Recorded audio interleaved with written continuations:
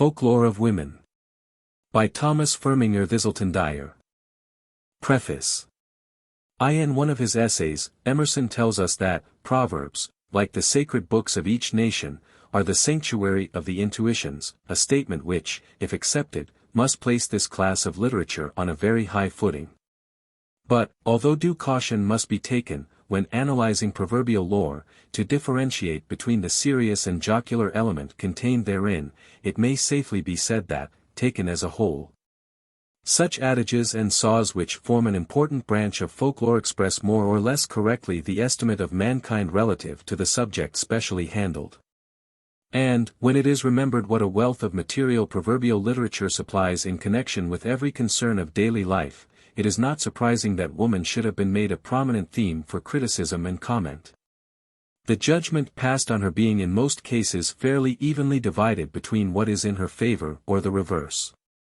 In a field, too, so wide we have been content to cull, from here and there, sufficient typical instances of the proverbial wisdom of the human race in its teaching of woman's character as to illustrate the subjects classified in the following chapters, without unduly multiplying examples, which only too frequently are a repetition of the same adage told in a different form.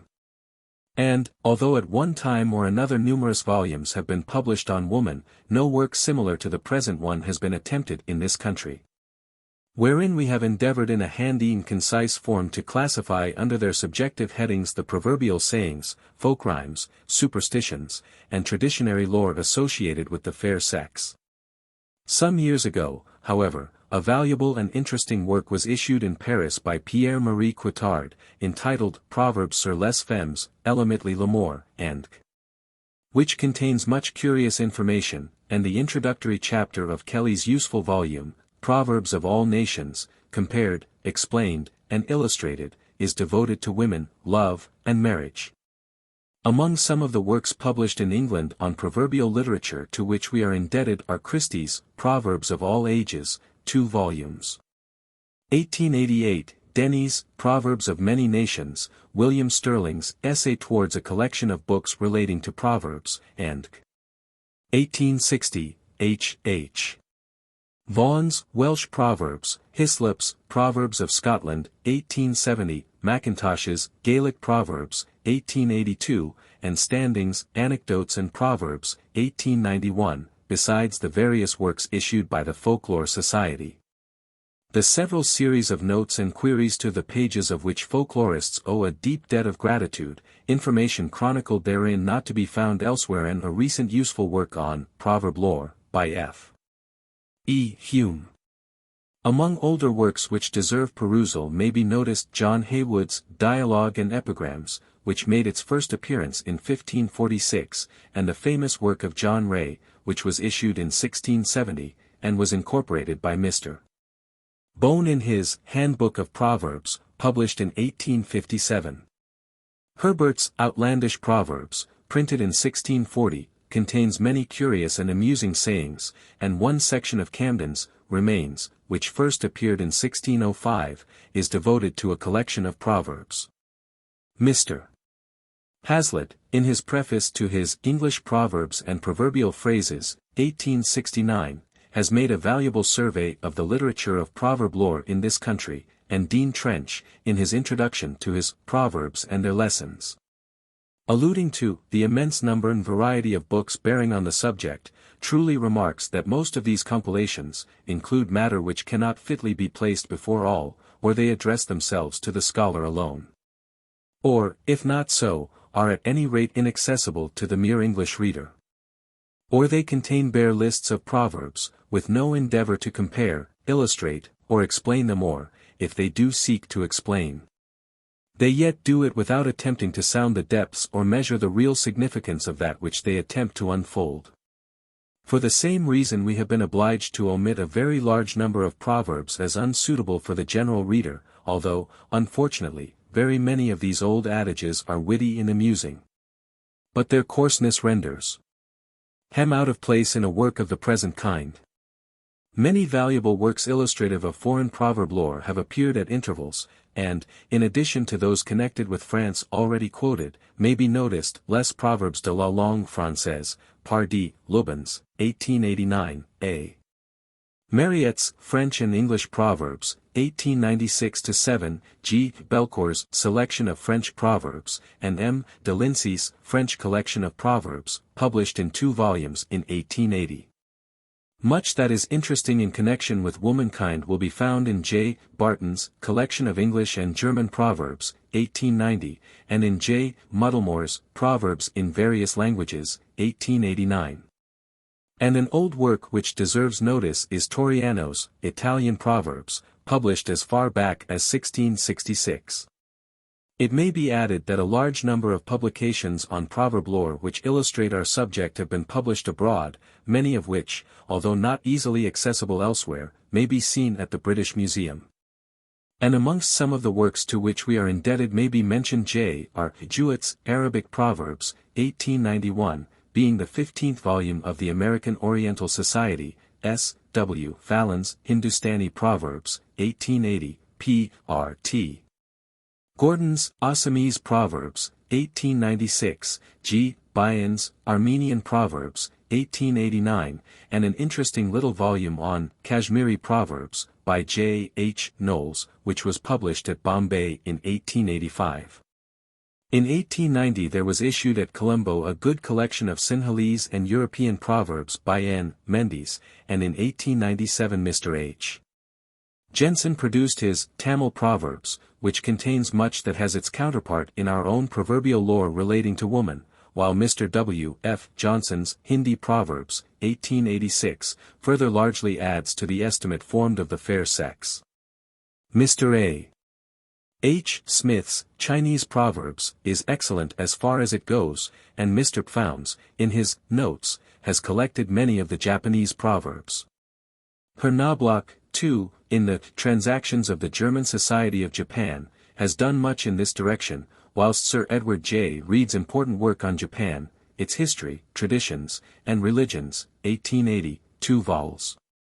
has devoted a chapter to the proverbs and proverbial sayings current among the Japanese people, in many of which he says, there is in the original a play upon words which cannot be translated, but which sharpens the point of the phrase to the native, a remark, however, which applies to most translations of foreign proverbs. When we turn to Japanese wisdom relative to woman's beauty, we find much the same advice given as is found amongst Western nations, one of their popular admonitions reminding us that the heart is better than a beautiful face, in other words. It is far better for a woman to have a good heart than to have a beautiful face. And the danger that often lurks behind a pretty face has been incorporated into many of their proverbs, one of which runs thus, beware of beautiful women as you would of red pepper. And, it may be added, even the Japanese have long ago commented in their proverbial lore on woman's loquacity, one of their household maxims reaffirming what, under one form or another, seems to be universally acknowledged that, a woman's tongue 3 inches long can kill a man 6 feet high. Among some of the other works to which we have been more or less indebted in the succeeding pages may be mentioned the following, J. Christian's Behar Proverbs, Manwaring's Marathi Proverbs, Telugu Proverbs, by Narasimha Akarayalu. Sindhi Proverbs, by Rakhiram Gajumal, English Proverbs, with Urdu equivalents, by Wazir Ahmad, Osmanli Proverbs, by Ahmad Midhat, 1898, and W. E. Taylor's African Aphorisms, 1891. T. F. Thiselton-Dyer. How do you find this book? Any thoughts about the book or the author? Any suggestion for improvement? Please take a moment to share your thoughts in a comment. If you like it, share it with your friends who might enjoy it as well. Subscribe to keep in touch. Visit CompleteAudiobooks.com for more quality content. Chapter 1. Woman's Characteristics.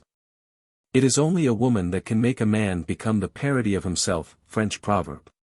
Proverbial philosophy has long agreed that woman is a complex creature, little understood, and, according to Michelet, she is a miracle of divine contradictions. An opinion endorsed by Pope, who in his Moral Essays, writes, woman's at best a contradiction still, and, further, by Richter, who says, a woman is the most inconsistent compound of obstinacy and self-sacrifice that I am acquainted with. The wisest sages from the earliest period have been forced to admit that he would be a truly clever man who could understand, and account for, the many and varied characteristics of womankind, for, as Lord Byron wrote, what a strange thing is man! And what a stranger is woman! What a whirlwind is her head! And what a whirlpool, full of depth and danger, is all the rest about her! Whether wed, or widow, maid or mother, she can change her mind like the wind. Whatever she has said, or done, is light to what she shall say or do. The oldest thing on record, and yet new.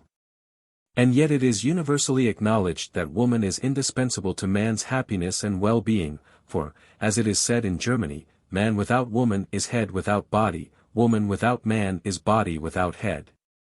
Which corresponds with the French adage, without woman the two extremes of life would be without help, and the middle of it without pleasure.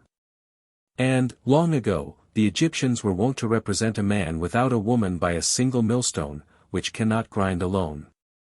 The Burmese, too, of today maintain that, of all beings woman is most excellent, she is the chief of supporters. And, according to another of their proverbial maxims, her intelligence is 4 times that of man, her assiduity 6 times, and her desires 8 times. Eastern proverbs are highly complimentary to women. For whereas, says a Sanskrit adage, they are instructed by nature, the learning of men is taught by books. Or, as another piece of Oriental wisdom reminds us, nature is woman's teacher, and she learns more sense than man, the pedant, gleams from books. And, in short, the power and influence of woman have been admirably described by Thomas Otway in his Venice Preserved, Act I, Sc. I. O woman! Lovely woman! Nature made thee to temper man, we had been brutes without you. Angels are painted fair to look like you. Which is somewhat at variance with a popular Russian proverb to the effect that the man is head of the woman, but she rules him by her temper. And with the Spanish maxim, a woman's counsel is not much, but he that despises it is a fool, and again, with the Hindustani proverb, woman is wise when too late. But it would appear that, in summing up the characteristics of woman, proverbial lore, taken as a whole, is far more favorably disposed to her good points than the reverse, as is clearly the case with that of our French neighbors, who, long ago, have freely admitted the power of her influence in the world. Thus we are told that women can do everything, because they rule those who command everything, and women are the extreme, they are either better or worse than men. And, again, it is said, the world is the book of women, Kashmiri proverb truly maintaining that, one woman is wealth to you, another ruination. Woman has often been said to be equal to any emergency, a German saying expressing this idea thus, though an elephant and a tiger come she will leap over them, and Hindustani lore waxes eloquent on this point. What cannot a woman do? What cannot the ocean contain? What cannot the fire burn? What cannot death destroy? Most Oriental proverbs are much to the same effect, and it is said that none know the wily tricks of a woman. They will kill their husbands, and then burn themselves, in order to prove their innocence, and again we are told, women's wills and thieves' tricks cannot be fathomed. And an old Welsh proverb warns us against the artifices of womankind, for nothing earthly hath a way like a woman to betray. And Hindustani lore tells us that womankind is perfidious. And much to the same purport is the Assamese saying of women, Miris, the parrot, and the crow. The minds of these 4 you cannot know. For the Assamese never trust women. And not very complimentary is the Hindu saying, my lady drops a spark in the chaff, and stands off to see the fun. Another common notion, underlying the proverbial lore relating to women, is their meanness. An amusing illustration of which may be quoted from Hindustani maxims, one of which runs thus, 3 cakes of a pennyweight each, and all her friends to eat them. But the reason for this frequent trait of character has been assigned to a woman's proverbial love of money, for nothing agreeth worse than a lady's heart and a beggar's purse. But, it must be remembered, another proverb tells us that wheel and women cannot pan, but woe and women can. Pan being equivalent to harmonize. Proverbial philosophy is full of warning against forming hastily an estimate of women's character, for, as the German adage runs, he must have keen eyes that would know a maid at sight. We are further told that a woman should be seen at home, when engaged in her household duties, to form a clear estimate of her character. And the Danish proverb inculcates this rule: you must judge a maiden at the kneading trough, and not at the dance. That two women seldom keep friends for long without quarreling has long been proverbial, and a Tamil adage remarks that 1,000 men may live together in harmony, whereas 2 women are unable to do so though they be sisters.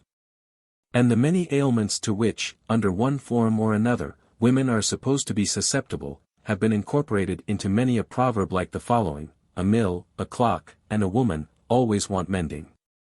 It has long been said that there is no accounting for a woman's tastes, and, according to an Old English proverb, a black man is a jewel in a fair woman's eyes. And, vice versa, we are told that a black woman hath turpentine in her, a belief which has been told in various ways, an old proverbial phrase quoted by Hazlitt giving this advice: to a red man read thy rede. With a brown man break thy bread. At a pale man draw thy knife. From a black man keep thy wife. In illustration of which he gives the subjoined note from Toph's translation of Varchi's Blazon of Jealousy, 1615, p. 21. The Persians were wont to be so jealous of their wives, as they never suffered them to go abroad but in wagons close shut, but at this day the Italian is counted the man that is most subject to this vice. The sallow-complexioned fellow with a black beard, being he that is most prone, as well to suspect, as to be suspected about women's matters, according to the old saying. It would seem that, in early times, the fair sex were supposed to have the greater charms, and accordingly they were styled, children of the gods, by the Greeks. In As You Like It, Act 3. Sc. 5, the shepherdess Phoebe complains of being scorned on account of her being dark. I have more cause to hate him than to love him. For what had he to do to chide at me? He said mine eyes were black and my hair black. And, now I am remembered, scorned at me.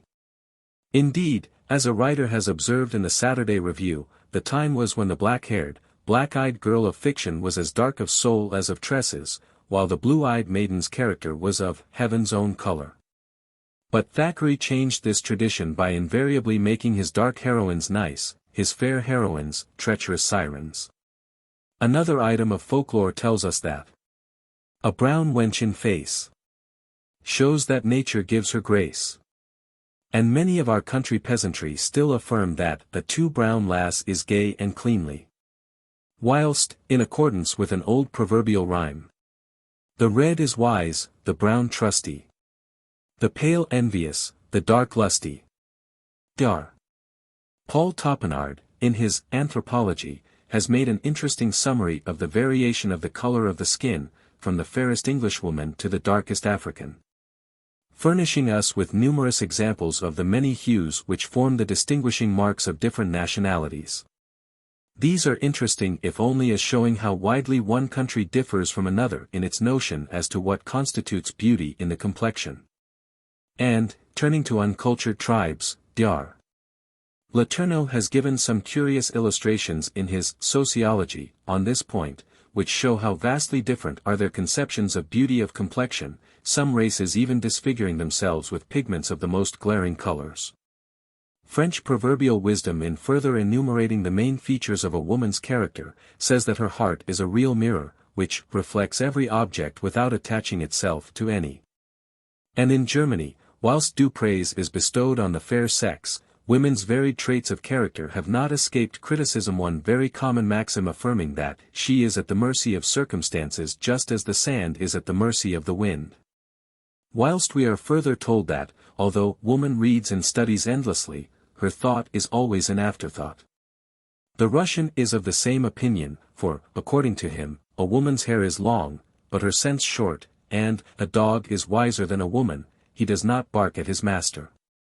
Tamil proverbial wisdom declares that, the skill of a woman only goes so far as the fireplace, in other words, cleverness is no use to a woman outside domestic affairs. And the not very complimentary Old English adage says, when an ass climbs a ladder, we may find wisdom in a woman, whilst another old saying runs, she hath less beauty than her picture, and truly not much more wit. In some instances, we find the essential requirements needed to make a good woman laid down, as in an excellent Chinese proverb, which runs thus, we ask 4 things for a woman that virtue dwell in her heart, modesty in her forehead, sweetness in her mouth, and labor in her hands.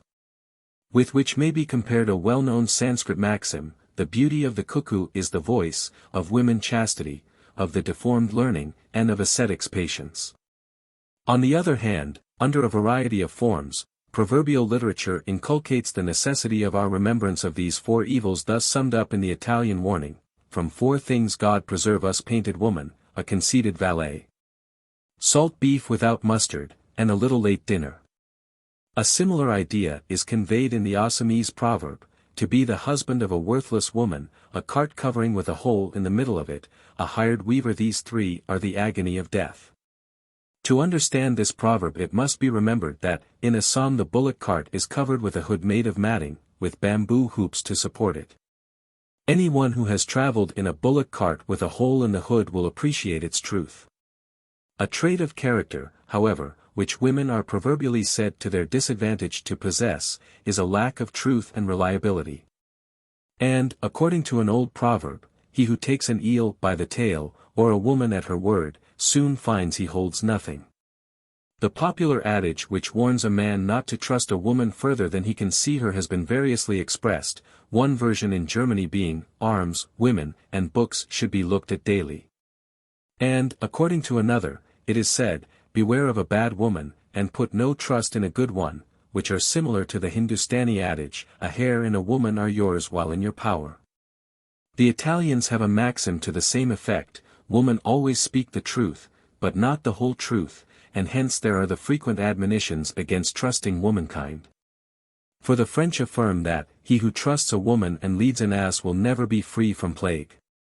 And, similarly, it is said, the ruses of women multiply with their years, and where truth is deficient in a woman there can be no reliance in her word, for, as the Chinese affirm, an untruthful woman is rotten grass and tangled hemp. But, unreliable as a woman at times may be, we cannot endorse the Turkish maxim, the dog is faithful, woman never, which is not unlike the Kashmiri proverb, a horse, a wife, and a sword, these 3 are unfaithful. And Hindu proverbial literature, speaking of woman's insincerity, says that, while the wife is eating her husband's food, she is inwardly singing the praises of her mother. On the other hand, in defense of woman, it has been urged that good nature and simplicity of character are liable to imposition, for, as it is commonly said, all lay load on the winning horse. A version of which is to be found among Sindhi proverbs, a mild-faced woman has her cheeks pulled. We may further compare our own proverbs, she is as quiet as a wasp in one's nose, and, she looks as if butter would not melt in her mouth. And, again, a gentle housewife mars the household, in other words, through her leniency there is, a want of discipline. An amusing phrase to denote a proud woman is this, she holds up her head like a hen drinking water. And when Herefordshire folk speak of a strong, robust girl, the remark may still occasionally be heard, she hath one point of a good hawk, she is hardy. When a girl simpers and puts on an affected appearance, in such a way as to excite ridicule and amusement, she is still, in old proverbial phraseology, said to simper as a mare when she eats thistles, or to simper like a furmity kettle. An indolent girl is described as having broken her elbow, and the phrase applied to a woman who grows inactive after marriage is, she hath broken her elbow at the church door. The same idea, again, is conveyed in the adage, she had rather kiss than spin, implying that many a young girl, instead of being industrious at home, would much sooner gad about and play with love. And, if this be not in her power, to use a Somersetshire phrase, she is as crusty as that is hard-baked. Chastity, to which references will be found in ensuing chapters, has been universally regarded as an essential necessity for a good woman, for as a popular proverb, current under a variety of forms in most countries, enjoins. An immodest woman is food without salt.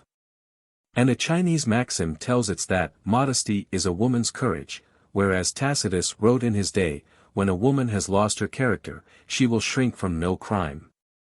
And, where this trait of character is wanting, the consensus of opinion seems to be that no amount of care, or foresight, will prevent a woman going astray. For a curule saying, too, teaches much the same lesson. Of what avail are prisons barred? Their chastity is women's guard. And a Malay proverb emphasizes the tenacity of a woman's purpose, whether that be good or bad. A whole herd of buffaloes might be shut up in a pen. There is one thing not to be guarded, a woman. Much to the same effect is the Eastern proverb, women, if confined at home by faithful guardians, are not really guarded. But those women who guard themselves by their own will, are well guarded, to which may be added the German adages, a sackful of fleas is easier to watch than a woman, and a woman and a glass are always in danger. Whilst the Old English proverbial phrase, she will stay at home, perhaps, if her leg be broken, implies that nothing but what happens through compulsion will keep many a woman at home. Indeed, it has always been held that there is no compensation for the lack of chastity in a woman, an old Tamil maxim declaring that beauty without chastity is a flower without fragrance. On the other hand, an Arabic proverb says that the modest woman's walk lasts from morning till evening, which has been thus explained: the modest woman rarely goes out, or meets anyone, and, when she does get the opportunity to go out, she is as delighted with the various sights as if she were a stranger, and she spends a long time in looking at them, and in chatting with those of her intimate friends whom she meets. So that the length of her absence from the house has become proverbial. Lastly, due consideration for the frailty of woman is extensively enjoined in proverbial lore, a Tamil adage telling us that, though you see a woman sin with your own eyes, cover it over with earth, for, it adds, if she says, I am a woman, even the devil will have compassion on her. And hence a person is sternly warned not to dare to stand on the earth when passing unjust remarks on a woman.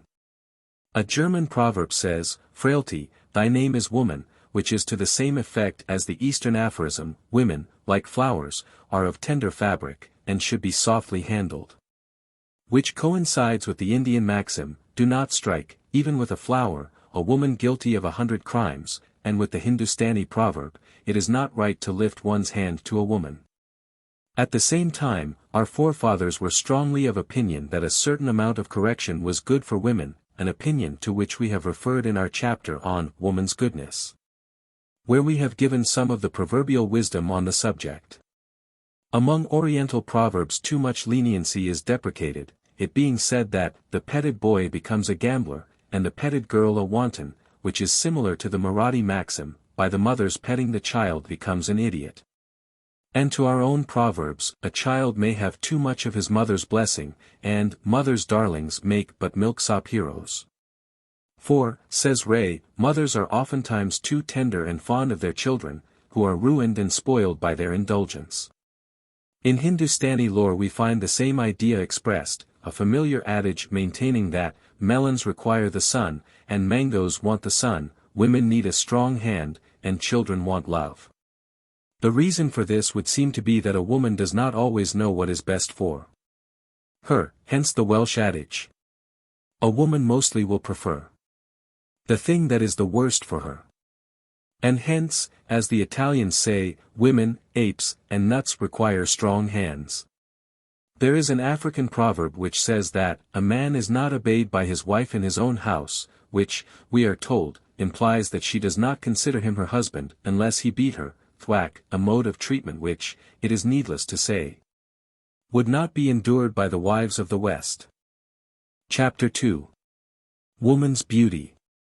She's beautiful and therefore to be wooed. She is a woman, therefore to be won. 1 Henry VI. Act v. Sc. 3.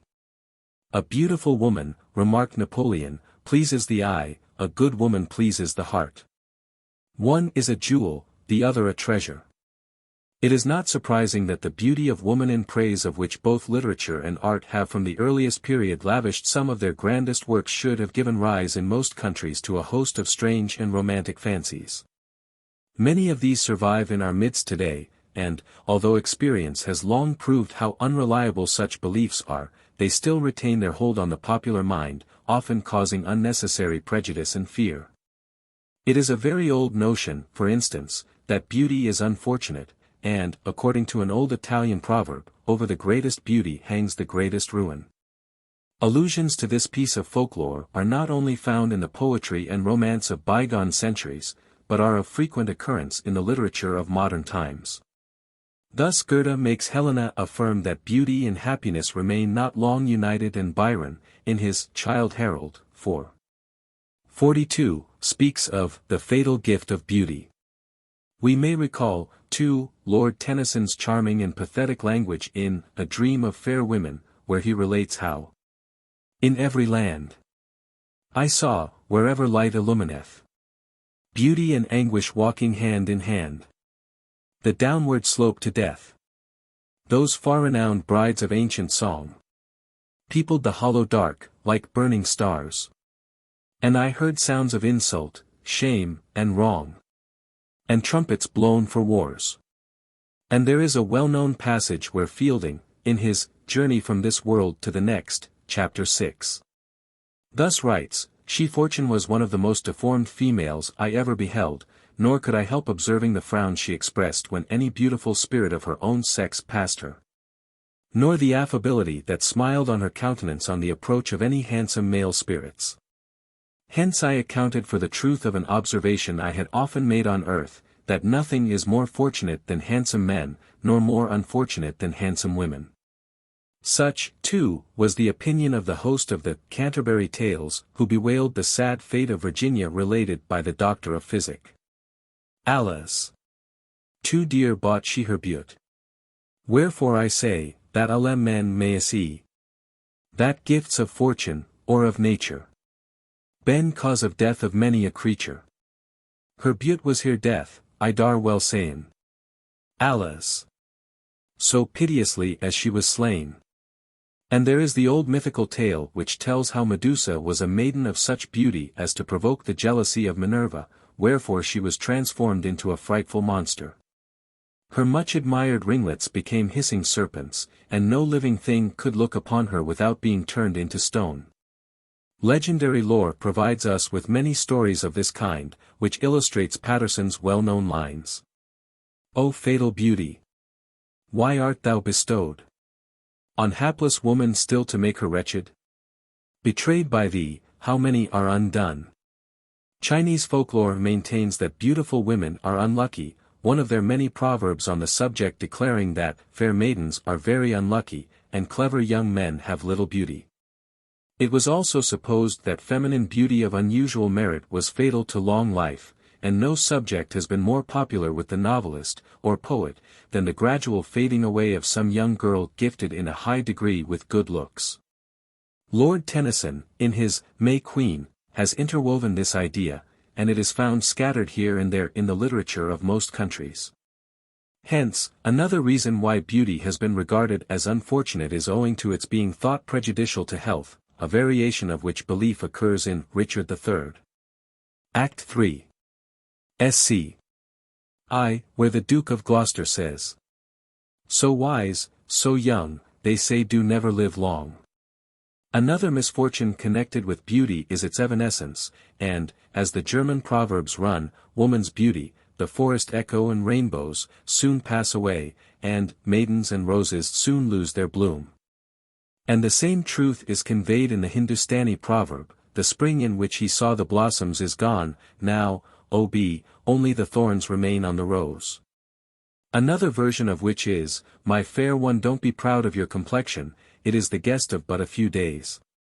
Poets have largely dwelt on beauty's transient character, and Shakespeare, in The Passionate Pilgrim, says, "Beauty is but a vain and doubtful good, a shining gloss that fadeth suddenly. A flower that dies when first it gins to bud. A brittle glass that's broken presently. A doubtful good, a gloss, a glass, a flower. Lost, vaded, broken, dead within an hour. And the oft-quoted adage that beauty is like an almanac. If it last a year it is well, reminds us of Molière's lines in his Les Feminies Savantes, La beauté du visage est un frêle ornement. Un fleur passagère, un éclat d'un moment. Etica n'est attaché tu, à la simple epiderne. The snares of beauty have been made from early times the subject of much proverbial wisdom, a Servian adage affirming that, better sometimes a woman blind than one too beautiful.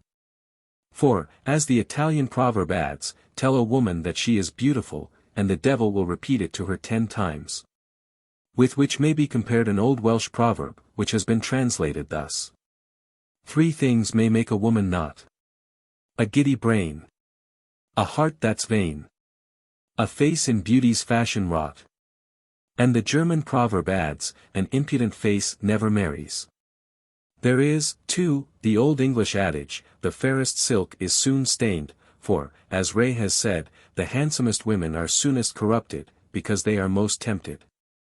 Although we cannot endorse the old German proverb which says that, every woman would be rather pretty than pious, yet most women are mightily proud of their beauty, for, as an early English maxim reminds us, she that is born a beauty is born married. Another version of which we find in an old work entitled, New Help to Discourse, 1721, p. 134, beauty draws more than 5 yoke of oxen, with which we may compare Pope's lines in The Rape of the Lock, Canto 2.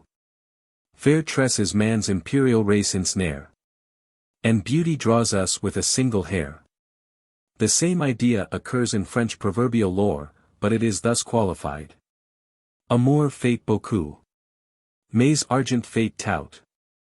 And according to German proverbial lore, beauty is a good letter of introduction, and good looks are an inheritance, and again, a pretty face is a good drummer.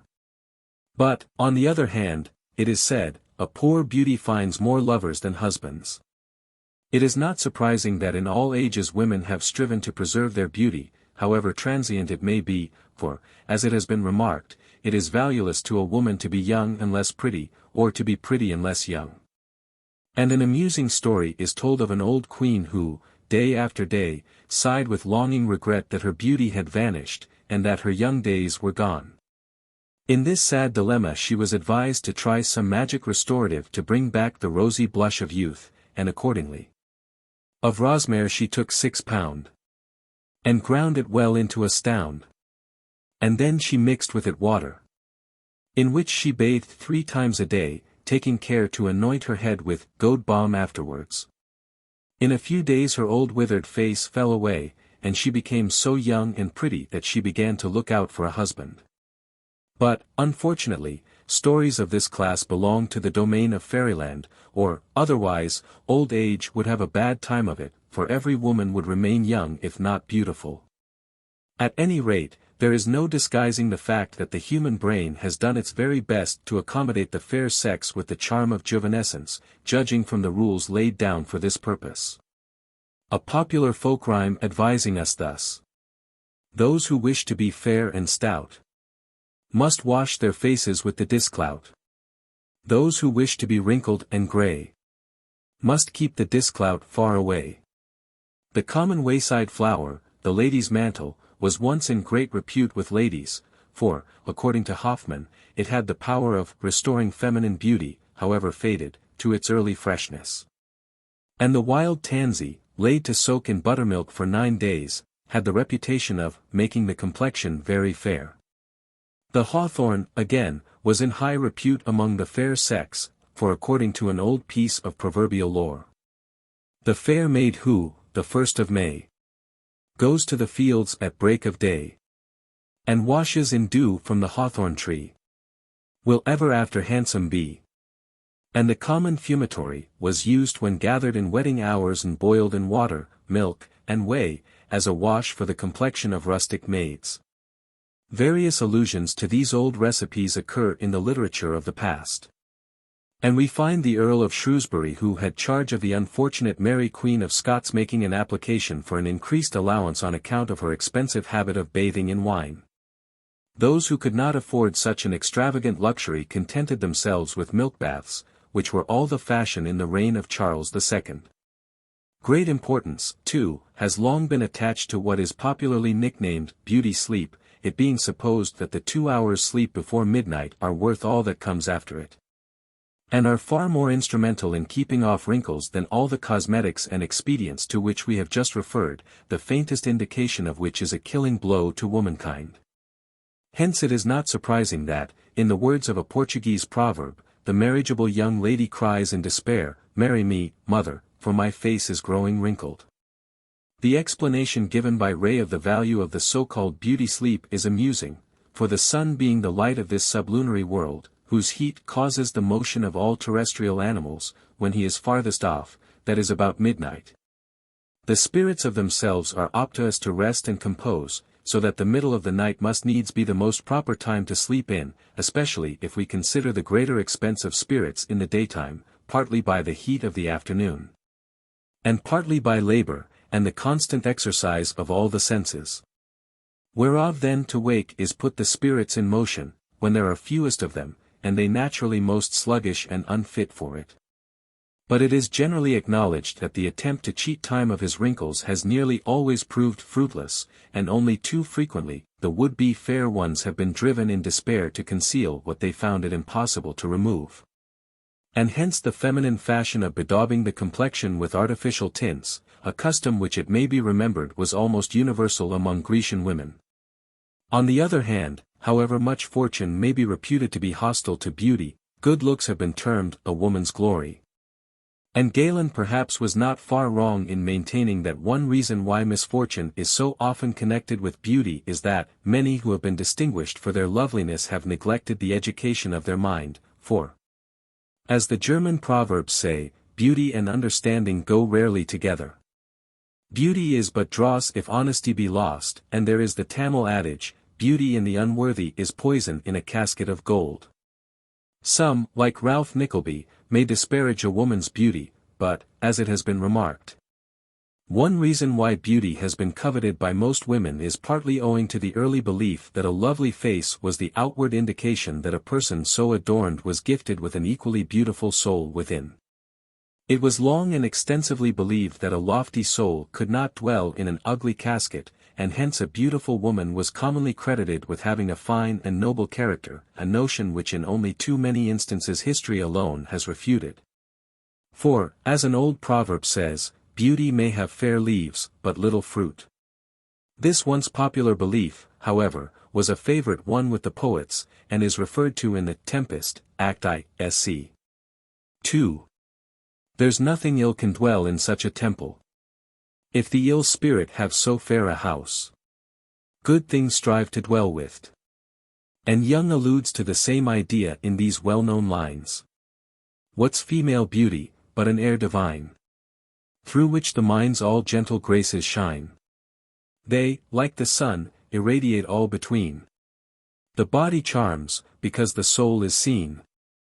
Hence men are often captives of a face they know not why, of no peculiar grace. Some forms, though bright, no mortal man can bear. Some, none resist, though not exceeding fair. Moralists and others have largely dwelt on this familiar idea, and, in one form or another, it has prevailed in most countries, and has been incorporated in many a legendary romance, an item of folklore which Sir A. de Vere Hunt has thus prettily expressed. What is beauty? Not the show of shapely limbs and features, no. These are but flowers that have their dated hours to breathe their momentary sweets, then go. 'Tis the stainless soul within that outshines the fairest skin. There would appear, however, to be an exception to this rule, for German folk wisdom tells us that a fair skin often covers a crooked mind, and a fair face may hide a foul heart, which reminds us of the whited sepulchres of the New Testament. And it is further said in Germany that falseness often lurks beneath fair hair, and there is the Spanish proverb, a handsome woman is either silly or vain. But notions of beauty fortunately differ, and, according to a popular adage, what is one man's meat is another man's poison. And, whatever truth there may be in the proverb which reminds us that beauty is but skin deep, there is no denying that personal appearance has made all the difference in the estimation formed by one person of another. According to an old folk rhyme we are told that a fair face is half a portion. A fair face may be a foul bargain. A fair face may hide a foul heart. A fair field and no favor. The power of woman's beauty over man, however, has always been proverbial all over the world, and, from the earliest period, it has formed one of the leading subjects of the wise saws current in most countries. Thus a popular German maxim tells us that one hair of a woman draws more than a bell rope, or, as another version has it, beauty draws us with a single hair. And there is a common saying in the East, a good-looking woman in a house is the foe of all the plain ones. At the same time there have never been wanting moralists to warn us that, however powerful the fascinatory influence of woman's beauty may be, it is far from being always supreme. Accordingly there are a number of proverbs which affirm that, whereas beauty is potent, money is omnipotent, with which may be compared the oft-quoted saying to the effect that, beauties without fortunes have sweethearts plenty, but husbands none at all, or, as it is sometimes said, beauty without bounty avails not. Oftentimes those proverbs, which admit the fascinatory charms of a woman's beauty, qualify their statements with a warning, as in the German proverb, beauty is the eye's food, and the soul's sorrow. An Old English maxim is to the same effect, a beautiful woman is the paradox of the Eves, the hell of the soul, and the purgatory of the purse, and again, wickedness with beauty is the devil's hook baited. The same idea being found in Hindustani proverbial wisdom, in which we find this maxim, all pretty maids are poisonous pests, an enemy kills by hiding these by smiles and jests. It is said in Italy that, a beautiful woman smiling bespeaks a purse weeping, with which may be compared the German adage. Hares are caught with hounds. Fools with praises. Women with gold. Indeed, in most countries there are numerous proverbs to the same effect, demonstrating how one of the penalties one which oftentimes is man's ruin paid for woman's beauty is an empty purse. Similarly, we are told that a handsome hostess is bad for the purse, and hence there is some truth in the following, a rich man is never ugly in the eyes of a girl. Proverb-making cynics, again, have not always been very chivalrous and complimentary in their allusions to the charms of the fair sex. Thus, as beautiful women had the reputation of being less handy and serviceable than plain ones, the adage arose which says a fair woman and a slashed gown will always find some nail in the way. In other words, as women value themselves on their personal attractions, they are in the same degree generally apt to be negligent in other things. According to another version of the same proverb, it is very commonly said that, the more women look in their glasses the less they look to their houses. Cynical savings, happily, of this kind, as far as beauty is concerned, are in the minority. For, in most legendary and historical lore, good features have been made characteristic of nearly all superior and exalted beings. Hence, at the present day, beauty is often said to be fairy-like, it having been a popular belief that beauty, united with power, was one of the most attractive forms of the fairy tribe. Such was that of Spenser's Faerie Queen, and of Shakespeare's Titania, and it may be remembered how, in Antony and Cleopatra, Act 4.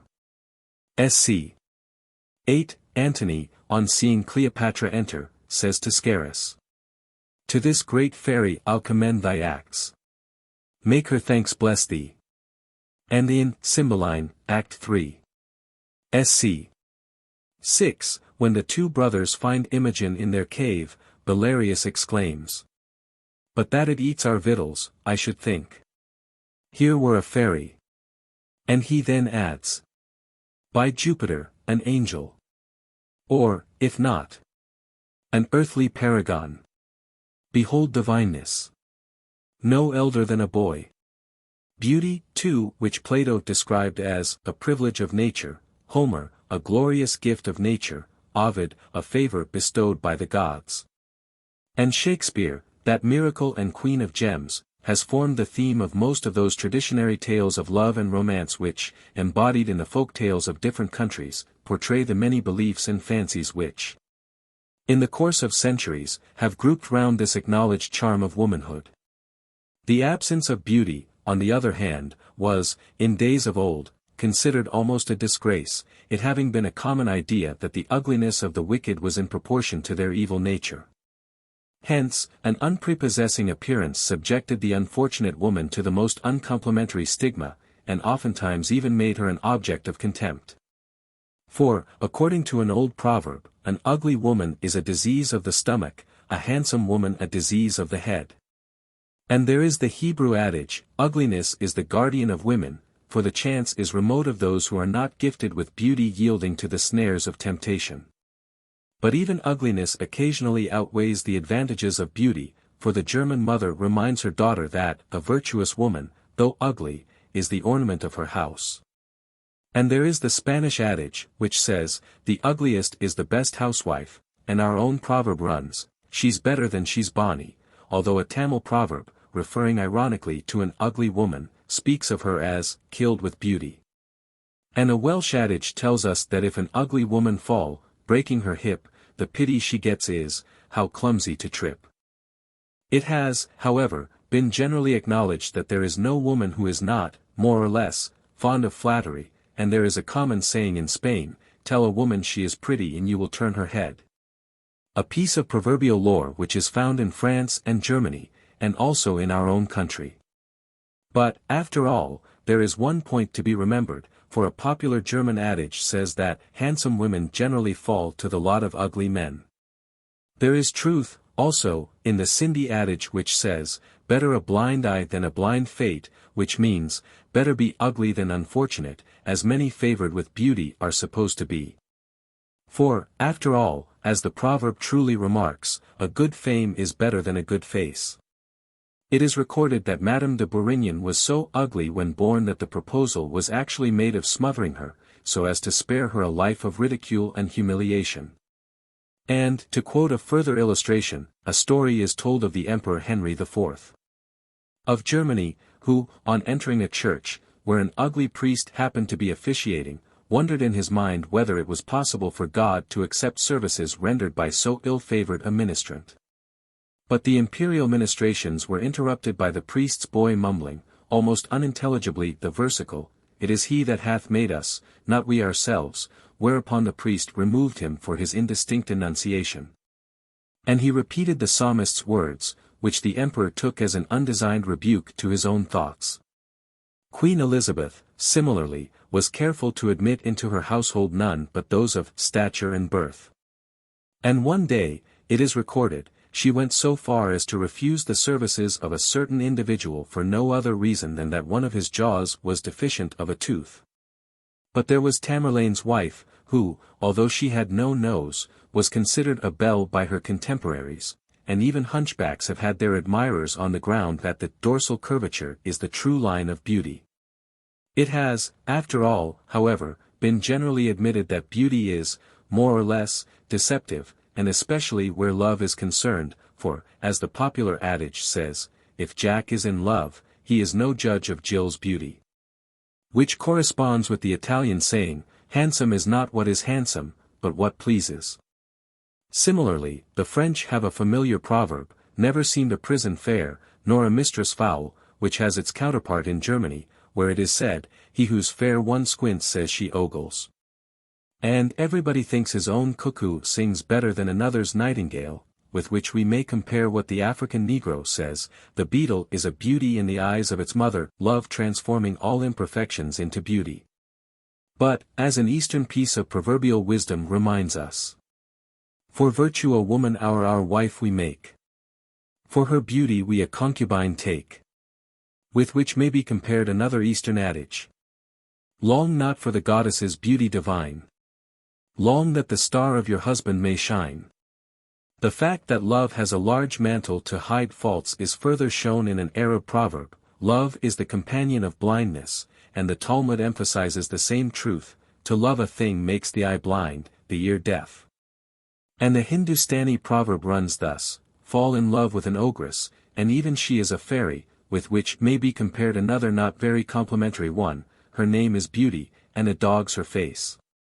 It is interesting to find the same idea in Assamese folklore, wherein occurs the following: "What shall I say of my stepmother's character? In one hand she has chutney and in the other salt. She has no hair in the middle of her head, but her husband calls her the beautiful one." And much the same idea is conveyed in the Hindustani piece of proverbial wisdom: "She cries over her own idiot, but laughs at another's." And the Dutch have a saying, "No ape but swears he has the handsomest children." Indeed, that in a lover's eyes, plainness oftentimes becomes actual beauty, is exemplified over and over again in the literature of past and modern days, for, in A Midsummer Night's Dream, Act V, Sc. I. The lover, all as frantic, sees Helen's beauty in a brow of Egypt. Lord Lytton, in Kenelm Chillingly, has introduced the charming song, "The beauty of the mistress is in the lover's eye," which runs thus: "Is she not pretty, my Mabel May? Nobody ever yet called her so. Are not her lineaments faultless? Say. If I must answer you plainly, no. Joy to believe that the maid I love, none but myself as she is can see. Joy that she steals from her heaven above, and is only revealed on this earth to me." The same idea is introduced in Mrs. Browning's My Kate, and Balzac, too, was of the same opinion, for he says, "When women love, they forgive us everything, even our crimes; when they do not love us, they give us credit for nothing, not even for our virtues." But, on the other hand, there is equal truth in the Welsh proverb, which is only too frequently proved in the romance of daily life: "Faults are thick when love is thin." Some, again, have tried to disparage beauty by maintaining that it is only skin deep, a notion which has found its way into proverbial lore.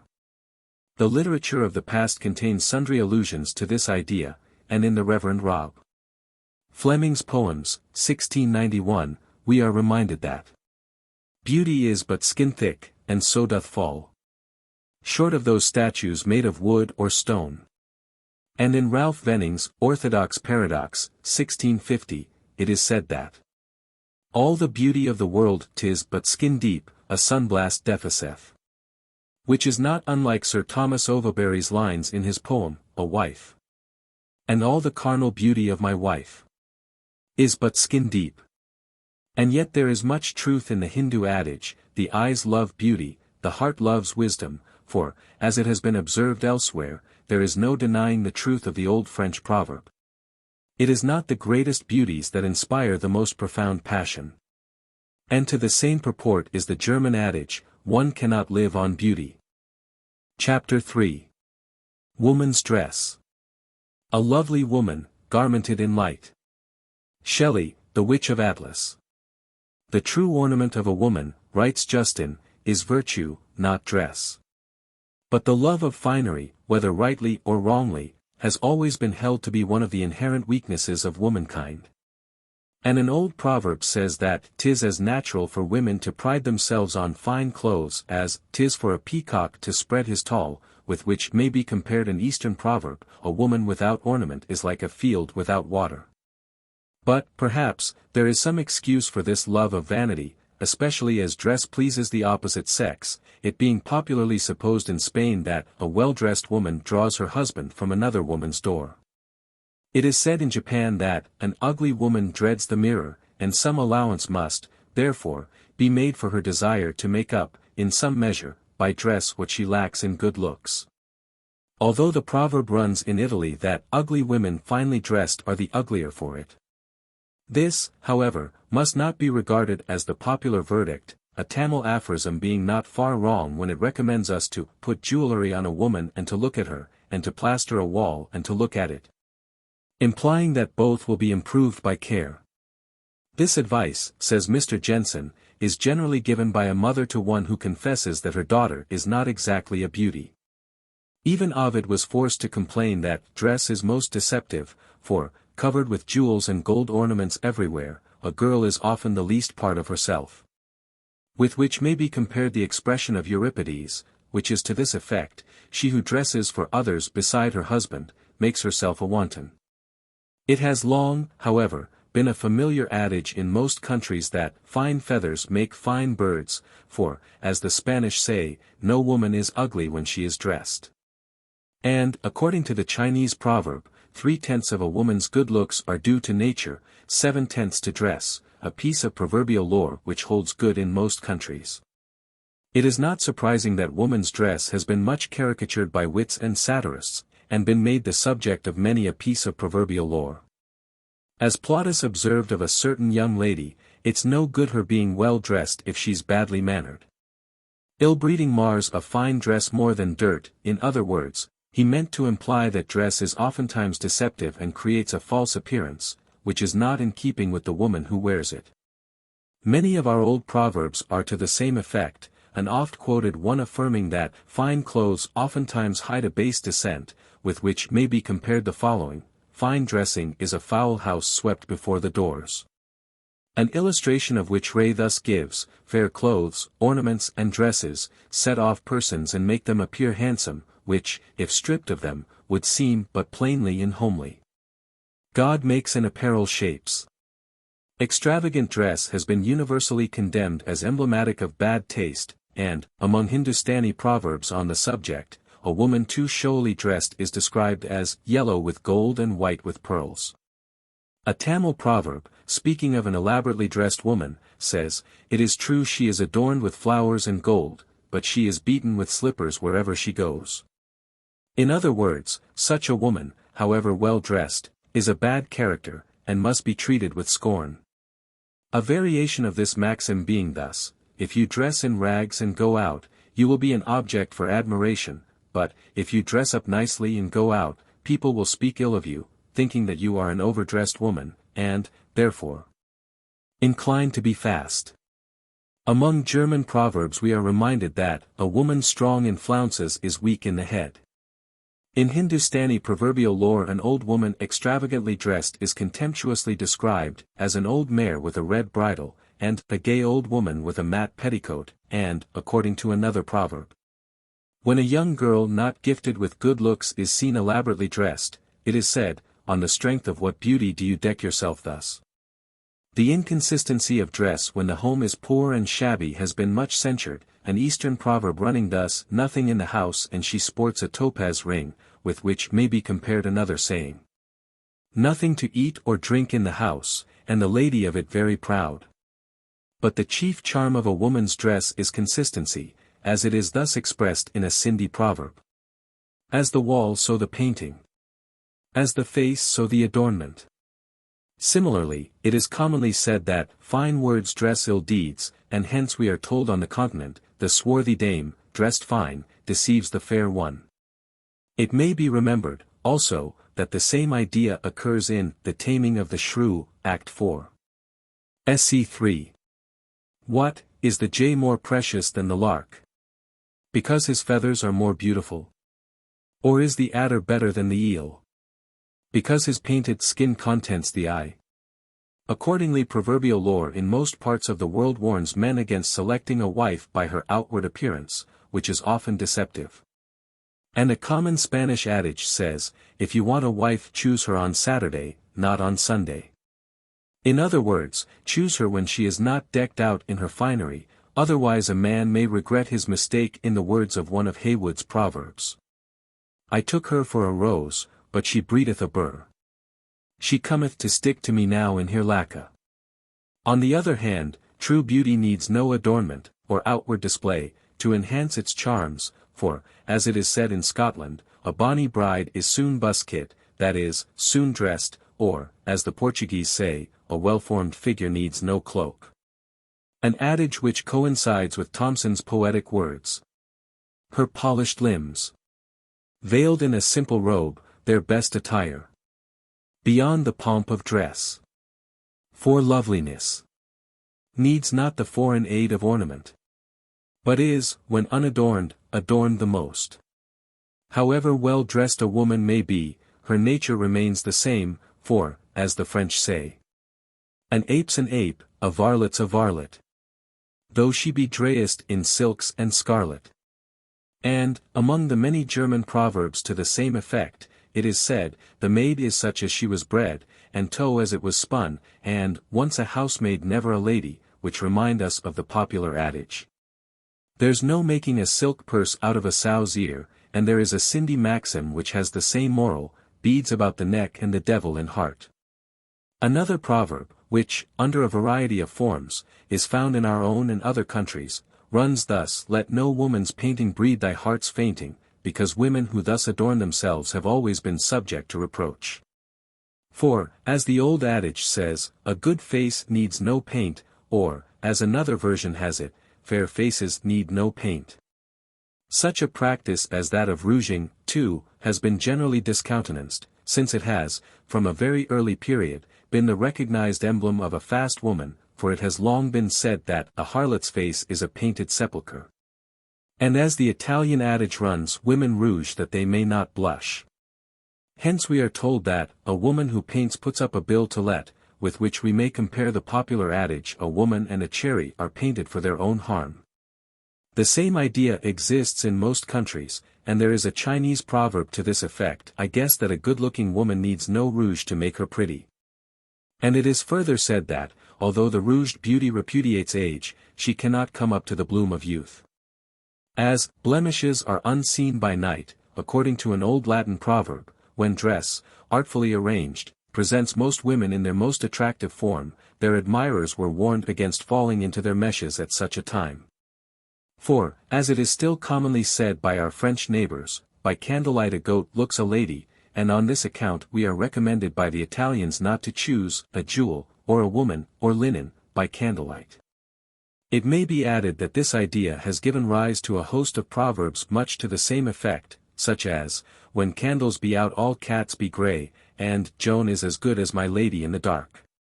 It has long been proverbial that the smith's mare and the cobbler's wife are always the worst shod, a truism which, under one form or another, is found in most countries, a Cindy adage running thus: her lover, an oilman, and yet her hair dirty. And there is the Hindu proverb, a shoemaker's wife with bursted shoes, with which we may compare the German proverb, anxious about her dress, but disregarding her appearance. In connection with which we may quote Heywood's couplet: but who is worse shod than the shoemaker's wife, with shops full of new shoes all her life?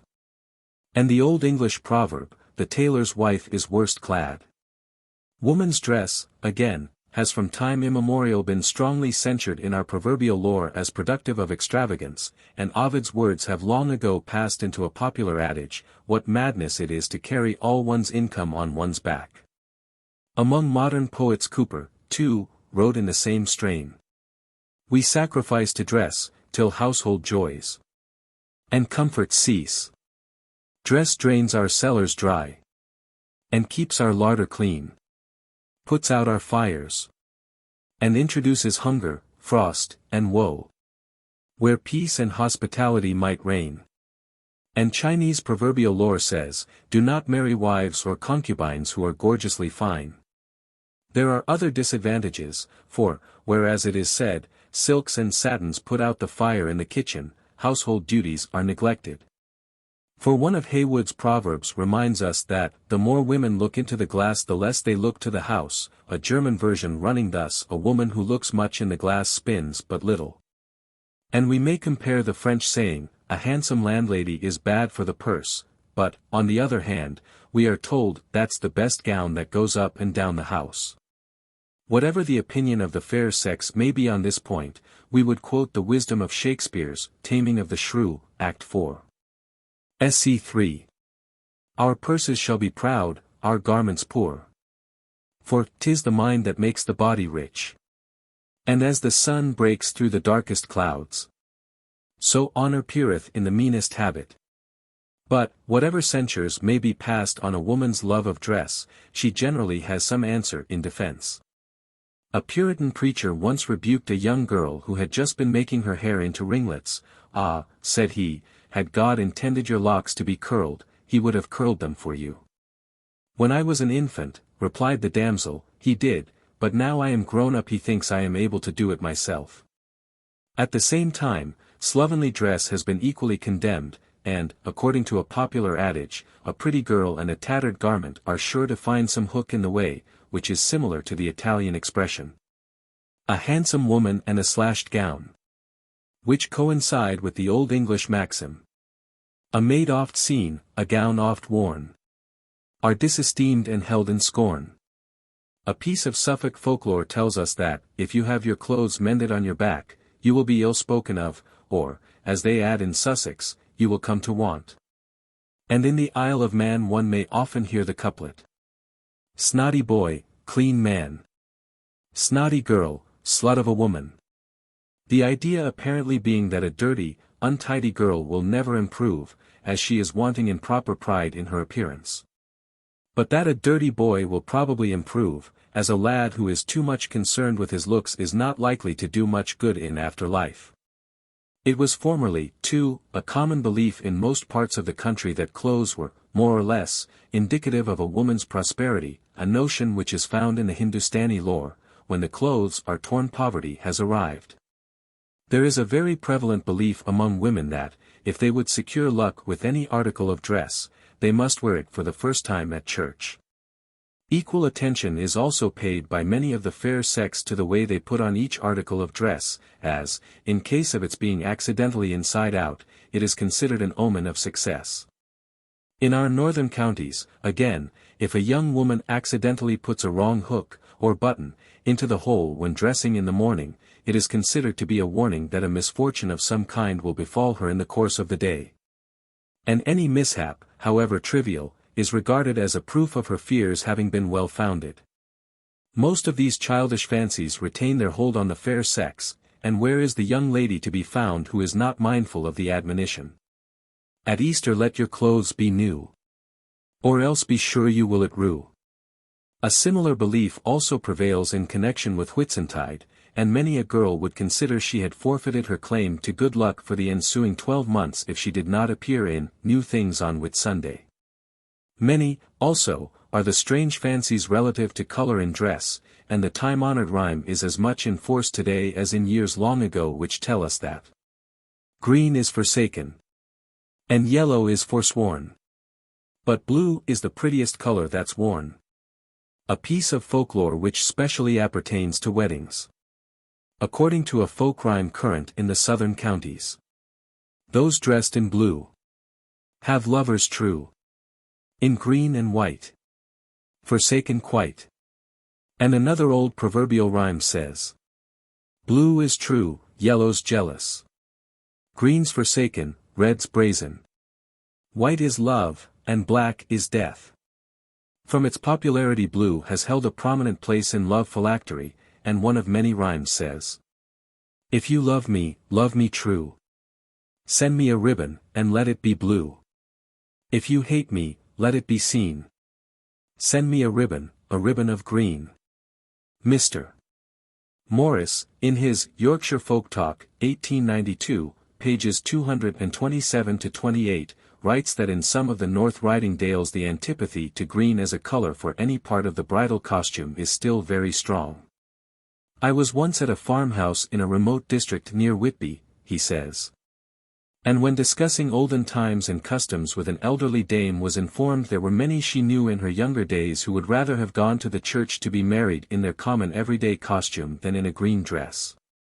My informant, however, was evidently one of those who held the same faith on this point as her lady companions, for she instanced a case that had come under her own observation where the bride was rash enough to be married in green. But it was added that she afterwards contracted a severe illness. Blue, again, would appear to be in ill favor for the wedding dress, as the bride, if dressed in blue, she's sure to rue. And yet in Leicestershire it is said that a bride on her wedding day should wear something new, something blue, something borrowed. Or, as a Lancashire version puts it, something old and something now, something borrowed and something blue. The various articles of a woman's clothing, too, have their separate fancies attached to them, which, in some instances, have not only been incorporated by our peasantry in local jingles and rhymes, but occasionally have been made the subject of childish similes. Thus the poppy is commonly said to have a red petticoat and a green gown, the daffodil a yellow petticoat and green gown, and so on, fanciful ideas of this kind being expressed in many of our nursery couplets. As in the following. Daffodowndilly is come up to town, in a yellow petticoat and a green gown. With which may be compared a Hindustani doggerel, the accuracy of which is only too true. Says the hemp, I am of gorgeous hue. Says the poppy, I am king of the world. But says the opium, I am a lady love. Who takes me once takes me forever. A well-known saying in Leicestershire of another class says, shake a Leicestershire woman by the petticoat, and the beans will rattle in her throat, an expression which originated in the large quantity of that grain grown in this county, which caused it to be nicknamed, Bean Belly Leicestershire.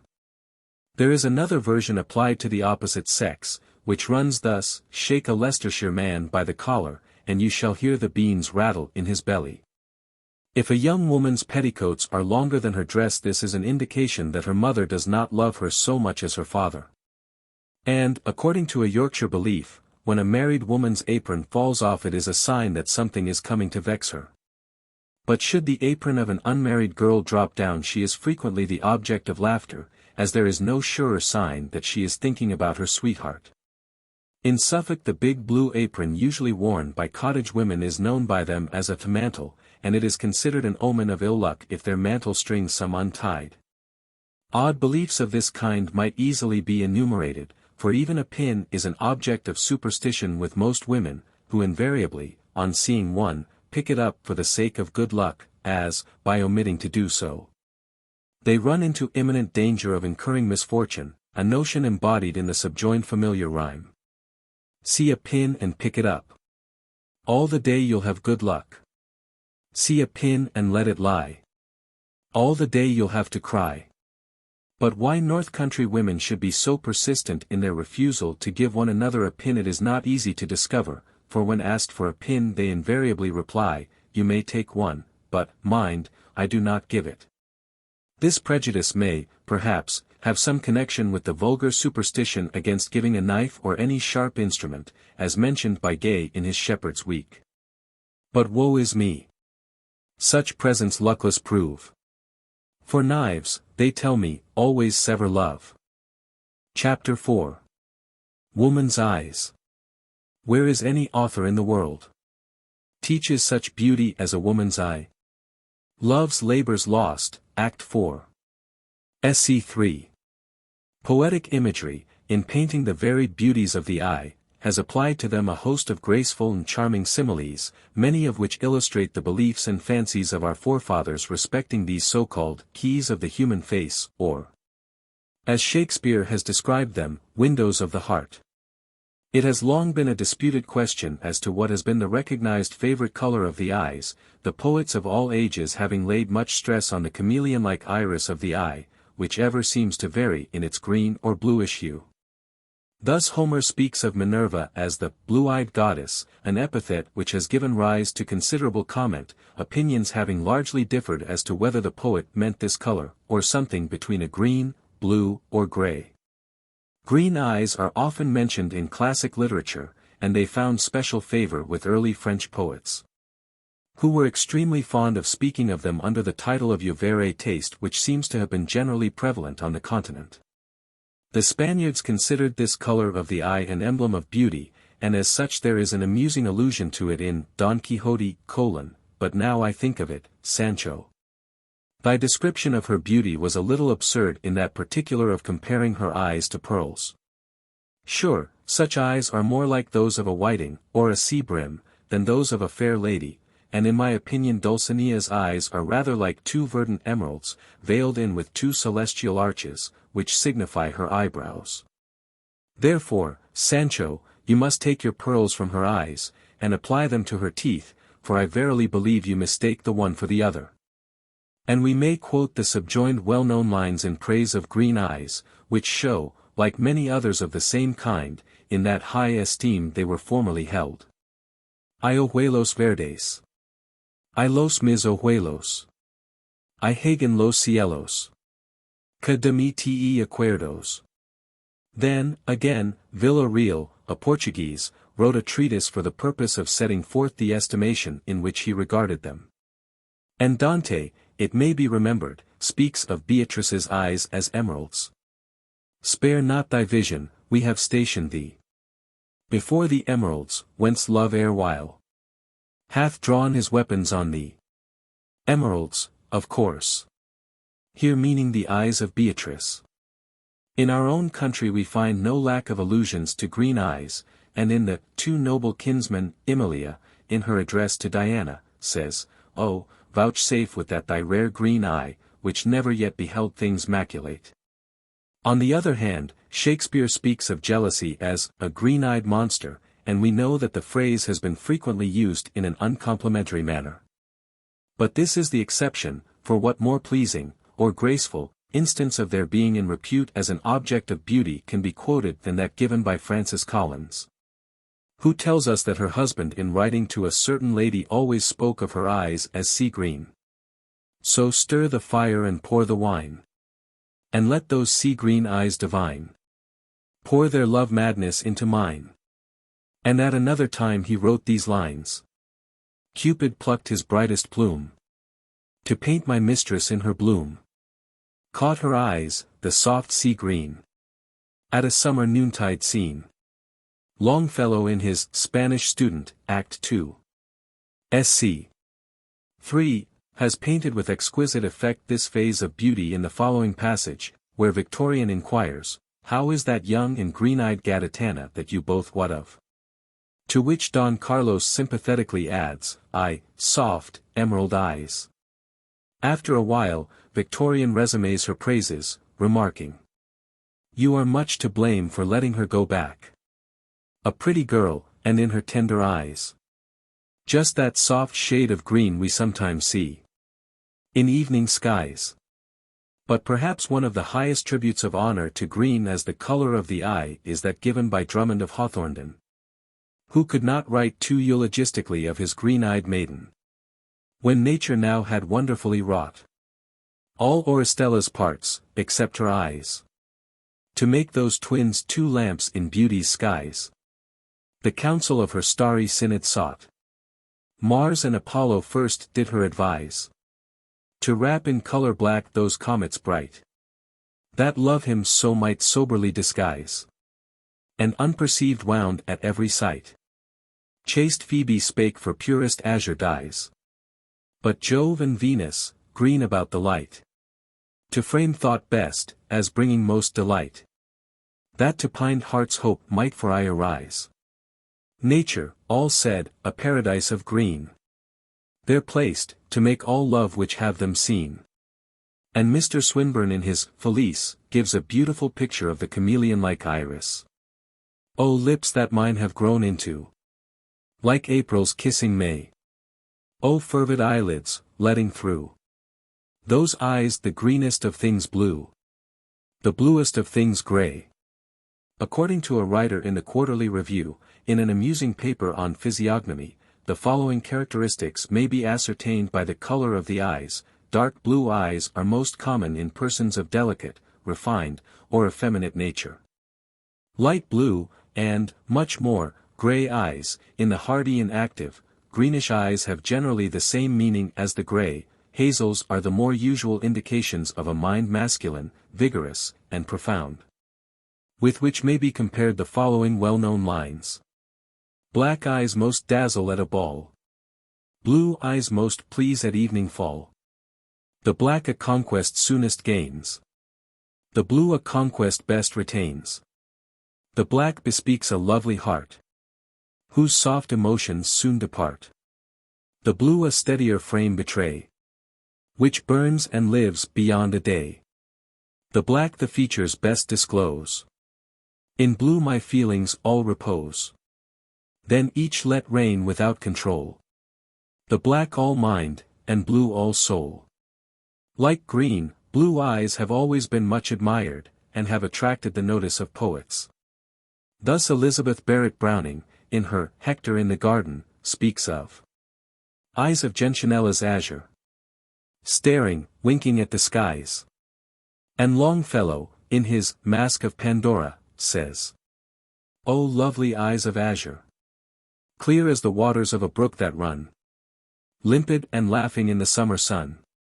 Akenside compares blue eyes to the azure dawn, and Kirk White sings the praises of the maiden's blue eyes fascination.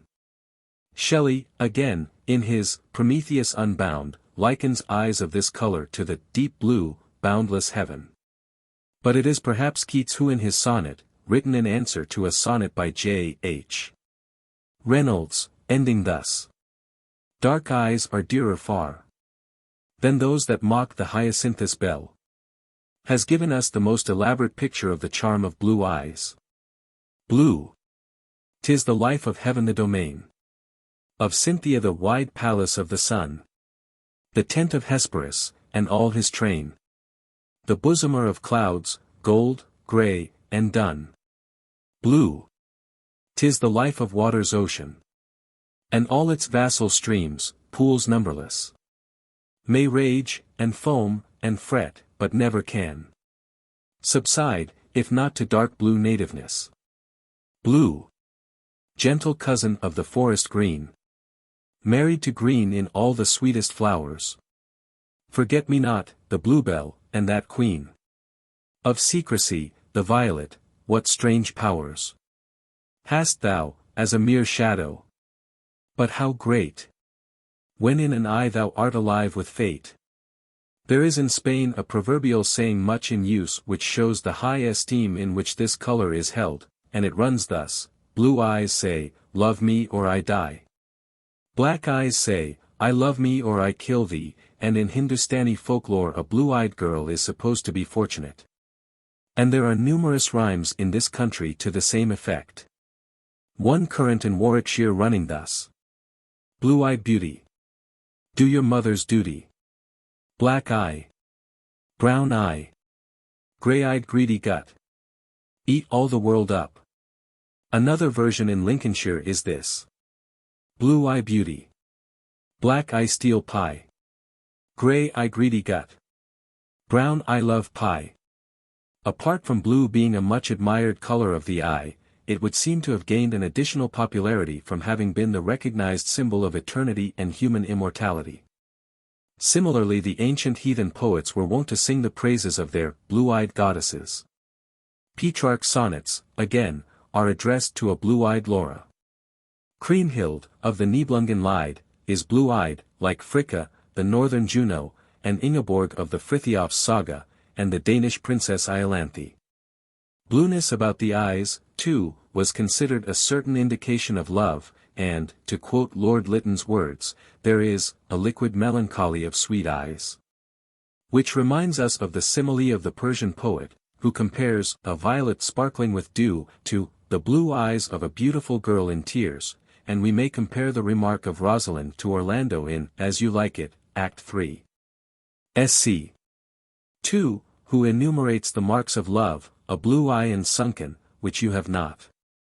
Another favorite color of the eye was gray, and Dowse, in his Illustrations of Shakespeare, quotes from the interlude of Marie Magdalene, a song in praise of her, which says, your eyes as gray as glass and right amiable. And, in the Two Gentlemen of Verona, Act 4. Sc. 4, Julia makes use of the same expression. Black eyes have occasioned many curious fancies respecting them, some complimentary, and others just the reverse. Lord Byron, for instance, describing Layla's eyes, in the Giacour, says, her eyes' dark charm, 'twere vain to tell. But gaze on that of the gazelle. It will assist thy fancy well. As large, as languishingly dark. But soul beamed forth in every spark. And when addressing the Maid of Athens in his tender and pathetic lines, he writes, by those lids whose jetty fringe kissed thy soft cheeks' blooming tinge. He tells, also, how the beautiful Teresa had the Asiatic eye dark as the sky. And of the innocent Haidee he gives this picture. Her hair, I said, was auburn, but her eyes were black as death, their lashes the same hue of downcast length, in whose silk shadows lies deepest attraction. For when to the view forth from its raven fringe the full glance flies, Ne'er with such force the swiftest arrow flew. Apart from poetic imagery, the black-eyed sisterhood have rarely failed to get their share of praise, although, it is true, artists have seldom, if ever, painted the Madonna dark, for it must be remembered, in the old time black was not counted fair. Or if it were it bore not beauty's name. But now is black beauty's successive heir. It has been pointed out that Shakespeare only mentions black hair thrice throughout his plays. Although half, at least, of the heroines of novels are designated as having a fair complexion and the color of the eyes that match it. We must not lose sight of the fact that the dark-eyed girl is generally supposed to be gifted with a power of force of expression which is denied to others. And as Mr. Fink remarks, inasmuch as black-eyed southern nations are, on the whole, more impulsive than northern races, it may be said in a vague, general way that a black eye indicates a passionate disposition. But there are countless exceptions to this rule, as in the case of apathetic dark-eyed persons, and, conversely, fiery, blue-eyed individuals. Nor is this at all strange, for the black color is not stored up in some mysterious way as a result of a fiery temperament, but is simply accumulated in the iris through natural selection as a protection against glaring sunlight. Scottish history affords a good specimen of a dark woman in the famous Black Agnes, the Countess of March, who was noted for her defence of Dunbar during the war with Edward III, maintained in Scotland from 1333 to the year 1338. She kept a stir in tower and trench. That brawling, boisterous, Scottish wench. Came I early, came I late. I found Black Agnes at the gate. According to Sir Walter Scott, the Countess was called Black Agnes from her complexion. She was the daughter of Thomas Randolph, Earl of Murray. But this statement has been disputed, and it is affirmed that the lady in question was so nicknamed from the terror of her deeds, and not from her dark complexion. The Mahometan heaven is peopled with virgins with chaste mien and large black eyes, and we may quote what the poet of woman's lore says. The brilliant black eye may in triumph let fly all its darts without caring who feels them. But the soft eye of blue, though it scatters wounds too, is much better pleased when it heals them. The blue eye half hid says from under its lid, I love, and am yours if you love me. The black eye may say, come and worship my ray. By adoring, perhaps you may win me. The black-eyed girl has long been credited with being deceitful, but there is little or no ground for this stigma, which, like so many other notions of a similar kind, has arisen from prejudice or some such old adage as the following, which may be found in many parts of the country, but which, of course, is devoid of all truth. Grey-eyed greedy, brown-eyed needy, black-eyed never lee keen, till it shame its kin. Similar folk rhymes are to be found in different localities, to which much faith was formerly attached by the credulous. From a very early period various devices were employed by women for improving the color and appearance of the eye. The ladies of the East, for instance, tinged the edges of their eyelids with the powder of lead, or, their mode of procedure being to dip into the powder a small wooden bodkin, which they drew through the eyelids over the ball of the eye. But such artificial contrivances have always proved a poor substitute for nature's charms. And, as Antoine Héroët, an early French poet, in his Les Opuscules d'amour, says of love, so it is equally true of such devices, it is not so strange an enchanter that he can make black eyes become green, that he can turn a dark brown into clear whiteness. But, when it is remembered how enviable a prize beauty has always been, some allowance must be made for the fair sex if they have resorted to various little contrivances for enhancing the attractiveness of the most significant features of the human face. Amongst other fancies associated with the eye, we are told that it's a good thing to have meeting eyebrows, as such a person will never know trouble, but according to the generally considered idea such a peculiarity is far from being lucky. An illustration of which is given by Charles Kiddicksleff in his 2 Years Ago, who thus writes, Tom began carefully scrutinizing Mrs. Harvey's face. It had been very handsome. It was still very clever, but the eyebrows clashed together downwards above her nose and rising higher at the outward corners indicated, as surely as the restless, down-drop eye, a character self-conscious, furtive, capable of great inconsistencies. Possibly of great deceit. On the other hand, the Greeks admired those eyebrows which almost met, and Anacreonte's mistress had this style of face. Taking care her eyebrows be not apart, nor mingled neither, but as hers are, stolen together, met by stealth, yet leaving two o'er the eyes their darkest hue. Theocritus, in one of his Idylls, makes one of the speakers value himself upon the effect his beauty had on a girl with meeting eyebrows. Passing a bower last evening with my cows, a girl looked out, a girl with meeting brows. Beautiful, beautiful, cried she. I heard, but went on, looking down, and gave her not a word. Chaucer apologizes for Cresside's meeting eyebrows, but Lord Tennyson's compliment of Paris to Oenone, ascribing to her the charms of married brows, implies that they actually met. However repugnant to the modern idea of beauty meeting eyebrows may be in Europe, they are so far from being contrary to the Asiatic canon of beauty, that, where they do not exist, or were only imperfectly developed, young ladies are in the habit of prolonging the curves by means of black pigment until they are perfectly conjoined. In the same way, meeting eyebrows are much admired in Turkey, where women encourage the juncture by artificial means. Referring to the color of the eyebrows, it is agreed on all hands that a female eyebrow ought to be delicately and nicely penciled. Thus Dante says of his mistresses that it looked as if it were painted, the eyebrow, polished and dark, as though the brush had drawn it, and Shakespeare, in his Winter's Tale, Act 2. Sc. I, makes Mamillius speak much in the same strain. Black brows, they say, become some women best, so that there be not too much hair there, but in a semicircle, or a half-moon made with a pen. There can be no doubt that eyebrows have been, from time immemorial, much in request, and we know how ladies of fashion have at different times resorted to sundry expedients to give prominence to this feature of beauty. Artists have introduced them with much effect into many of their famous works of art, and poets have loved to sing of maidens with their dark eyebrows.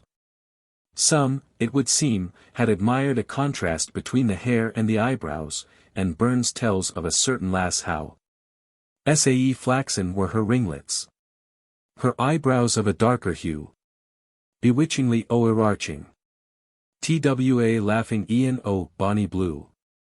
It is curious to find how the idea of beauty, as far as the color of the eyebrow is concerned, has undergone numerous variations. In Central Africa women stain their hair and eyebrows with indigo, and Georgian damsels, following their own idea of aesthetic taste, blacken their eyebrows, which gives them a striking appearance. Again, Japanese ladies when married, in order to prevent any likelihood of jealousy on the part of their husbands, have long been in the habit of removing their eyebrows. And, among some of the South American and African tribes, it has been customary to eradicate or destroy the hair, a practice which has been often extended to the eyebrows and eyelashes. Much, too, has been written on the shape of the eyebrow, the arched one having been most generally admired. This is especially discernible in the works of the old masters, and is frequently mentioned in bygone chronicles of fashion as a distinguishing feature of many of the beautiful women of past years. But Leigh Hunt considers it doubtful whether the eyebrows were always devised to form separate arches, or to give an arched character to the brow considered in unison. Perhaps, as he adds, a sort of double curve was recommended, the particular one over the eye, and the general one in the look together. At any rate, a finely shaped eyebrow has rarely failed to attract attention, and as Herder has remarked, an arched eyebrow is the rainbow of peace, because when straightened by a frown, it portends a storm. Chapter 5. Woman's Tongue. How sweetly sounds the voice of a good woman.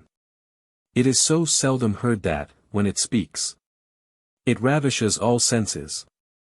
Massinger, Old Law, 4. 2. Although a well-known proverb tells us that a silent woman is always more admired than a noisy one, the Chinese have a favorite saying to the effect that a woman's tongue is her sword, and she does not let it rust. With which may be compared the Hindustani proverb, for talk I'm best, for work my elder brother-in-law's wife. Which has its counterpart in this country, where it is said, a woman's strength is in her tongue, and in Wales the adage runs thus. Be she old, or be she young. A woman's strength is in her tongue. But proverbial literature has generally held that whatever a woman says must be received with caution. And, according to an African adage, if a woman speaks 2 words take one and leave the other, with which may be compared an Eastern saying, a woman's talk heat from grass, that is, worthless. But, granted the effective use frequently made by this weapon, the teachers of old were of opinion that silence is the best ornament of a woman, or, as another version expresses it, silence is a fine jewel for a woman, but it is little worn. In days gone by a singular sign a very favorite one with oil painters was, the good woman, originally expressive of a female saint, a holy or good woman, who had met her death by the loss of her head. And how by the waggery of after ages the good woman came to be converted into the silent woman, as if it were a matter of necessity, is thus explained. A silent woman, sir. You said. Pray, was she painted without a head? Yes, sir, she was. You never read of a silent woman with her head on. Besides, you know, there's naught but speaking can keep a woman's heart from breaking. And M.W. Praed, in his tale of Lillian, by an ingenious metaphor of a beautiful idiot would explain a headless woman. And hence the story had ever run, that the fairest of dames was a headless one. But proverbial wisdom is generally agreed that, there never was in any age such a wonder to be found as a dumb woman, and the Germans say, when a woman has no answer the sea is empty of water. In the old Scotch ballad of, The Dumb Wife of Aberdour, the husband is represented, writes Mr. W. Clouston in Notes and Queries, 6th Series, I. 272, as meeting with a great grim man, the devil, in fact to whom he complains of his misfortune in having a wife who was dumb. Upon which the arch-fiend says to him, Tak no disdain, and I sall find remede, gif thou wilt counsel keep, and learn well what I say. This night, in her first sleep, under her tongue then lay, of quaking aspen leaf, the whilk betokens wind, and she shall have relief. Of speaking, thou shalt find what kind of tale, withouten fail, that thou of her requires. She shall speak out, have thou nae doubt, and mair than thou desires. To make sure work, the husband lays 3 leaves under her tongue, and when she awoke in the morning she at once began to speak to him with a vengeance. He afterwards consults with the fiend about making her dumb again, but quoth Satan, the least devil in hell can give a wife her tongue. The greatest, you tell, can never make her dumb. The satanic device of placing an aspen leaf in a woman's mouth to make her speak, he adds, is alluded to in an Old English book entitled The Praise of All Women, called Mulierum Pian. Very fruitful and delectable to all the readers. Look and read who can. This work is praise to each woman. The author, Edward Gossenhill, thus accounts for the origin of woman's tongue. Some say, the woman had no tongue. After that God did her create. Until the man took leaves long, and put them under her palate. An aspen leaf of the devil he gat, and for it moveth with every wind. They say women's tongues be of like kind. On the principle that, speech is silver, silence is gold, it was formerly held that, one tongue is enough for 2 women, an adage, we are told, which is, no less applicable to stormy shrews than adverse to learned women who have the command of many tongues. It should be remembered, also, that the rhyme, which with a slight alteration is often uttered as a warning to children over talking their elders, ran in former times thus. Maidens should be mild and meek, swift to hear and slow to speak. Another version slightly different is this, maids should be seen and not heard, which occurs in The Maid's Complaint Against the Bachelors, 1675, page 3, where it is called a musty proverb. And among further maxims, it is said, silence is a fine jewel for a woman but little worn, and silence is the best ornament of a woman. The persistency of a woman's tongue has been made the subject of frequent comment in our proverbial lore, experience, having long proved that a woman's tongue wags like a lamb's tail, or, as it is said in France, foxes are all tail, and women are all tongue. And, according to an Alsatian proverb, if you would make a pair of good shoes, take for the sole the tongue of a woman, it never wears out. A Welsh proverb says, Arthur could not tame a woman's tongue, which is not surprising if there be any truth in the maxim that a woman will scold the devil out of a haunted house, which reminds us of an amusing little anecdote told of Tom Hood, who, on hearing the piety of a very loquacious lady spoken of, humorously said, yes, she is well known for her mag piety. And there is the German proverb, women are never at a loss for words. An amusing couplet, which is proverbial in the neighborhood of Salisbury, thus speaks of a woman's tongue. Nature, regardless of the babbling race, planted no beard upon a woman's face. Not Freddie Keene's razors, though the very best, could shave a chin that never is at rest. And as, from time immemorial, women have been accused of gossiping, it is not surprising that this fault should have been made the subject of legal penalties, as at St. Helena, where, among the ordinances promulgated in the year 1789, we find the following, whereas several idle, gossiping women, made it their business to go from house to house, about this island, inventing and spreading false and scandalous reports of the good people thereof, and thereby sow discord and debate among neighbors, and often between men and their wives, to the great grief and trouble of all good and quiet people, and to the utter extinguishing of all friendship, amity, and good neighborhood.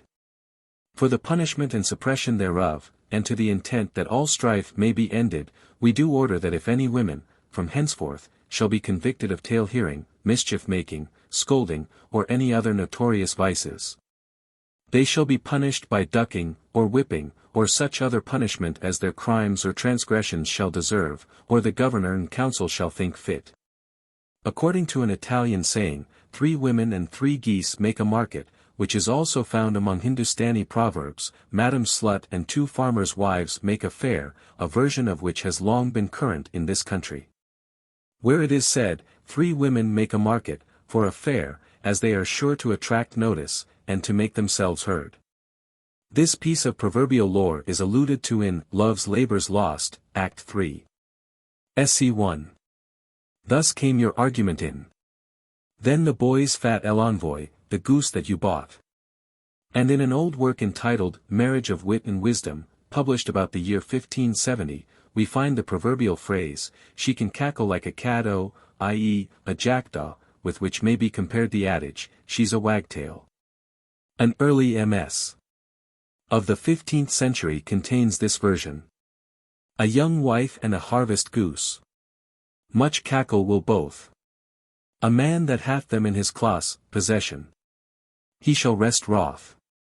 And we may compare with the above the following from the old nursery rhyme.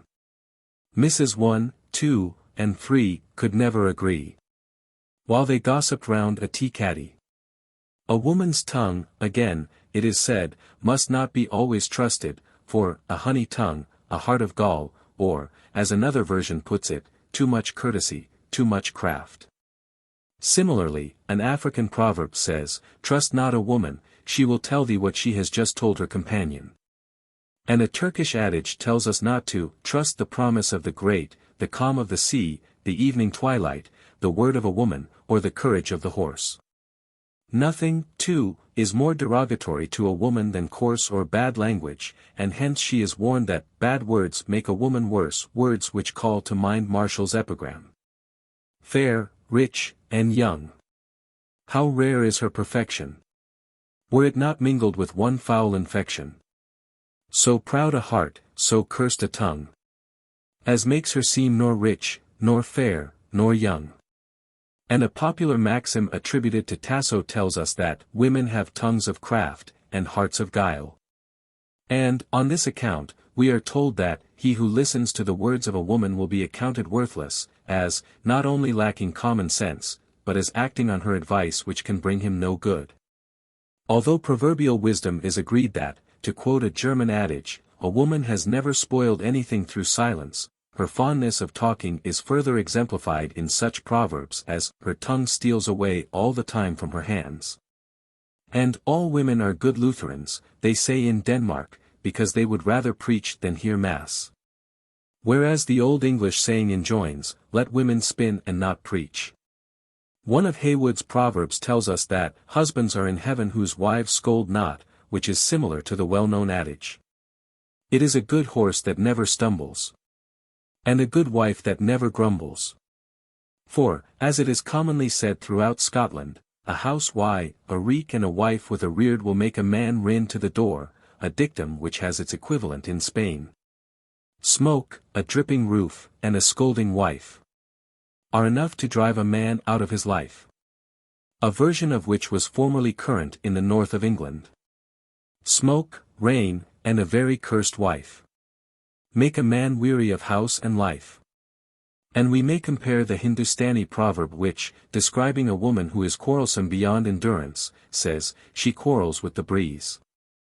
Disagreeable as such tongues may be, equally to be avoided is, a groaning wife, for as the Scotch peasantry tell us, a grunting horse and a graining wife seldom fail their master. Implying that women who are constantly in the habit of complaining how ill they are, generally contrive to live as long as their neighbors. Closely allied with the proverbial lore associated with a woman's tongue may be mentioned the strong antipathy to a woman whistling about a house or even out of doors, for, according to a well-known proverb, of which there are several versions, a whistling woman and a crowing hen are neither fit for God nor men. Or, as they say in the west of England, a whistling woman and a crowing hen are two of the unluckiest things under the sun. Why there should be this deep-rooted prejudice it is difficult to decide, unless we accept the explanation in the subjoined couplet. A whistling wife and a crowing hen will call the old gentleman out of his den. Or, as the peasantry say in Cheshire, will fear the old lad out of his den. There are numerous versions of this popular piece of folklore, one warning us that whistling girls and crowing hens always come to some bad end. And again, a whistling wife and a crowing hen will come to God, but God knows when. And we may compare the Sinhalese proverb, it is said that even the hen reared by a talkative woman crows. This superstition, too, is largely shared by the seafaring community, and, some years ago when a party of ladies were going on board a vessel at Scarborough, the captain declined to allow one to enter, exclaiming, "Not that young lady. She whistles." Curiously enough the vessel was wrecked on her next voyage, so had the young lady set foot on it, the catastrophe would have been attributed to her. A correspondent of Notes and Queries tells us that, one day after trying to induce his dog to come into the house, his wife essayed to whistle, when she was suddenly interrupted by a servant, a Roman Catholic, who apologetically said, "If you please, ma'am, don't whistle. Every time a woman whistles, the heart of the Blessed Virgin bleeds." Another legend informs us that the superstition originated in the circumstance that a woman stood by and whistled as she watched the nails for the cross being forged.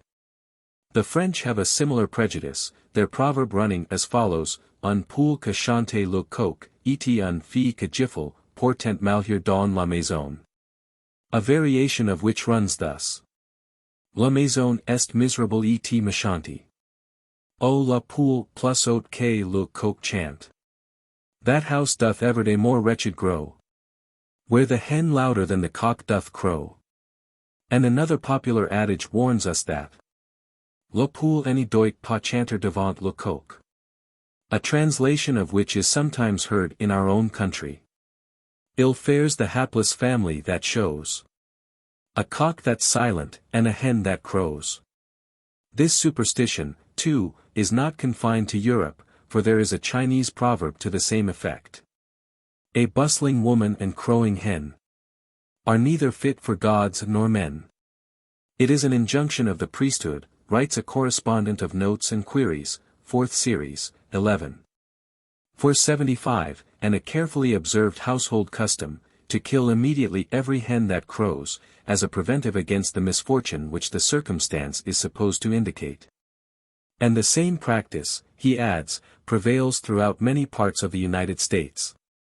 The Japanese tells us that, when the hen crows the house goes to ruin, with which may be compared the Russian adage, it never goes well when the hen crows, whilst the Persian proverb puts the matter sensibly thus: if you be a cock, crow.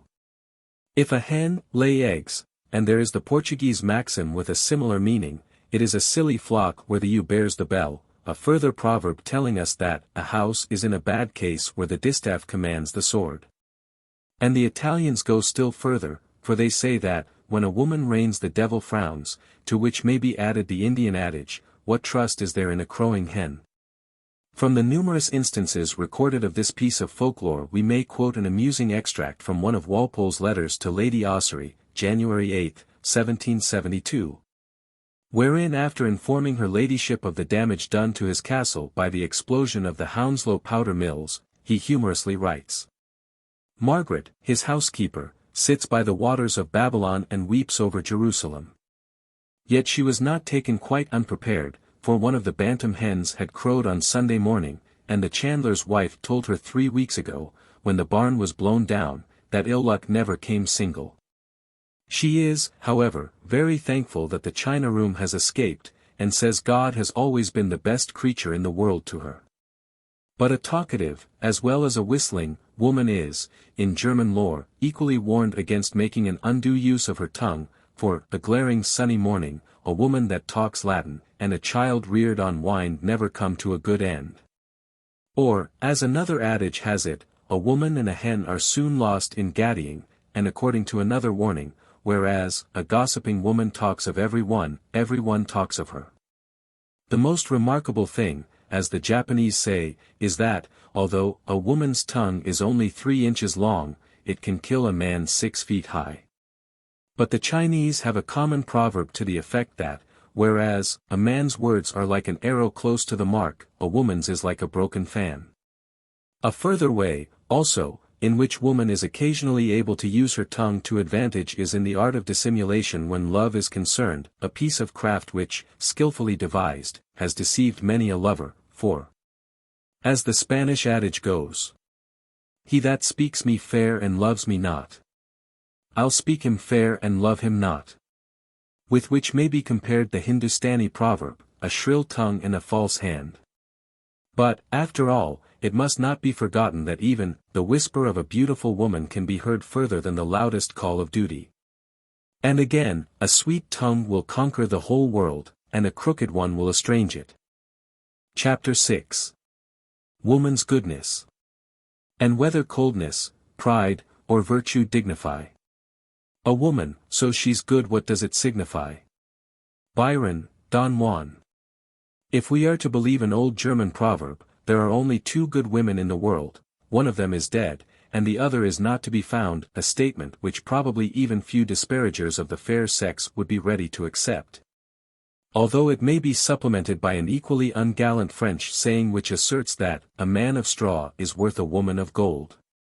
But it must be remembered that, in formulating maxims of this kind, individual prejudice has in only too many cases been responsible for originating them, and, despite their having in the course of years passed into proverbs, they must not always be regarded as expressive of the consensus of opinion of the country to which they belong.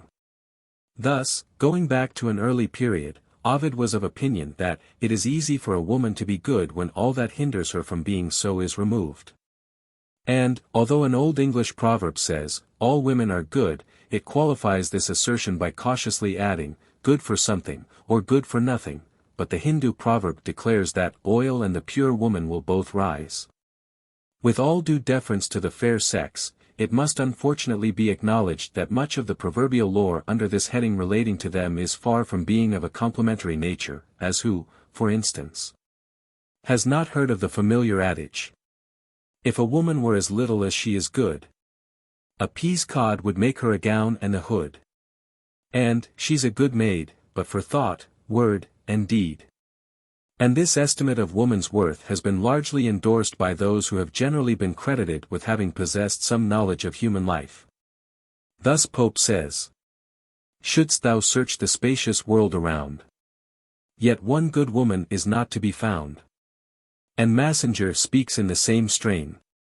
"How sweetly sounds the voice of a good woman!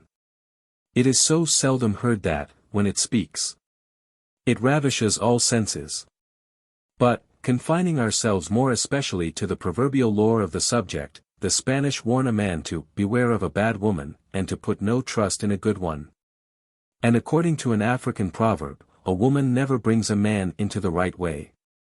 Plautus, too, was of the same opinion, remarking, "He that can avoid women, let him do so, so as to take care each day not to do what he may regret on the morrow." The scarcity of good women is often illustrated by such adages as the following. "A good woman is worth if she were sold the fairest crown that's made of pure gold." The idea, of course, being that such a woman is not to be found. With which may be compared the couplet, "Show me a man without a spot, and I'll show you a maid without a blot." Again, the familiar couplet, "A spaniel, a woman, and a walnut tree. The more they're beaten the better they be," may be traced back as far as Martial. There are several versions of this time-honored maxim, one of which is furnished by Moore in his Suffolk Words, p. 465. "Three things by beating better prove: a nut, an ass, a woman. The cudgel from their back remove, and they'll be good for no man." Webster, in his White Devil, 1612, Act 4. Sc.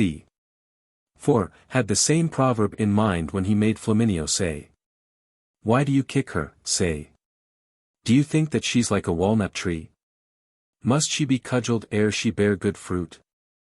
And at the present day the Italians are wont to affirm, women, asses, and nuts require rough hands, with which may be compared the Chinese adage, "Nothing will frighten a willful wife but a beating."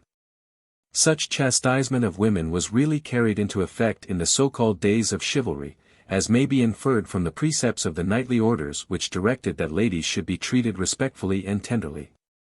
And yet, on the other hand, as it has been pointed out, the social annals of our Anglo-Saxon period comprise revolting stories of the barbarity of mistresses to their slaves. And in later times the lady of a castle or manorial seat was accustomed to rule her children and domestics with a severity surpassing that of the lord whom she obeyed with fear. But happily woman no longer lives under the lash as in the days of long ago, and, no matter how bad her character may be, the man who lays his hand upon a woman, save in the way of kindness, is a wretch, whom 'twere gross flattery to name a coward. Indeed, he would be a bold man who, nowadays, would think to follow out with impunity the spirit of the old proverbial philosophy, and, under the impression that he was making his wife a good woman, put into practice the following admonition: "The crab of the wood is sauce very good for the crab of the sea, but the wood of the crab is sauce for a drab that will not her husband obey." The same idea is embodied in numerous other items of proverbial lore, such as, "A ship and a woman want always trimming." Or, as another version has it, "Women are ships and must be manned." But this apparently does not always answer, for, as an old folk rhyme reminds us, "To talk well with some women doth as much good as a sick man to eat up a load of greenwood." And, apropos of the subject, we may quote the case of the young girl who, on receiving an offer of marriage which she wished to accept, submitted the matter to her father, who advised her against matrimony, using as an argument St. Paul's words, "They who marry do well, but they who do not, do better." "Well," replied the damsel, "I love to do well, let those do better who can." The Scotch would appear to be more gallant in their opinion of the fair sex, if we can place reliance on the following adage: "Are good lasses, but where do the ill wives come frae?" A saying which has its equivalent in Spain, where there is a proverb, "All are good maids, but whence come the bad wives?" Even the good woman is warned against the contaminating influence of her own sex, for, as an Eastern piece of proverbial lore tells us, a good woman, beset by evil women, is like the chaste mimosa surrounded by poisonous herbs, illustrations of which maxim under a variety of forms are to be met with in most countries. A popular Oriental adage warning us that, bad company is friendship with a snake fencing with a sword. But it has been generally held that, as the woman, so her friends, an Osmandy proverb reminding us that, the life of a good woman is shown by her companions. Equivocal as many of the proverbial sayings are when speaking of woman's goodness, it may be noted that the reverse is invariably the case in the folk tales and legends which have immortalized in 101 ways their deeds of bravery and self-denial. At Lillied's Edge, for instance, in Roxburghshire, was fought, in 1545, the Battle of Ancram Moor, in which, according to tradition, a female warrior named Lillied, when covered with wounds, continued to fight on the Scotch side.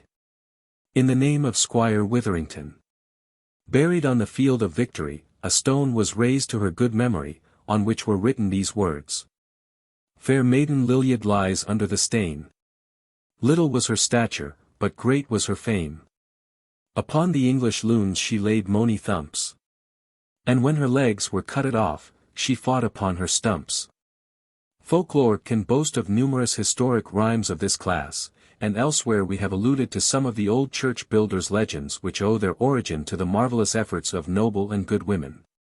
Thus, to give one example, a pretty legend is told of the building of Linton Church, which is situated on a little knoll of fine, compact sand, without any admixture of stone, even pebbles, and widely different from the soil of the neighboring heights. The sand has, however, hardened into stone, yet the particles are so coherent that the sides of ready-made graves appear smooth as a wall to the depth of 15 feet.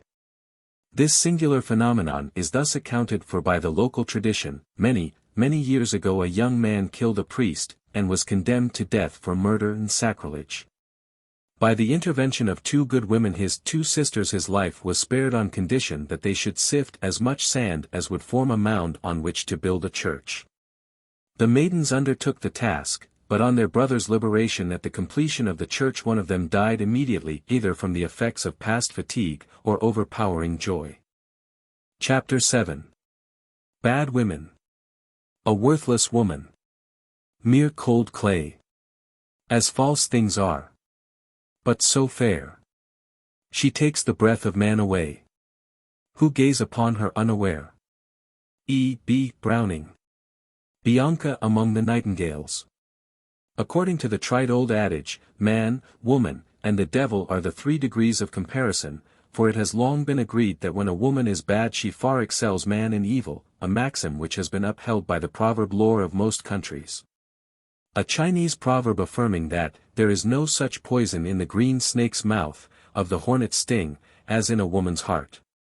And the Italians say that, it is better to irritate a dog than a bad woman, which is similar to the German saying, an ill-tempered woman is the devil's doornail.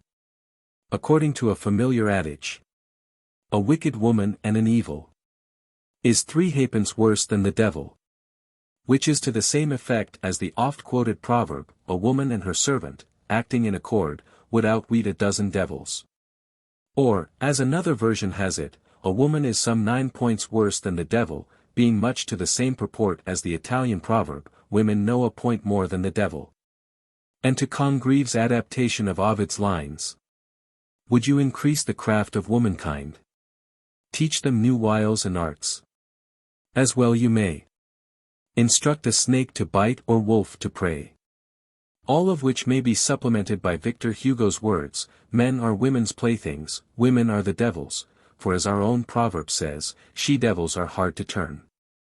In the Hitopadesa, one of the choice treasure houses of Sanskrit wisdom, it is declared that, infidelity, violence, deceit, envy, extreme avariciousness, a total want of qualities, with impurity, are the innate faults of womankind. With which may be compared Goethe's views, when we speed to the devil's house woman takes the lead by 1,000 steps. And there is a Sinhalese adage, if you want to go to the gallows without the aid of a ladder, you can go by the aid of a woman. There is a proverbial saying in Leicestershire, "Shay's as nasty as a devil unknobbed," i.e. a devil who has either never had any knobs fastened on his horns, or else has succeeded in getting rid of them, the phrase illustrating the bovine character of the popular devil. All of which statements recall the passage in Beaumont and Fletcher's comedy of Monsieur Thomas, Act 3. Sc. 1. Oh, woman, perfect woman! What distraction was meant to mankind when thou wast made a devil? What an inviting hell invented! According to Hindustani proverbial lore, the elder sister-in-law is the devil's wand. When you see her she stands as straight as an arrow, the meaning being that she is the chief disturber of the family peace. And by a well-known Oriental adage a very bad woman is spoken of as the devil's aunt. Marathi proverbial wisdom says that, in one fair woman there are 72 hidden vices, and that when she has had her fill of wickedness she takes to religion, and we may quote the Sindhi proverb, women, land, and money are all three homes of death. In other words, they are the causes of many murders. An old Latin proverb goes so far as to say that, when a woman is openly bad she is then at her best. Another one illustrating the same idea in a different wording, a wicked woman is a magazine of evils. It is further said that, it is better to dwell with a dragon than with a wicked woman, and there is some truth in this warning if the subjoined couplet be correct.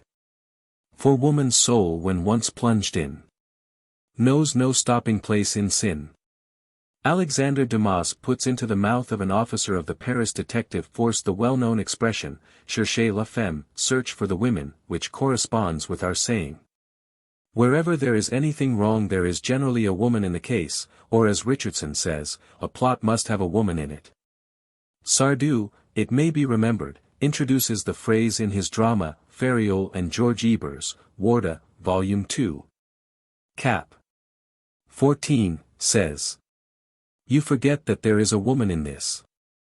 "That is so all the world over," replied Amini. Sometimes the expression takes the form of, "Où est la femme?" Where is the woman? Where is she? What is her name? Again, it is said, women are saints in the church, angels in the street, devils in the kitchen, and apes in bed, a saying which, says Hazlitt, is rather elaborately illustrated in Jacques Olivier's work entitled L'Alphabet de l'Imperfection des Femmes, which was first published about the year 1617. And which reminds us of the adage, women are demons who make us enter hell through the gates of paradise. There are many proverbs to the same purport, some of which are couched in stronger language than others. Thus one much used, in days gone by, amongst the peasantry throughout the country says, "A woman that is wilful is a plague of the worst. As well live in hell as with a wit that is cursed." And, owing to the fact that the fair sex have from the earliest period been regarded as mischievous, we find them styled, the devil's tools, and, the devil's nets, a host of other uncomplimentary epithets having been applied to them for which, it must be acknowledged, there is little or no warranty. Pope says, every woman is at heart a rake, and Lord Lytton in his Lady of Lions, "Thou art the author of such a book of follies in a man, that it would need the tears of all the angels to blot the record out." With which may be compared the popular saying, when a woman thinks by herself she thinks of evil, and with the Italian saying, it is vain to watch a really bad woman. There can be no doubt, however, that in many of the allusions of this kind relating to women justice has not been done to them, and there is some reason in the proverb of the Italian sisterhood, in men every mortal sin is venial. In women every venial sin is mortal. Amongst some of the bad qualities condemned in women, and against which man is warned in our proverbial literature, may be mentioned intemperance, and loose morals. According to one folk rhyme, women and wine, game, and deceit make the wealth small, and the wants great. Which is told in various ways. In an old manuscript of the 15th century 5 evils to be avoided are thus summed up. A young man a ruler, reckless. An old man a lecher, loveless. A poor man a waster, goodless. A rich man a thief, needless. A woman a ribald, shameless. These 5 shall never thrive blameless. Another version evidently of this old proverbial maxim communicated to current notes for December, 1853, runs thus. A wife that is unchaste is like a filthy sow. An old man a lecher nothing more to be hated. A woman unshamefast, a child unchastised, is worse than gall, where poison is undesired. Similarly, one of Haywood's proverbs tells us how gaming, women, and wine, while they laugh, they make men pine. With which may be compared the adage, play, women, and wine undo men laughing. Or, as another version has it, women, money, and wine, have their good and their pine. But the illustrations already given show that some of the most severe strictures passed on women are those which relate to unchastity, one or two further instances of which we subjoin. An unchaste wife, working mischief still, is oft compared to a foul dunghill. And a woman that spins in vice has her smock full of lice. Again, we are told that a fair woman without virtue is like palled wine, an Arabian version being, an immodest woman is food without bait. Or, as it is thus said in some country villages, a fair woman with foul conditions is like a sumptuous sepulchre, full of corruption, and further, she that loseth her modesty and honesty hath nothing else worth losing. Reminding us of the warning often given to those about to get married, a fair face may be a foul bargain, inasmuch as there cannot be a greater clog to man than to be weary of a wanton woman. The Scotch say, ye may drive the deal into a wife, but ye'll ne'er ding him her, implying that when a woman is once bad there is no chance of reclaiming her. And hence we cannot be surprised at the German proverb, a bag of fleas is easier to keep guard over than a woman. But, whether we regard women as good or bad, it is generally agreed they surpass man in either case, for, as the French say, women, ever in extremes, are always either better or worse than men. With which may be compared the following lines in Lord Tennyson's Idylls, Merlin and Vivian, For men at most differ as heaven and earth, but women, worst and best, as heaven and hell. Occasionally old local rhymes allude in somewhat uncomplimentary language to the bad qualities of the fair sex. The island of Iona is separated from Mull by a strait about a mile long. An islet close to the Mull shore opposite the ruins of Iona is designated the Woman's Island, owing to a tradition of Columba that he would not allow a woman or a cow to remain on his own island. The reason assigned for this ungracious command is embodied in an old folk rhyme. Where there is a cow, there will be a woman. And where there is a woman, there will be mischief. A saying which, we are told, is in certain parts of Scotland repeated as a good-humoured satire on women. It has long been admitted, even by those who disparage women's virtues, that her memory is excellent when she is anxious to keep anything in mind, and hence it is said that, if a woman has any malicious mischief to do her memory is immortal.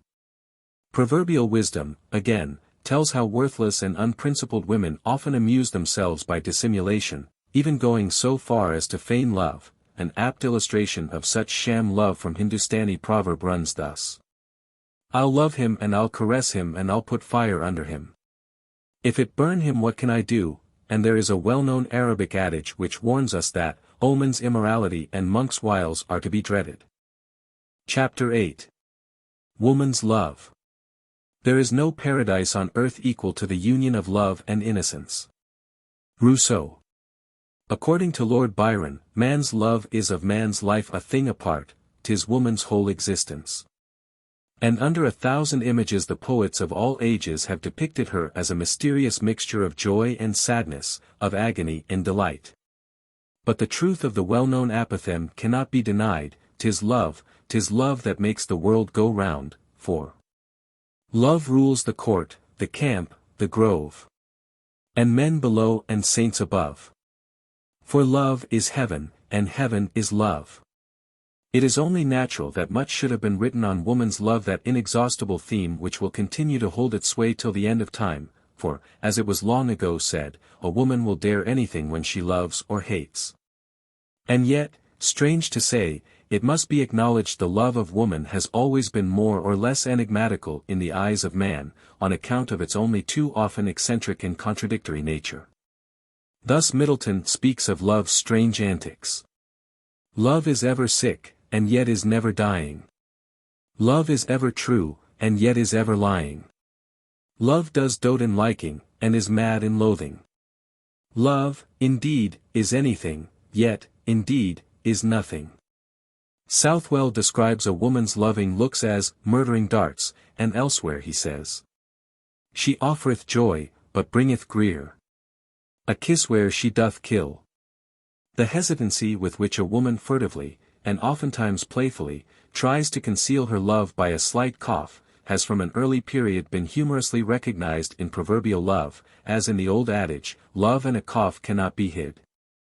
The Latin equivalent of which is, amor tussis que non salanter, versions of which are to be met with in French and Italian proverbs.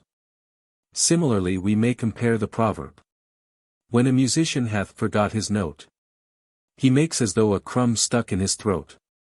Thackeray has described the delights and tortures, the jealousy and wakefulness, the longing and raptures, the frantic despair and elation, attendant upon the passion of love. And, indeed, volumes might be written illustrative of the mysterious workings of woman's love, although Alphonse Karr went so far as to affirm, "Women for the most part do not love us. They do not choose a man because they love him, but because it pleases them to be loved by him." But, whatever may have been written descriptive of love, its influence is indisputable, and as the Scotch say, love is as warm among cottars as courtiers. And, as it has been truly said, "The rose blooms gay on Cherny Brae, as wheels in Breaken Shaw. And love will low in cottage low, as wheels in lofty ha." With which may be compared the English equivalent, "Love lives in cottages as well as in courts." Proverbial literature naturally has much to say on the power of a woman's love, and, according to a popular French adage, love subdues all but the ruffian's heart.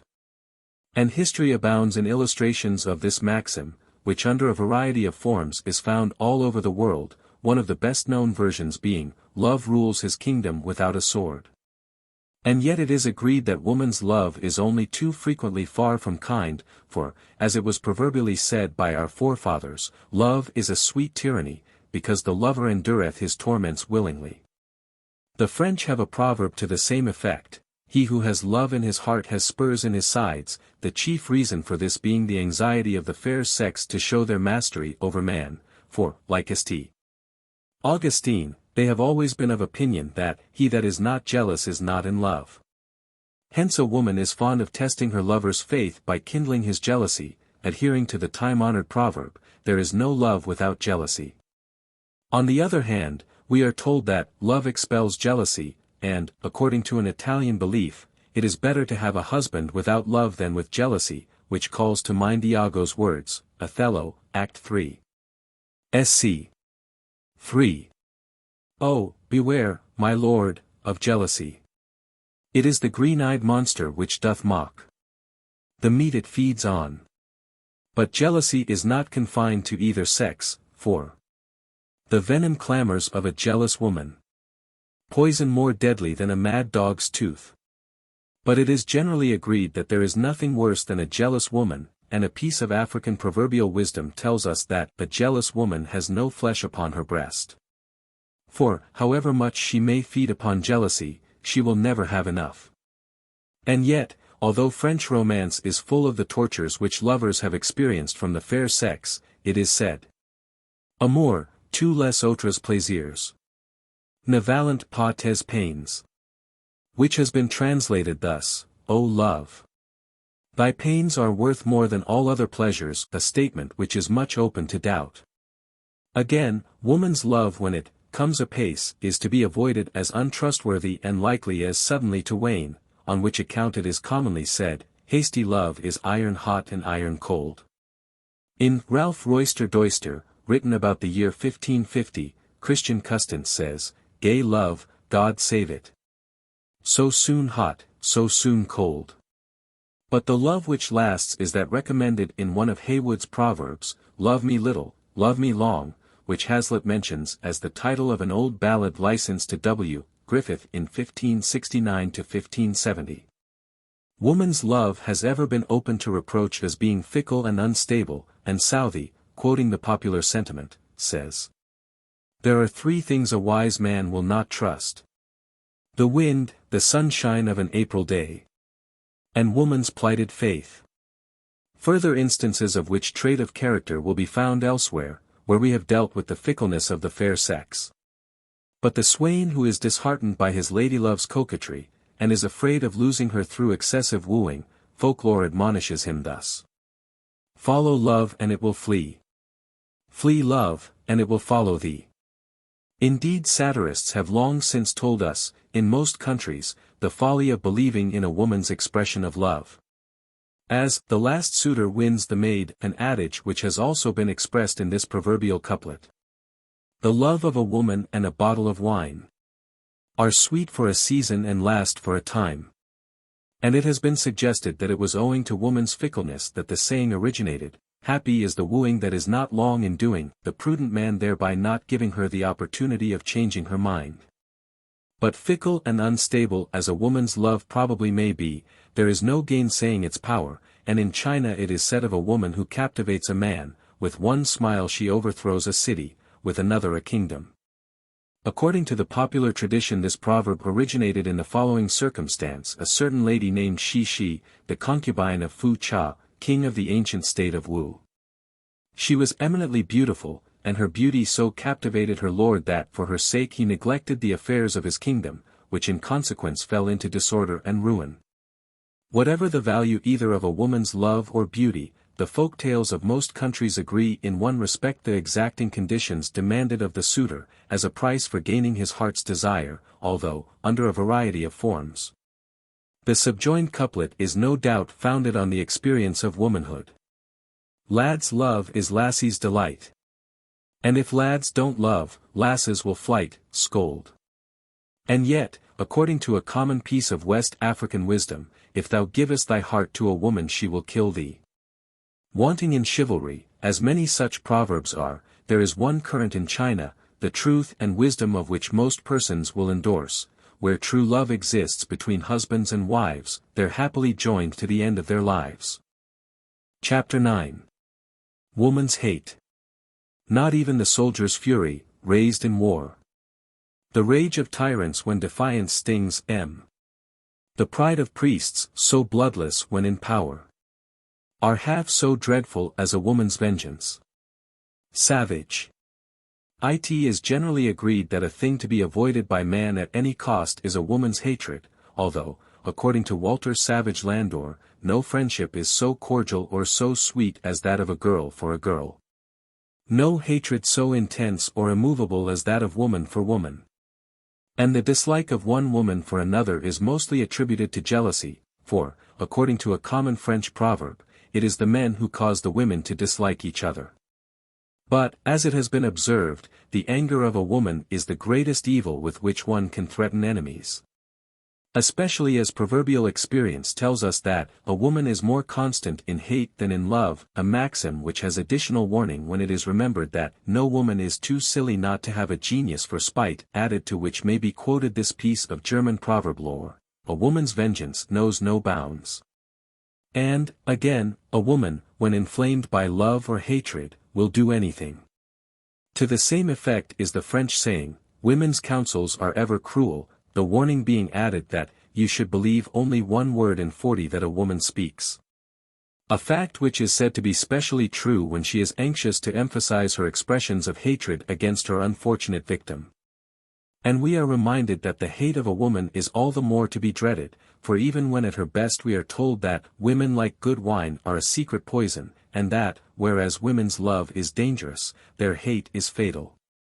This view, too, is the same everywhere, and a well-known Hindustani maxim tells us that the rage of a woman, a player, and a bull is something dreadful, but it consoles us by adding that a woman's threats and goblin stones break no bones. And, as in love, so in hate, a woman is mentally proverbially blind, seeing nothing but what is thoroughly bad in the object of her hatred, and hence the popular proverb, of which there are many versions: hatred is blind as well as love. Chapter 10. Love Tests. 'Twas the maiden's matchless beauty that drew my heart anigh. Not the fern root potion, but the glance in her blue eye. It has been remarked that one of the grandest musical works in existence would never have been written had not Tristram and Isolde drank the magic potion, which was so strong that it united them even after death. For from his grave there grew an eglantine, which twined about Isolde's statue above, and, though 3 times they cut it down, it grew again, and ever wound its arms round the image of the fair Isolde. As a means of inspiring and securing love, amatory potions and love charms of all kinds have been much in request amongst the fair sex. And even, at the present day, cases occur now and again of persons being fined for either selling, or persuading lovesick damsels to purchase, various mysterious compounds for influencing the affections of others. Going back to early times, it is well known that the Roman poet Lucretius took his life in an amorous fit caused by a love potion, and Lucullus lost his reason in the same way. In the Middle Ages love powders were advertised for sale, the pernicious effects of which became a matter of serious comment. Shakespeare has represented Othello as winning Desdemona by such means. She is abused, stolen from me, and corrupted by spells of medicines bought of mountebanks. Formerly the village apothecary kept love philters among his stock of drugs. And Gay, in his Shepherd's Week, tells how Hognelia was guilty of resorting to this questionable practice. As I was wont, I trudged, last market day, to town with new-laid eggs, preserved in hay. I made my market long before 'twas night. My purse grew heavy, and my basket light. Straight to the apothecary's shop I went, and in love powder all my money spent. Behap what will, next Sunday, after prayers, when to the alehouse Lubberkin repairs, these golden flies into his mug I'll throw, and soon the swain with fervent love shall glow. Similarly, in the Character or a Quack Astrologer, published in the year 1673, we are told how he induces a young heiress to run away with a footman by persuading a young girl 'tis her destiny, and sells the old and ugly philters and love powder to procure them sweethearts. In the preparation of the love philter, much importance has been attached to the ingredients used in its composition, certain plants and animals having been supposed to be specially adapted for such a purpose. Italian girls, for instance, still practice the following method: a lizard is caught, drowned in wine, dried in the sun, and reduced to powder, some of which is thrown on the obdurate man, who thenceforth is hers for evermore. A favorite Slavonic device with a lovesick girl, writes Mr. Physic, in his Romantic Love and Personal Beauty, is to cut the finger, let a few drops of her blood run into a glass of beer, and make the adored man drink it unknowingly. The same method is current in Hesse and Oldenburg, and in Bohemia, the girl who is afraid to wound her finger may substitute a few drops of bat's blood. Another form of this mode of procedure practiced by girls on the continent is this: take a holy wafer, but which has not yet been consecrated, write on it certain words from the ring finger, and then let a priest say 5 masses over it. Divide the wafer into 2 equal parts, of which keep one, and give the other to the person whose love you desire to gain. Flowers have been much in request as love philters, a favorite one having been the pansy. Oberon tells Puck to place a pansy on the eyes of Titania in order that on awaking she may fall in love with the first object she meets. Fetch me that flower, the herb I showed thee once. The juice of it on sleeping eyelids laid will make a man, or woman, madly dote upon the next live creature that it sees. Vervain has long been in repute as a love producer, and in many rural districts has the reputation amongst the fair sex of securing affection from those who take it to those who administer it. Another ingredient of the amatory potion once highly prized was cumin seed. It is still popular with country lasses in Italy, who endeavor to make their sweetheart swallow it in order to ensure their continued attachment and fidelity. Or if the lover is going to serve as a soldier, or has obtained employment in a distant part of the country, his lady-love gives him a newly made loaf seasoned with cumin, or some wine in which cumin has been previously powdered and mixed. Another mystic plant is the basil, which in Moldavia is said to stop the wandering youth on his way, and to make him love the maiden whose hand he happens to accept a sprig. Indeed, rarely does the Italian girl pay a visit to her sweetheart without wearing behind her ear a sprig of this favorite plant. The mandrake, which is still worn in France as a love charm, was formerly in demand by English girls for the same purpose, because, writes Gerard, it hath been thought that the root hereof serveth to win love. He also speaks of the carrot as serving for love matters, and adds that the root of the wild species is more effectual than that of the garden. The root of the male fern was, in days gone by, much sought for in the preparation of love philters, and hence the following allusion. 'Twas the maiden's matchless beauty that drew my heart a night. Not the fern rude potion, but the glance of her blue eye. With Indian women the mango is a favorite plant in love matters.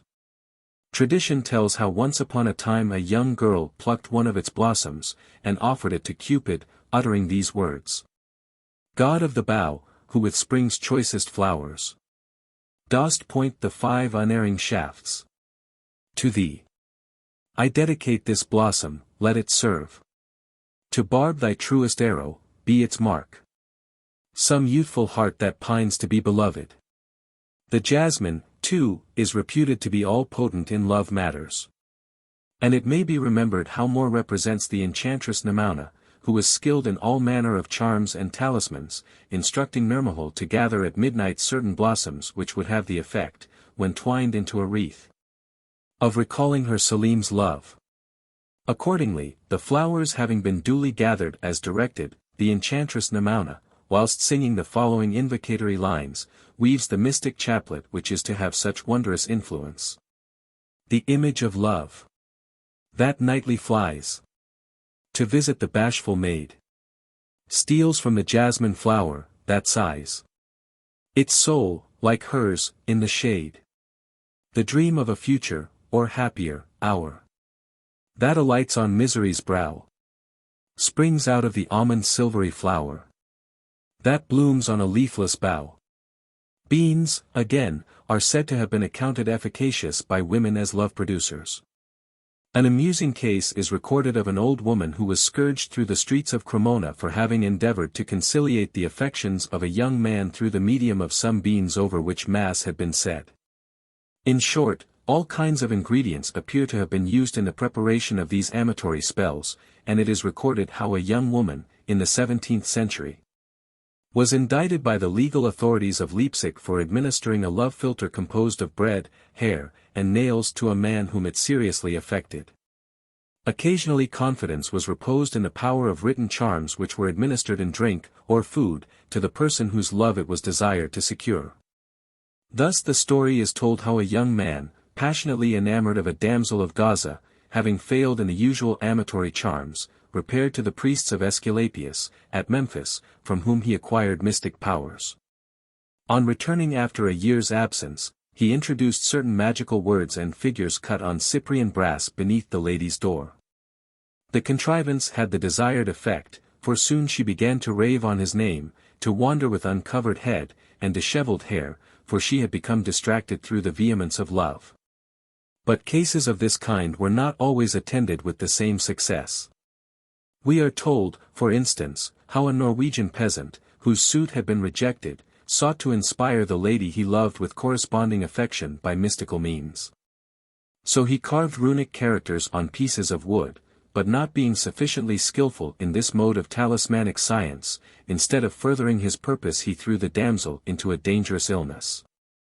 Fortunately, a northern chief witnessing his sufferings, and, hearing that runic characters had been carved, sculptured those that he considered more appropriate, which, being placed beneath her pillow, soon restored her again to convalescence. It is clear that there have been no lack of expedients either for inspiring or dispelling love, many an amusing instance being given in our old romances and folk tales. It is a Basque superstition that yellow hair in a man is irresistible with a woman, hence every woman who set eyes on Escabi Fidel, the golden-haired, fell in love with him. We may compare a curious Irish piece of folklore which has long been practiced. If a lover will run a hair of the object he loved through the fleshy part of a dead man's leg, the person from whom the hair is taken will go mad with love. Such a practice may seem ludicrous, but it cannot be forgotten how great a hold it has on the female mind. How far this was originally due to the stories circulated is a matter of uncertainty. But it is generally admitted that tales dealing with the mystic powers of love, and handed down with every semblance of truth, have, in times past, largely helped to propagate a piece of folly which has been productive of so many mischievous effects. Chapter 11. Woman's Secrets. Search not to find what lies too deeply hid, nor to know things whose knowledge is forbid. Denham. To a woman and a magpie tell what you would speak in the marketplace, runs the Spanish proverb, the reason being that a woman only keeps a secret what she does not know. And therefore an old Latin maxim solemnly enjoins us, not to trust a woman even when dead. Thus Hotspur tells his wife in I Henry IV. Act 2. Sc 3. Constant you are, but yet a woman, and for secrecy, no lady closer. For I well believe thou wilt not utter what thou dost not know. And so far I will trust thee, gentle Kate. Which, in other words, is equivalent to the well-known German adage, a woman can't keep a secret, nor let anyone else do it. But this maxim cannot be applied only to women, for, as it has been often remarked of secrets, both political and social, they are only too frequently made to be revealed, a truth illustrated by Bell Johnson's words in The Case is Unaltered, wherein we find this passage. A secret in his mouth is like a wild bird put into a cage, whose door no sooner opens but 'tis out. But, whatever dependence is to be placed on a woman's reliability to keep to herself what is told in confidence, it has often been remarked that she can at least keep her own secret. A proof of which will be quickly found if any one question her on the subject of her age. Apart from this exception, a secret in the keeping of a woman soon becomes what the Spanish are accustomed to call, the secret of Anchuelos, that is, one which is known to every one.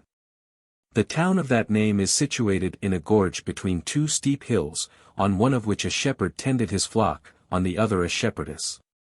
This pair kept up all amorous converse by bawling from hill to hill, but always with many mutual strict injunctions of secrecy. The inability of a woman to keep silent what is told her in confidence even where her husband be concerned is exemplified in the once popular, he that tells his wife is but lately married, her indiscretion in disclosing information entrusted to her only too frequently causing serious mischief. With which be compared the Tamil proverb, do not disclose your secret to your wife, nor trust your enemy at any time. But, a wise woman hath a close mouth, which has its equivalent in the French saying, le plus sage est tate. According to another popular adage, discreet women have neither eyes nor ears, which also has its French parallel, la femme de bien en New York orels. A piece of proverbial lore which applies to each sex is this, tell your secret to your servant and you make him your master, a maxim which may be traced to an early period when, says Kelly, it was the policy of the Greek adventurers in Rome to worm out the secrets of the house, and so make themselves feared. Juvenal has referred to this practice. Poor simple Corydon! Do you suppose aught is kept secret that a rich man does? If servants hold their tongues, the beasts will blab. The dog, the doorposts, and the marble slab. Similarly, we find the same proverb on the continent, to whom you tell your secret you surrender your freedom, or, according to another version, tell your friend your secret and he will set his foot on your throat. And it may be remembered Dryden has introduced the same idea.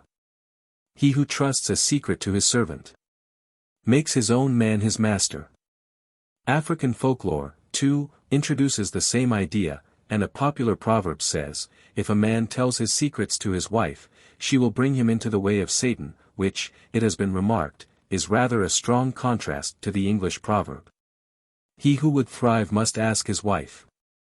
And again, it is said, trust your dog to the end, a woman till the first opportunity. As might be supposed, folklore, at one time or another, has made good use of the value attaching to secrets. And stories of the supernatural in romantic fiction have shown how the fair sex, under the influence of magical influences, have unknowingly revealed the most sacred secrets. But the moral of most of these tales is the same and may be applied to either sex, the lesson conveyed being not to trust anyone. For, as the French say, the the disclosure of a secret is the fault of him who first disclosed it, a truth, indeed, which is only too constantly verified in daily life by mistaken trust in another. Women, it is said, forget the important fact that as soon as a secret becomes the property of three persons it is all the world's, which is summed up in a common Spanish adage, what three knows every creature knows. Whereas according to the French proverb, the secret of two is God's secret. The same idea also exists in West Africa, where this proverb is current, trust not a woman. She will tell thee what she has just told her companion, and, whatever be thy intimacy, never give thy heart to a woman. Turning to some of the numerous folk tales and legendary stories, in which the secret plays the important part, there is the famous one of Melusine, which has been told in many ways. Raymond, Count of Lusignan, was one day hunting the boar in the forest of Poitou, when, whilst wandering in the forest at nightfall through his boar having outstripped his train, he saw Melusine with her sisters, dancing by a fountain in the moonlight. Smitten with her beauty, he asked her to marry him, to which proposal she consented on condition that he would allow her to remain secret and unseen every Sunday.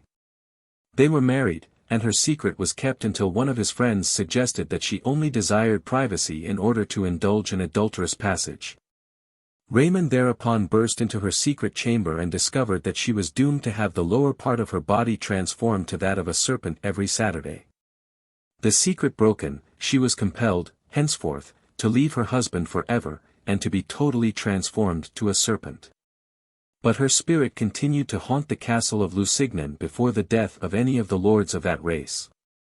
Sometimes, on the other hand, the wife is the transgressor. In a North German story a wizard keeps a young girl by force as his wife. One day, accidentally, he lets out the secret that his soul resides in a bird, which is locked up in a church in a desert place, and that, until the bird is killed, he cannot die. The bird is killed by the girl's lover, and the wizard dies. A similar story being found in the Arabian Nights. Chapter 12. Red-haired girls. The gold and topaz of the sun on snow are shaded by the bright hair above those eyes. Petrarch. Why red hair has been at a discount in all ages has perplexed many a chronicler of fashion.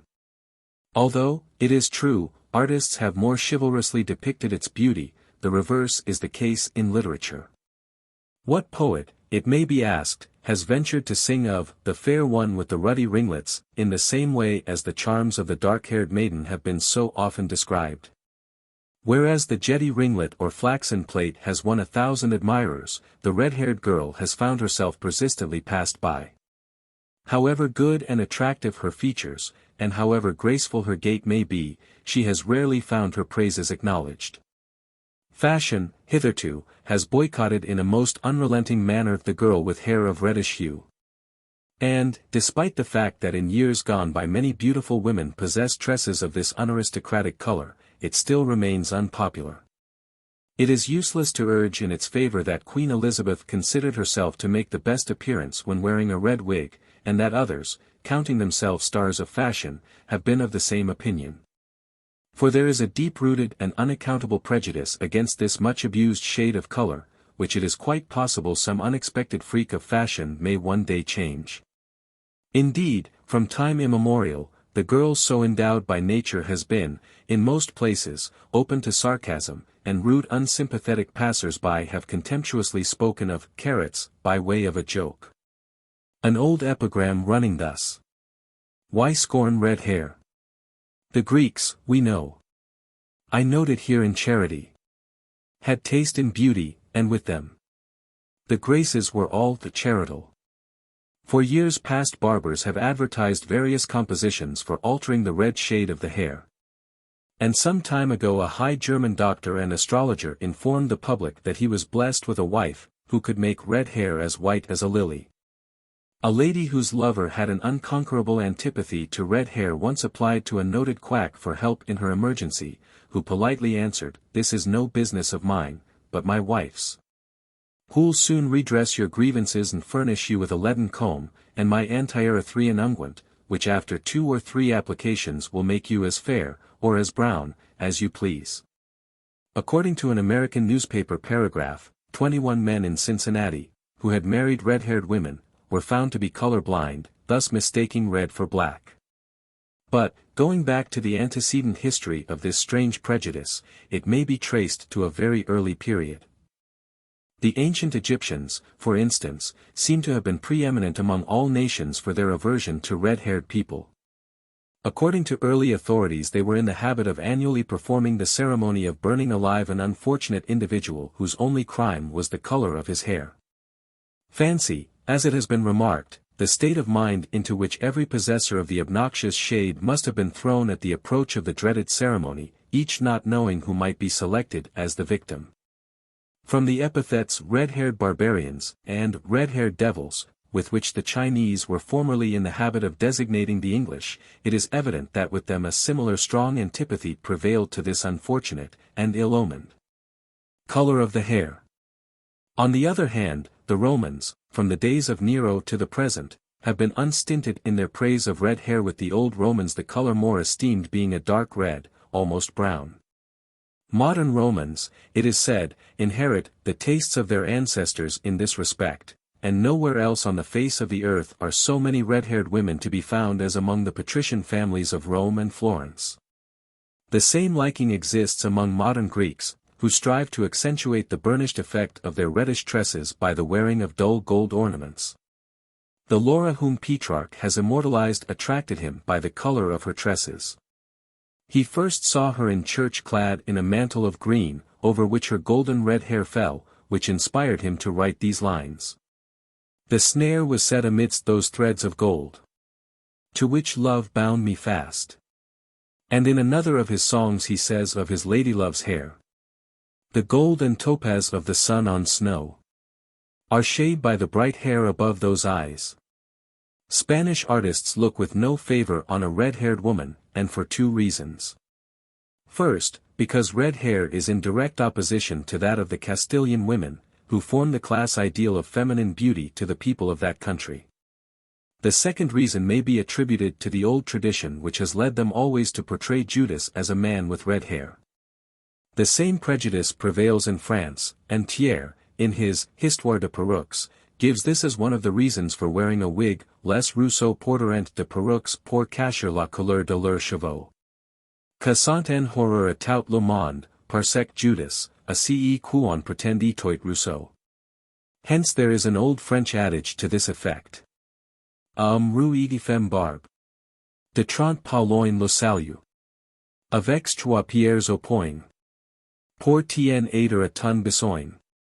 In our own country, the literature of past years contains many similar allusions. In As You Like It, Rosalind, speaking of Orlando, says, his very hair is of the dissembling color, whereupon Celia replies, something browner than Judas's.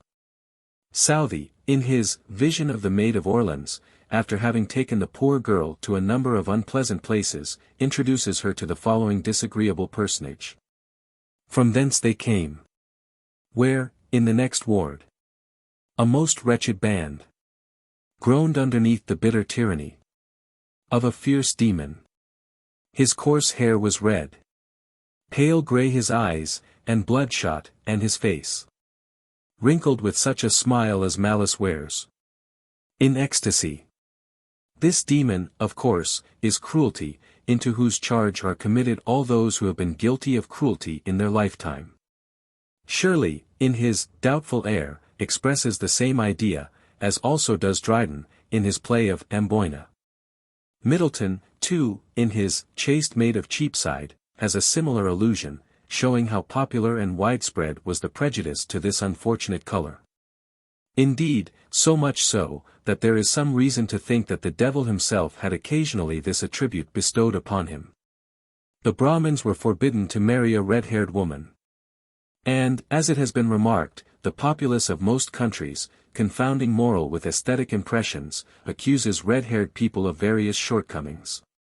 Hence, superstition has assigned to hair of a coppery tinge, when it adorns a woman's head, the worst traits, and all the petty vices, all the lamentable shortcomings to which femininity is heir have been laid to the charge of the reddish crown. Of course this is only prejudice. And as the author of the Ugly Girl Papers writes, I have seen a most obnoxious head of color so changed by a few years' care that it became the admiration of the owner's friends, and could hardly be recognized as the withered, fiery locks once worn. At the same time there seems some truth in the common opinion that a red-haired girl is invariably self-conscious, for she knows that her hair, although it may not be of a fiery carrot color, is the subject of daily comment. Referring to the color of the hair in folklore, we may note that from time immemorial there has been a strong antipathy to red hair, which, according to some antiquarians, originated in a tradition that Judas had hair of this color. One reason, it has been suggested, why the dislike to it arose was that it was considered ugly and unfashionable, and on this account a person with red hair would soon be regarded with contempt. It has been conjectured, too, that the odium took its rise from the aversion to the red-haired Danes. Yellow hair was, also, in years gone by, regarded with ill favor, and almost esteemed a deformity, allusions to which prejudice are of constant occurrence. And, it may be added, that hair was often used metaphorically for the color, complexion, or nature of a thing, as in Beaumont and Fletcher's, The Nice Valor. A lady of my hair cannot want pitying. Chapter 13. Woman's Fickleness. Ladies, like variegated tulips, show. 'Tis to their changes half their charms we owe. Pope's Moral Essays, EP 2. By an unwritten law it is held to be the privilege of woman to change her mind, a license of which she rarely fails to avail herself. Hence she has often been said to be chameleon-like, and, as a German proverb runs, women are variable as April weather. A Sindhi proverb used of fickle-minded people being this: a mad woman wears a bangle sometimes on the arm and sometimes on the leg. Of which there are other versions, as thus. Maids are May when they are maids. But the sky changes when they are wives.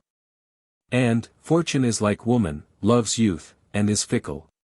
According to an old adage in this country, a woman's mind and winter wind change oft, or, as it is sometimes said, winter weather and woman's thoughts often change. Another version of which we find current in Spain: women, wind, and fortune soon change, and, similarly, it is said, she can laugh and cry both in a wind. But it has apparently always been so, and Virgil describes woman as ever variable, ever changeable, and likens her to Proteus. Senus, a woman once, and once a man. But ending in the sex she first began. Similarly, Verdi, in his opera of Rigoletto, speaks of woman as an inconstant thing. Catullus, again, was of opinion that, what a woman says to her ardent lover ought to be written on the winds, or on running water, so shifting and transient are her vows and professions. Which reminds us of Keats's epitaph. Here lies one whose name was writ in water. This failing has been made the subject of frequent comment and ridicule, and Pope tells us how. Papilia, wedded to her amorous spark, sighs for the shadow how charming is a park. A park is purchased, but the fair he sees. All bathed in tears, oh odious, odious trees. The French popular adage says, woman often varies, fool is he who trusts her. The story goes these words were written by Francis I. on a window pane in the castle of Chambord. His sister, Queen Margaret of Navarre, entered as he was writing what she considered a slander on her sex, and declared that she could quote 20 instances of man's infidelity. But Francis replied that her words were not to the point, and that he would rather hear one instance of a woman's constancy, to which the Queen replied, "Can you mention a single instance of her inconstancy?"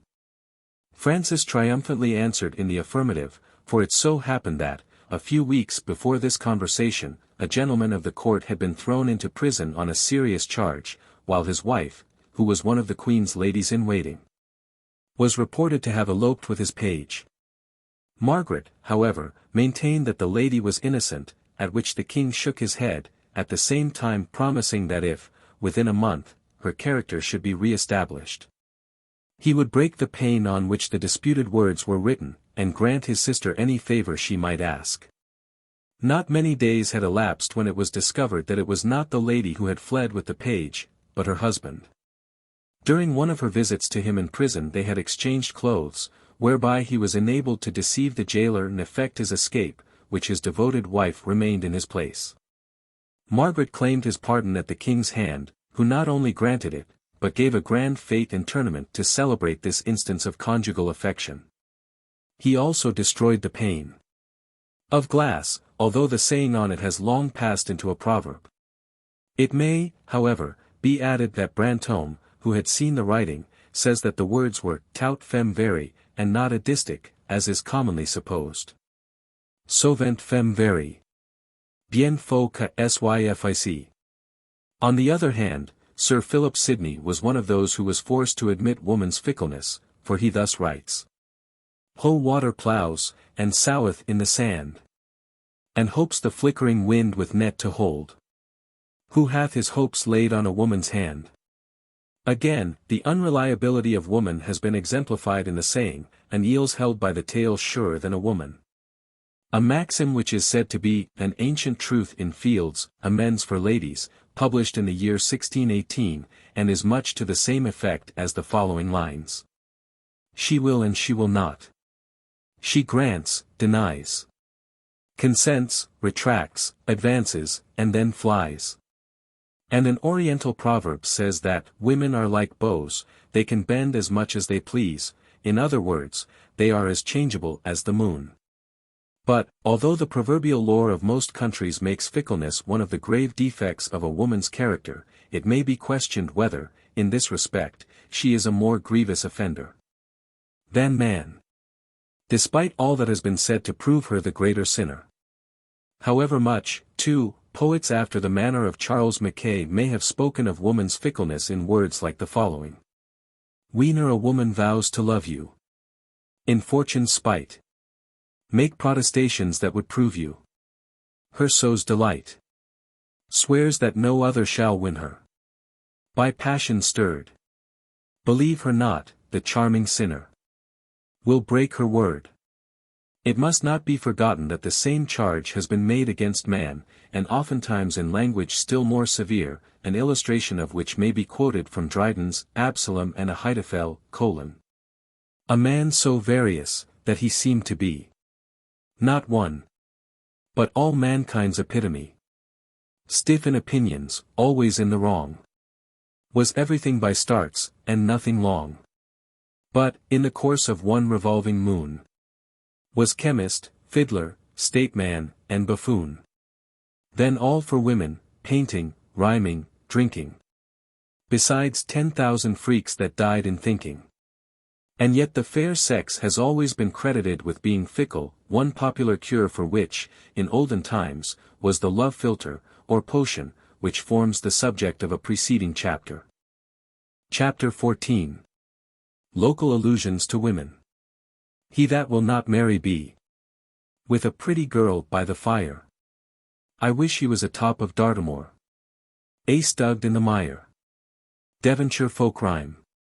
Many of our old towns and villages throughout the country have long been famous for certain characteristics, and some of these which pay special honor to the fair sex are embodied in local rhymes, which, if not in all respects quite complimentary, are generally quaint and goodhumoured. A popular folk rhyme informs U.S. Oxford for learning, London for a wit, Hull for women, and York for a tit.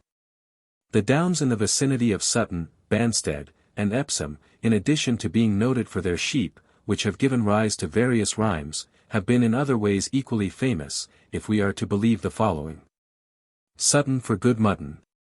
Cheam for juicy beef. Croydon for a pretty girl. And Mitcham for a thief. But these are not the only places, as other folk rhymes tell us, that can lay claim to producing pretty girls. For, under Oxfordshire, in Halliwell's Nursery Rhymes of England, these lines are given.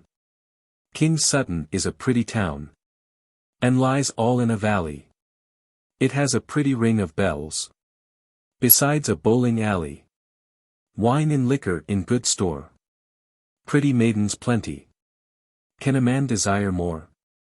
There ain't such a town in 20. With which may be compared a similar rhyme on Middlewich, in Cheshire. Middlewich is a pretty town, seated in a valley, with a church and market cross, and eke a bowling alley. All the men are loyal there. Pretty girls are plenty. Church and king, and down with the rump. There's not such a town in 20. Chambers, in his Popular Rhymes of Scotland, quotes an old rhyme descriptive of places in the parishes of Bunkle and Chirnside. But, alas, he says, 5 of these little firm towns no longer exist, their lands being now included in large possessions. Little Billy, Billy Mill, Billy Mains, and Billy Hill, Ashfield and Auchencraw, Bullerhead and Pefferlaw. There's bonny lasses in them The term, Lancashire fair women, has long age become proverbial, in connection with which we may quote this note by Ray, whether the women of this county be indeed fairer than their neighbours I know not. But that the inhabitants of some counties may be, and are, generally fairer than those of others, is most certain. The reason whereof is to be attributed partly to the temperature of the air, partly to the condition of the soil, and partly to their manner of food. The hotter the climate, generally the blacker the inhabitants, and the colder, the fairer. The colder, I say, to a certain degree, for in extreme cold countries the inhabitants are of dusky complexions. But in the same climate, that in some places the inhabitants should be fairer than in others, proceeds from the diversity of the situation either high or low, maritime or far from sea, or of the soil and manner of living, which we see have so much influence upon hearts, as to alter in them bigness, shape, and colour. And why it may not have the like on men I see not. Another folk rhyme tells us. Barton under Needwood, Dunstall in the Dale, Sightonhill for a pretty girl, and Burton for good ale, which is similar to one told of the hamlets of Pulverbatch, in Shropshire. Cuthercott up the hill, Wilderley down the dale, Chetton for pretty girls, and Powtherbitch for good ale. Suffolk fair maids, is another popular proverbial expression, an allusion to which we find in Green's, Friar Bacon and Friar Bungay, Works, edit. 1861, page 153. A bonnier wench all Suffolk cannot yield. All Suffolk. Nay, all England holds none such. And Ray remarks on this expression, it seems the God of nature hath been bountiful in giving them beautiful complexions. Which I am willing to believe, so far forth as it fixeth not a comparative disparagement on the same sex in other places. On the other hand, we occasionally find a place mentioned as possessing no pretty girls, as in the following.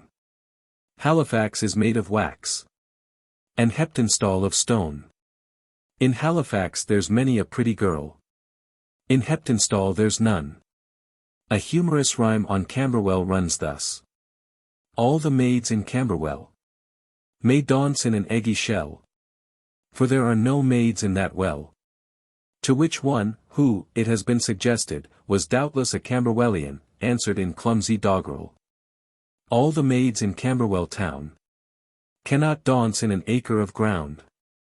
It is proverbially said, too, Castleford women must needs be fair, because they wash both in calder and air. In short, in accordance with an old adage, England's the paradise of women, upon which Ray has this note, and well it may be called so, as might easily be demonstrated in many particulars, were not all the world therein satisfied. Hence it has been said that if a bridge were made over the narrow seas, all the women in Europe would come over hither. Yet it is worth the noting, that though in no country in the world the men are so fond of, so much governed by, so wedded to their wives, yet hath no language so many proverbial invectives against women. Some places have enjoyed the unenviable notoriety of possessing loose women, if we are to put reliance in folk rhymes like the subjoined. Beccles for a Puritan, Bungay for the poor, Halesworth for a drunkard, and Bilborough for a whore. According to a Leicestershire saying, there are more whores in Hose, than honest women in Long Clawton. The humour of this proverb, as Ray says, turning on the word hose, which is here meant to signify stockings, and is the name of a small village adjoining Long Clawton, which is comparatively very populous. A proverbial couplet current in Essex informs us. Braintree for the pure, and Barking for the poor. Coggeshall for the jeering town, and Kelvedon for the whore. And to give a further instance, a Surrey folk rhyme is to this effect. Sutton for mutton, Carshalton for beeves. Epsom for whores, and Ewell for thieves. At one time, too, it was a common saying, who goes to Westminster for a wife, to Paul's for a man, and to Smithfield for a horse, may meet with a whore, a knave, and a jade. With which may be compared the following old folk rhyme on the Inns of Court. The Inner Temple rich. The Middle Temple poor. Lincoln's Inn for law. And Gray's LNN for a whore. Herefordshire has long been famous for its 4Ws, its wine, cider, its wood, its sylvan scenery, its women, and its water, the River Wye, whence the saying, wine, wood, women, and water. And a popular couplet speaks of Oxford knives. London wives. Which, according to Groves, would seem to imply that the Oxford knives were better to look at than to cut with. And that the London wives had more beauty and good breeding than housewifely qualities, with which may be compared a similar folk rhyme. Hutton for auld wives. Broadmeadows for swine. Paxton for drunken wives. And salmon sae fine. Cheshire people, when referring to a girl noted for her good looks, are wont to describe her as being as fair as Lady Dunn, a phrase which is thus explained by Pennant, in his Journey from Chester to London, 1793, Sir John Dunn, Knight. Hereditary forester and keeper of the Forest of Delamere, Cheshire, died in 1629.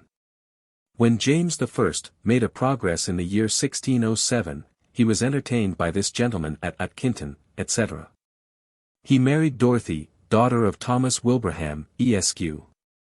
of Woodhay, who left behind her so admirable a character, that to this day, when a Cheshire man would express some excellency in one of the fair sex, he would say, "There is Lady Dunn for you." Ray, also, tells us that, the Donnes were a great family in Cheshire, living at Atkinton, by the forest side. Nurses used there to call their children so, if girls, if boys, Earls of Derby. It is also commonly said in Cheshire, "Better wed over the mixen than over the moor," a proverbial adage which Ray thus explains, that is, hard by. Or at home, the mixen being that heap of compost which lies in the yards of good husbandmen then far off, or from London. The road from Chester leading to London over some part of the moorlands in Staffordshire, the meaning is, that gentry in Cheshire find it more profitable to match within their own county than to bring a bride out of other shires, 1. Because better acquainted with her birth and breeding. 2. Because though her portion may chance to be less to maintain her, such intermarriages in this county have been observed both a prolonger of worshipful families and the preserver of amity between them. We find the same proverb in Scotland, "Better over the midden than over the muir." And it has also found its way to the continent, for to a young person about to marry in Germany this advice is given, "Marry over the mixen, and you will know who and what she is." With which may be compared the Italian admonition, "Your wife and your nag get from a neighbour." A couplet popular in Wem, Shropshire, runs thus. The women of Wem, and a few musketeers, beat Lord Capel, and all his cavaliers. Wem was the first town in Shropshire to declare for the Parliament. The story told which gave rise to this rhyme is that in 1643, Lord Capel, the King's Lieutenant General in Wales and the border counties, attempted to seize it from Shrewsbury before the completion of the fortifications. But he was repulsed from Wem by about 40 troopers, with the aid of the townspeople. A smart piece of deception, it is said, was adopted, for old women in red cloaks were posted at carefully selected spots, thus scaring the enemy, who took them for soldiers. Another Cheshire adage tells us, when the daughter is stolen, shut Pepper Gate, which Groves thus explains, Pepper Gate was a postern on the east side of the city of Chester. The mayor of the city having his daughter stolen away by a young man through that gate, whilst she was playing at ball with the other maidens, his worship, out of revenge, caused it to be closed up. There are numerous items of folklore of a similar character, and the Scotch, when speaking of a changeable woman, remark, "Yeary as fu o maggots as the bride of Preston, was stopped halfway as she gied to the kirk." On which adage, Henderson writes, "We have not been able to learn who the bride of Preston really was, but we have frequently heard the saying applied to young women who are capricious and changeable. The bride took a maggot. It was but a maggot. She wadna gang by the West Mains to be married. Another common expression is, take a seat on Maggie Shaw's crocky, which is a broad, flat stone, near to the brink of a precipice, overhanging the seashore, about a mile to the north of Eyemouth. Tradition says this stone was placed over the remains of an old woman who had hanged herself, and who is said frequently to be seen at night resting upon it, in the shape of a white seamew, sitting lonely on the gliddy stain. Green with the dow o' the jopping main.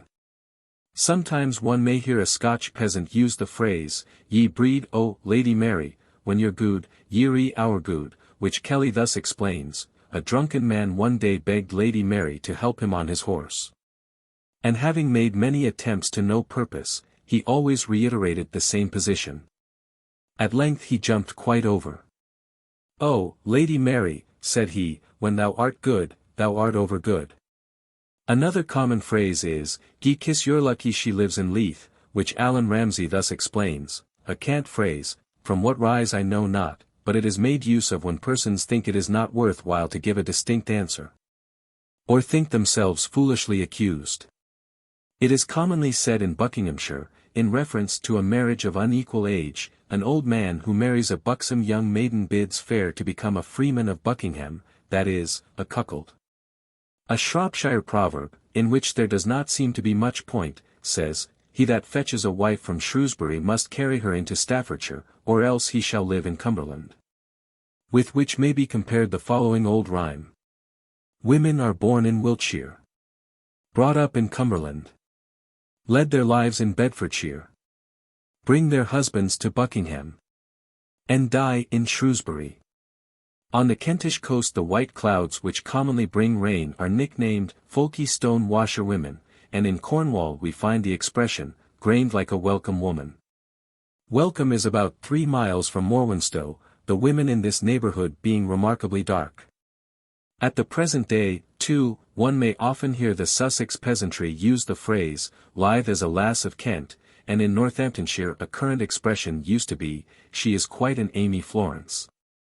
Another old proverbial phrase which, at one time or another, has given rise to much discussion is, as long as Meg of Westminster, which, says Ray, is applied to persons very tall. Especially if they have hopple height wanting breadth proportionately. But that there ever was, he adds, such a giant woman cannot be proved by any good witness. I pass not for a late lying pamphlet, entitled, Story of a monstrous tall virago called Long Meg of Westminster, the writer of which thinks it might relate to a great gun lying in the Tower, called Long Meg. In troublesome times brought to Westminster, where for some time it continued. Fuller, writing in 1662, says, the large gravestone shown on the south side of the cloister in Westminster Abbey, said to cover her body, was placed over a number of monks who died of the plague, and were all buried in one grave. Turning once more to Scotland, there is a small village named Ecclesmagirdle situated under the northern slope of the Ochil Hills, and for some considerable part of the year untouched by the solar rays. Hence the following rhyme. The lasses o' Exmagirdle may very will be done. For frae Michaelmas till Whitsunday they never see the sun. Corncairn, situated in Banffshire, is an extensive and fertile district, adjacent to Cornhill, where the well-known Cornhill markets are held. It was long noted for the industry of its inhabitants and the thrift of its women, which seems to have given rise to the following folk rhyme. The wives o' Corncairn, drilling up their harn yarn. They hae corn, they hae kye. They have webs o' claith, forby. In Gilburn, Linlithgowshire, there is current a curious traditionary couplet. The story goes that an unfortunate lady lived with a Duke of Hamilton, very many years ago, at Kinneil House. She is said to have put an end to her existence by throwing herself from the walls of the castle into the deep ravine below, through which the Gilburn descends. Her spirit is supposed to haunt this glen. And it has long been customary for the children in the neighborhood, on dark and stormy nights, to say, Lady, Lady Lilburn hunts in the Gilburn. But, it has been suggested, it is far more likely that Lady Lilburne was the wife of the celebrated Cromwellian colonel, who for a time occupied Kinneil House. Similarly, a dishonest milkwoman at Shrewsbury, who is condemned to wander up and down Lady Studley's Ditcha, in the Raven Meadow. Now the Smithfield is said to repeat this couplet. Weight and measure sold I never. Milk and water sold I ever. Which at Burslem, in the Staffordshire, has been associated with an old witch, locally known as Old Molly Lee. Chapter 15. Woman's Will. He is a fool who thinks by force or skill to turn the current of a woman's will. Tuke, The Adventures of 5 Hours. It has been humorously remarked, although it must have been prior to the time when the law invested womankind with testamentary powers, that women must have their wills while they live, because they make none when they die. Butler, in his Miscellaneous Thoughts, amusingly remarks, the souls of women are so small that some believe they've none at all. Or, if they have, like cripples still, they've but one faculty, the will. It is generally acknowledged that, however many a woman's deficiencies may be, she is not wanting in a will. Indeed, the strength of a woman's will has been admitted even by her opponents. And the French have a saying that, what a woman wills, God wills.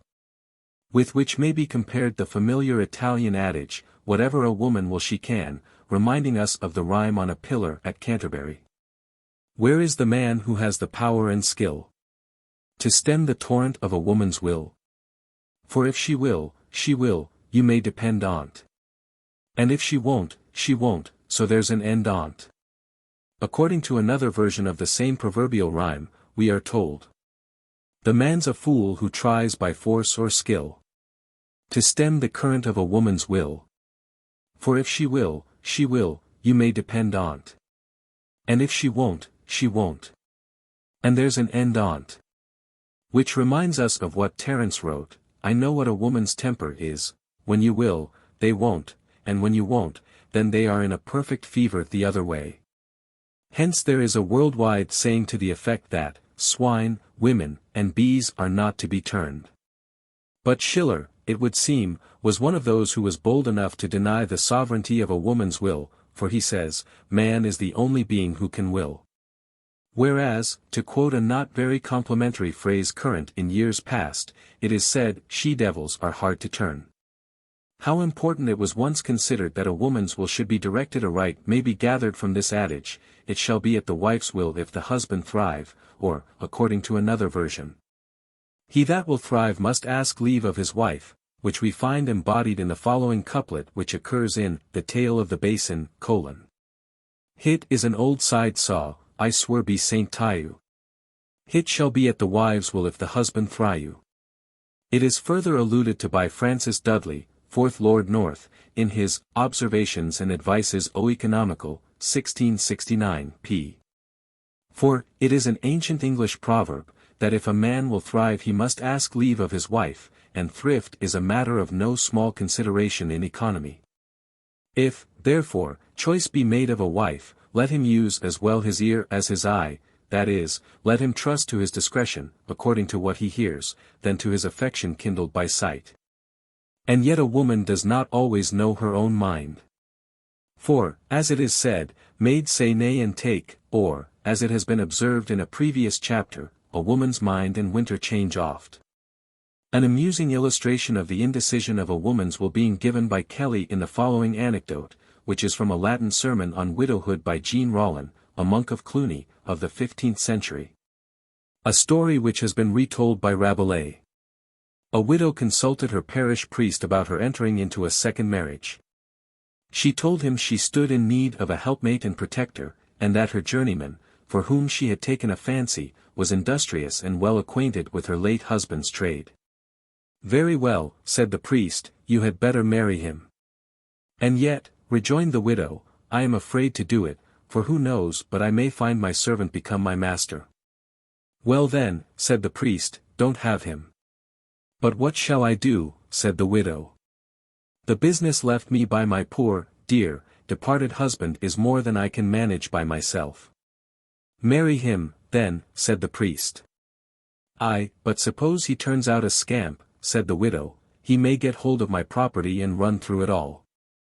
"Don't have him," said the priest. Thus the dialogue went on, the priest always agreeing in the last opinion expressed by the widow, until at length, seeing that her mind was actually made up to marry the journeyman, he told her to consult the church bells. And they would advise her best what to do. Accordingly the bells were rung, and the widow heard them distinctly say, do take your man." She went home and married him forthwith, but it was not long before he thrashed her soundly, and made her feel that instead of his mistress she had become his servant. Back she went to the priest, cursing the hour when she had been credulous enough to act upon his advice. "Good woman," said he, "I am afraid you did not rightly understand what the bells said to you." He rang them again, and then the poor woman heard clearly, but too late, these warning words, "Do not take him, do not take him." Vacillating, at times, as a woman's will may be, it is proverbially difficult to turn, especially when bent on some special object. Hence Edmund Spenser says, "Extremely mad the man, I surely deem, that weens with watch and hard restraint to stay a Wernan's will, which is disposed to go astray. Two women, it is said, never think alike." And, as each wishes to have a will of her own, we can understand the truth of the following folk rhyme, to which reference has been made elsewhere. Two women in one house. Two cats and one mouse. Two dogs and one bone. Will never accord in 1 inch. A piece of proverbial wisdom of which there are several versions, one of which occurs in the Book of St. Albans, 1486, reprinted 1881, and, although most women, as the adage says, be long-lived, yet they all die with an ill will. At any rate, if there be truth in the Scotch proverb, it seems a woman must have her way occasionally, for, "Gie her will, or she'll burst," quoth the man when his wife knocked his head with the three-legged stool. Indeed, it has been generally acknowledged that the most difficult thing to manage is a woman's will, for, according to a Hindustani proverb, the obstinacy of a woman, a child, and a king is not to be overcome, with which may be compared the Kashmiri proverb which tells us that, a contrary woman is like bad grass on the roof, the meaning being that grass which is not adapted for thatching does not set well. And we may compare an old English couplet. To talk well with some women doth as much good as a sick man to eat up a load of green wood. Which, says Mr.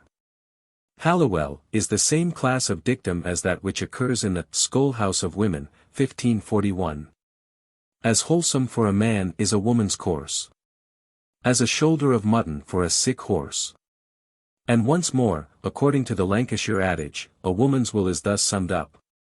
Many men has many minds, but women has but two. Everything is what they'd have, and nothing would they do. Chapter 16. Women and Marriage. Be sure before you marry of a house wherein to tarry. Old Proverb. Sir John Moore, the famous Chancellor's father, once wrote, "I would compare the multitude of women which are to be chosen for wives unto a bag full of snakes, having among them a single eel. Now, if a man should put his hand into this bag, he may chance to light on the eel, but it is 100 to 1 he shall be stung by the snake." The statement which finds its exact parallel in the proverb, "Put your hand in the creel, and take out either an adder or an eel." An idea as old as the time of Juvenal. What? Posthumus take a wife? What fury drayest? With snakes for hair has your poor brain posseest? Severe as this statement may seem, it must be remembered that it was a woman. Lady Wortley Montagu thus gave expression to much the same sentiment. It goes far towards reconciling me to being a woman. When I reflect that I am thus in no immediate danger of ever marrying one. With most marriages, remarked Goethe, it is not long till things assume a very piteous look, which is to the same effect as the French adage, wedlock rides in the saddle, and repentance on the croup. With which may be compared our own proverb, maids want nothing but husbands, and, when they have them, they want everything. Selden looked upon marriage as a desperate thing. And he tells us that, the frogs in Aesop were extremely wise, they had a great mind to some water, but they would not leap into the well, because they could not get out again. And a humorous description of marriage, much to the same point, has been left us by Sir John Davies in the Contention: Wedlock hath oft compared been to public feasts, where meet a public rout, where they that are without would fain go in, and they that are within would fain go out. Or to the jewel which this virtue had, that men were mad till they might it obtain. But, when they had it, they were twice as mad, till they were dispossessed of it again. The Scotch say, married folks are like rats in a trap, fain to get ithers in, but fain to be out themselves, an allusion to which we find in the Tea Table Miscellany: Of all comforts I miscarried, when I played the sot and married. 'Tis a trap, there's none need doubt on't. Those that are in would fain get out on't. And from the earliest period the same unfavorable view has been taken of marriage, Juvenal speaking of it as the matrimonial halter. It was popularly said that marriage is an evil that men pray for, and, according to another common adage, marriage, if one consider the truth, is an evil, but a necessary evil. An amusing illustration of the prudent man being found in one of Martial's epigrams. You'd marry the Marquis, fair lady, they say. You are right. We've suspected it long. But his lordship declines in a complaisant way. And, faith, he's not much in the wrong. Heine quaintly wrote, the music at a marriage procession always reminds me of the music which leads soldiers to battle, which is borne out by the adage, the married man must turn his staff into a stake. Lord Burleigh's advice to his son, too, was similar: in choosing thy wife, use great prudence and circumspection, for from thence will spring all thy future good or evil. And it is an action of life like unto a stratagem of war, wherein a man can err but once. A timely warning we find embodied in the old proverb: Who weddeth ere he be wise, shall die ere he thrive. And in the adage, choose a wife rather by your ear than your eye. Then there is the Spanish woman's opinion of marriage, who, when asked by her daughter, what sort of a thing is marriage, replied, Daughter, it is spinning, bearing children, and weeping, which is only another mode of expression for the subjoined folk rhyme. When a couple are married, the first month is honeymoon, or smick-smack. The second is hither and thither, the third is thwick-thwack. The fourth, the devil take them that brought thee and I together. There are numerous rhymes of this sort which do not reflect favorably on the fair sex. A couplet still often quoted to young people anxious for matrimony tells them: Needles and pins, needles and pins. When a man marries his trouble begins. With which may be compared the Syrian maxim, Girl, do not exult in thy wedding dress. See how much trouble lurks behind it. Indeed, of the host of sayings respecting marriage contained in the proverbial lore of our own and other countries, the greater part take a very pessimistic view of married life. Age and wedlock tame man and beast. And age and wedlock we all desire and repent of.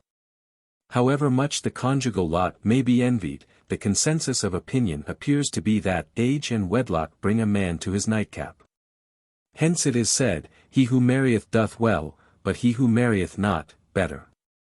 On the continent it is said, Grief for a dead wife lasts to the doors, and according to a popular rhyme, 2 good days for a man in this life, when he weds and when he buries his wife. The French adage runs, He that hath a wife hath strife. And the Spanish people say that, a man's best fortune, or his worst, is his wife. There is a well-known couplet which tells us, He who repents him not of his marriage, sleeping or waken, in a year and a day, may lawfully go to Dunmow, and fetch a gammon of bacon.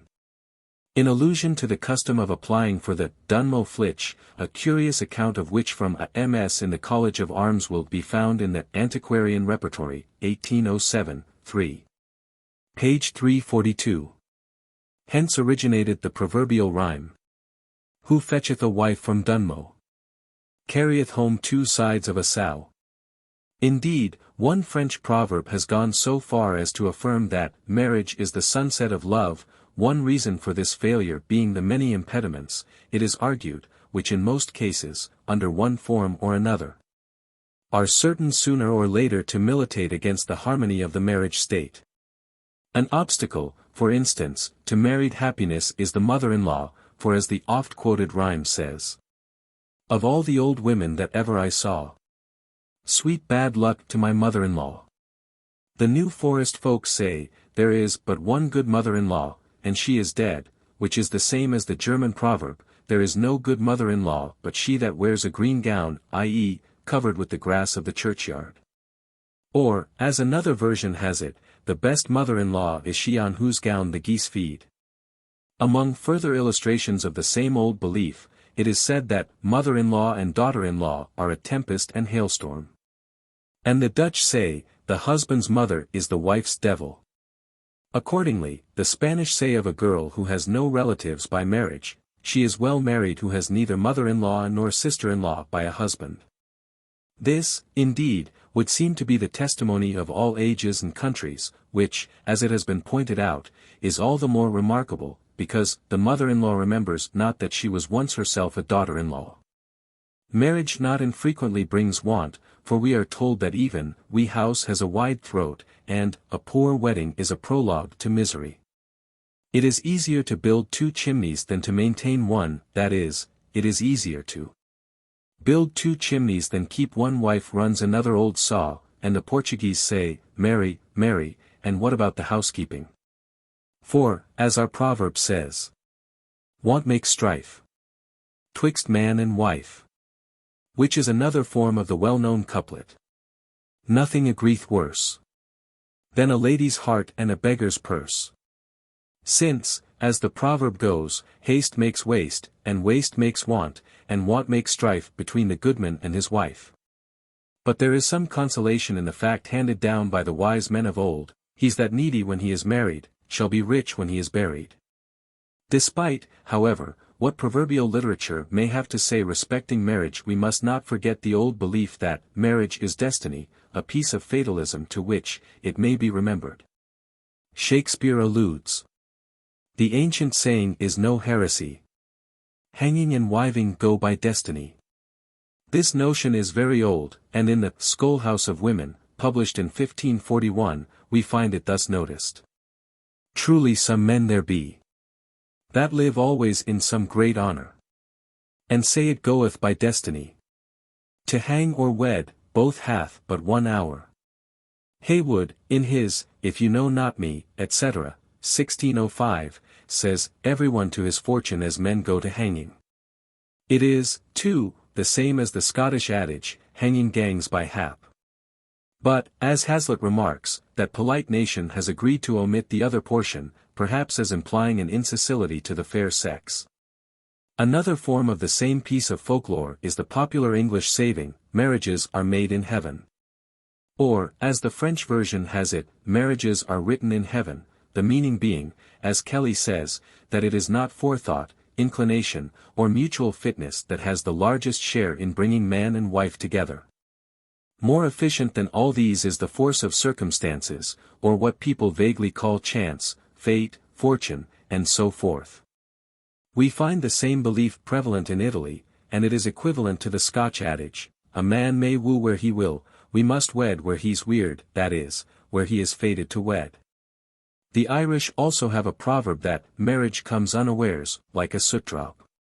Wherein, as it has been pointed out by a correspondent of Notes and Queries, there is an allusion to the rain finding its way through the thatch, blackened by the smoke of the peat fires. A similar version of which we find elsewhere. In time she comes whom God sends. If it be true that marriages are made in heaven, an old humorous proverb adds this writer, if marriages are made in heaven, you have but few friends there.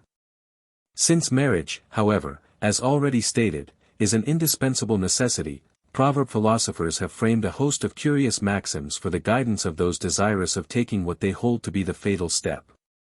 Thus a young lady is reminded that she had better be an old man's darling than a young man's warling.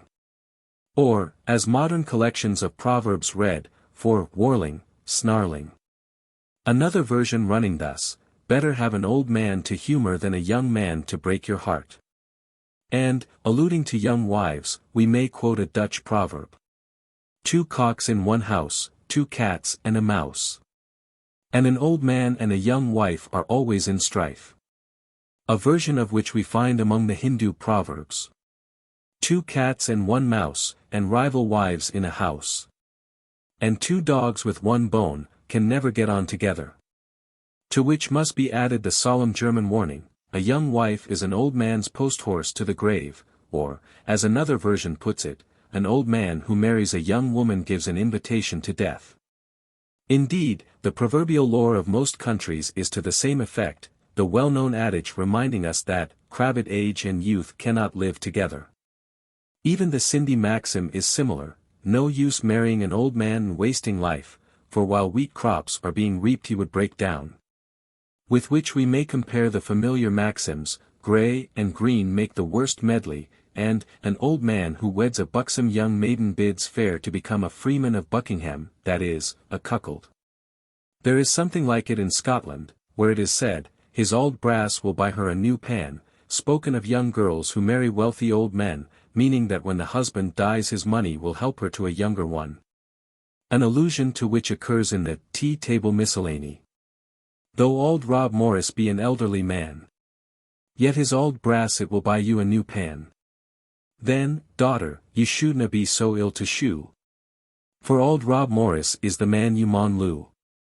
The selection of one of the fair sex for the married state has been made the subject of special warning, and we are told that he has great need of a wife that marries mamma's darling, and he that goes a great way for a wife is either cheated or means to cheat. Conventional marriages have found no favor in proverbial wisdom, for, as the old adage runs, wedlock without love, they say, is but a lock without a key. The best advice, on the whole, is that of the Arabic proverb, marry the girl of a good family though she be seated on a mat, very poor. Again, there is an old saving, go down the ladder when thou marriest a wife. Go up when thou choosest a friend, for, as another proverb explains it, marry above your match and you get a master. This is undoubtedly true, and, as they say in France, who taketh a wife for her dower turns his back on freedom. The Spanish equivalent being, in the rich woman's house she commands always and he never. In the choice of a wife, it has long been proverbially held that matrimony has the most chance of success where equals join with equals, or, as the well-known adage expresses it, like blood, like good, like age, make the happiest marriages. And there is the Italian saying, take a vine of a good soil and a daughter of a good mother. And, since in marriage a man hath tied a knot with his tongue that he cannot untie with all his teeth, he is enjoined to be wise, and, in wiving and thriving to take counsel of all the world. And in an old work, entitled The Countryman's New Commonwealth, published in 1647, this advice is given. In choice of a virtue let virtue be thy guide. For beauty's a blossom that fadeth like pride. And wealth without wisdom will waste far away. If chaste thoughts be lacking, all soon will decay. Among further items of proverbial wisdom we are told that, in the choice of a woman, it is better to marry a quiet fool than a witty scold, although, according to another adage, it is better to marry a shrew than a sheep being a woman without individuality or will of her own a nonentity. Thus, in the old play of Tom Tyler and His Wife, one of the songs says, to marry a sheep, to marry a shrew. To meet with a friend, to meet with a foe. These checks of chance can no man fly. But God himself that rules the ski. And when it is remembered that the best or worst to man for his life is good or ill choosing his good or ill wife, it is no matter of surprise that he is warned to be prudent, for, as the old proverb already quoted runs, who weds ere he be wise shall die ere he thrive. Chinese folklore contains much proverbial wisdom relative to women and marriage, much of which, if not always instructive, is amusing. Thus, it is said, if heaven wants to reign, or your mother to marry again, nothing can prevent them. And, according to a popular rhyme, in the great majority of cases, wives have fair and husbands ugly faces. Yet there are many on the other side, where the man is bound to an ugly bride. Again, it is said, a talented bridegroom is sometimes married to a worthless bride, and a clever woman is sometimes matched with a dolt, an aphorism, indeed, which is found in the proverbial literature of most countries. A Hindustani proverb warning the fair sex that a clever maid married to a fool sorrows. On the other hand, where a young girl is about to be married, if the family on either side is agreeable to the union of the two, it is considered a matter for congratulation, for, as the Chinese proverb runs, marriages, when properly negotiated, cause neither family to be aggravated. And, on this account, a young lady's parents are thus enjoined, in betrothing a daughter to any young man, very careful inquiry's the only safe plan. Or, as another version has it, in marrying a daughter select an excellent son-in-law. And the reason for taking this precaution is given in another admonitory proverb. The bride that is linked to a worthless groom is like a man buried in a luckless tomb. And, it may be added, it is also said, in marrying a son seek a virtuous maiden, and scheme not for a rich dowry. The bait of money as an inducement to matrimony has always been condemned, for, as the Dutch say, who weds a sot to get his lot, will lose the cot and get the sot. But perhaps some of the strictest warnings are to be found in the Sanskrit folk tales and proverbs, in which only too often women are pictures in a far from favorable light, one reason, we are told, being that even marriage does not satisfy a woman's vanity, which is never satisfied. Accordingly, it is said, the fire is never satisfied with the addition of fuel, the ocean with the influx of rivers, the angel of death with the morality of all things which hath seen life, nor a beautiful woman with the conquest of all mankind. And, it is added, women will forsake a husband who is possessed of every good quality reputable, comely, good, obsequious, rich, and generous to steal to the company of some wretch who is destitute of every accomplishment and virtue. And yet, however much the advisability of marriage, in most countries, may be questioned, the Chinese adage must be allowed to pass without contradiction. For wives your sons are longing, your maids for husbands call. This is the one arena in which strive one and all. To which may be added the Talmud proverb, which runs thus, God did not make woman from man's head, that she should not rule over him, nor from his feet, that she should not be his slave. But from his side, that she should be near his heart, and, as it is said in Russian proverbial lore, all meat is to be eaten, all maids to be Wednesday. Chapter 17. Women as Wives. Husband and wife in perfect accord are the music of the harp and lute. Chinese proverb. In buying horses and taking a wife, runs an Italian proverb, shut your eyes and commend yourself to God. And, according to an Old English proverb, one should choose a wife with the ears rather than with the eyes, for, a man's best fortune, or his worst, is his wife. Whereas another Italian proverb says that if a man would be really happy he should praise a wife but remain a bachelor. The fact that, in all ages, the taking of a wife has been regarded as a hazardous blessing accounts for the numerous proverbial aphorisms on the subject. For, as the Scotch say, the good or ill hap o' a good or ill life is the good or ill choice o' a good or ill wife. A further version of which runs as follows. Him that has a good wife no evil in life that may not be borne can befall. Him that has a bad wife no good thing in life can chance to, that good you may call. The equivalent of which is found in China, negligent farming may induce temporary poverty, but a mistake in marrying blights a whole life. And there is another version, when a man's vessel is upset and its masts broken, he is poor for a time. But when a man marries a bad wife he is poor for life.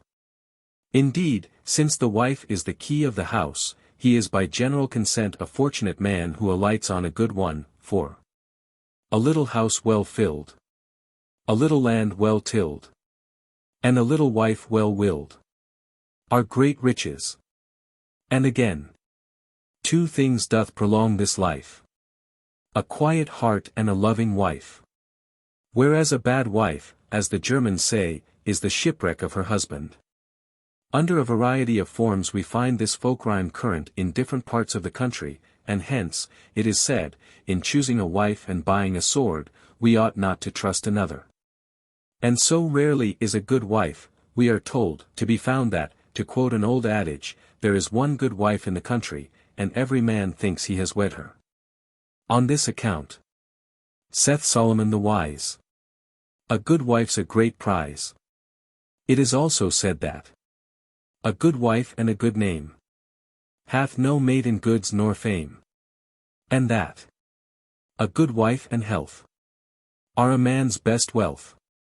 The same idea being found in the Chinese proverb, good-tempered and careful, she's a good wife indeed. 2 Eastern proverbs, on the other hand, reminding us that a passionate wife is as bad as a house that leaks, and where there is discord it is the marriage of 2 corpses.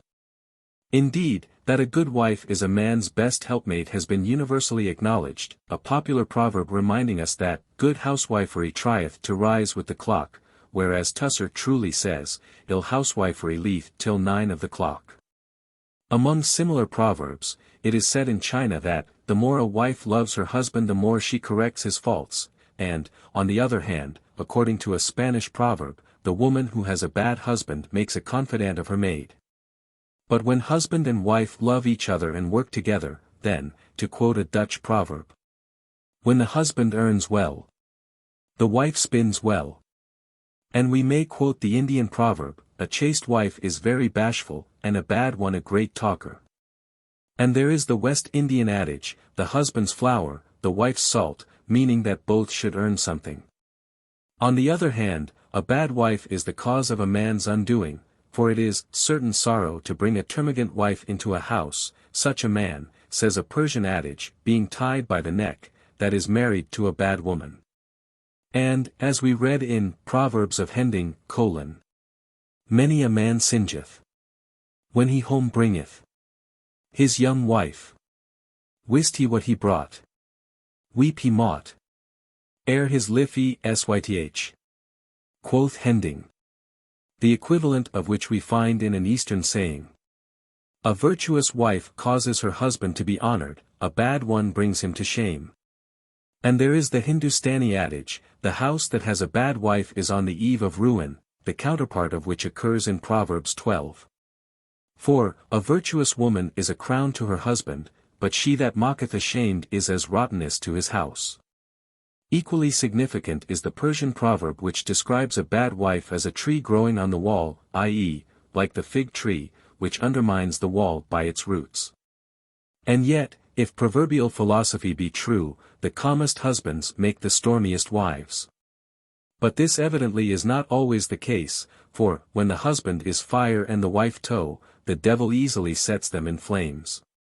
But there is truth in the Tamil proverb, which belongs also to other countries, husbands are in heaven whose wives chide not. With which may be compared the Spanish adage, it is a good horse that never stumbles, and a good wife that never grumbles. A good-looking wife, it would appear, is not always a blessing, for a fair wife, a wide house, and a back door will quickly make a rich man poor. She is supposed to need looking after, inasmuch as he, who hath a fair wife needs more than 2 eyes, and he that hath a white horse and a fair wife never wants trouble. An African proverb reminds us that he who marries a beauty marries trouble, with which may be compared the Spanish one, a handsome wife brings no fortune. And a Marathi proverb repeats the same warning, a good-looking wife is the world's, an ugly one is our own. There is some truth in the Hindustani proverb, God protects the blind man's wife, for he cannot look after her and control her movements. Hence the warning, commend not your wife, wine, nor house, for fear of undue advantage being taken of the confidence, reposed in another. The Chinese, on the other hand, whilst discountenancing a good-looking wife as a blessing, have this proverb, ugly wives and stupid maids are priceless treasures, for there is no chance of any one running away with them. With which may be classed the German adages, the blind man's wife needs no pint, and a deaf husband and a blind wife are always a happy couple. The danger of a man meddling with another man's wife, whatever the temptation offered him, has been handled in the proverbial lore of most countries. A good illustration being that contained in Hindustani maxims. Better catch a serpent and suck poison than have dealings with another's wife. And another Hindustani proverb warns us that a fool's wife is everyone's sister-in-law, implying that anyone may flirt with her, whilst a West Indian proverb speaks of another's wife as a poisonous plant. Proverbial wisdom, too, would seem to be universally agreed that no man but a fool trusts his wife to another's care, and a Marathi maxim enjoins the husband thus, tie up and carry with you your wife and your money. For, as a Hindustani adage warns us, a shameless wife dances at others' houses. But according to another Eastern proverb, that wife is best who never goes to another's house, and fears her husband as the cow fears the butcher, for, as it is also said, women and children get lost by wandering from house to house. There is a danger, too, lest a fair wife should be vain, and neglect her household duties, passing her time in seeking the admiration of the outside world, for, a woman that loves to be at the window is like a bunch of grapes on the highway. A good wife, said the wisdom of our forefathers, is to be from her house 3 times, when she is christened, married, and buried, a mode of life, we are afraid, somewhat difficult of attainment. But, at any cost, the prudent man is warned by a host of proverbs that a window wench, and a trotter in street, is never good to have a house to keep. A wife, too, of this stamp is only too frequently idle, and indifferent to everything save their own personal attractions, and where the home is of not much account this is all the more noticeable. Hence the adage says, bare walls make giddy housewives, upon which Ray has this note, idle housewives, because they have nothing whereabout to busy themselves, and show their good housewifery. We speak this in excuse of the good woman, who doth, like St. Paul's widow, gad abroad a little too much, or is blamed for not giving the entertainment that is expected, or not behaving herself as other matrons do. She hath nothing to look upon at home. She is disconsolate, and therefore seeketh to divert herself abroad. She is inclined to be virtuous, but discomposed through poverty. Parallel to this I take to be that French proverb, Voides chambers font les dames folles, which Cotgrave thus renders, empty chambers make women play the wanton, in a different sense. In Cheshire the peasantry, speaking of a young wife who grows idle after marriage, say, she hath broken her elbow at the church door. Such a wife, again, is occasionally apt to be untidy and slovenly in her habits. Fair and sluttish, black and proud. Long and lazy, little and loud. Or, as another version has it, fair and foolish, little and loud. Long and lusty, black and proud. Fat and merry, lean and sad. Pale and pettish, red and bad. For, beauty and folly do often go hand in hand, and are often matched together. And yet, after all, it is said, there's but an hour in the day between a good housewife and a bad, for, as Ray explains it, with a little more pains, she that slatters might do things neatly. In other words, the wife that expects to have a good name is always at home as if she were lame. And the maid that is honest, her chiefest delight, is still to be doing from morning to night. Which also has been expressed, the foot on the cradle and the hand on the distaff is the sign of a good housewife.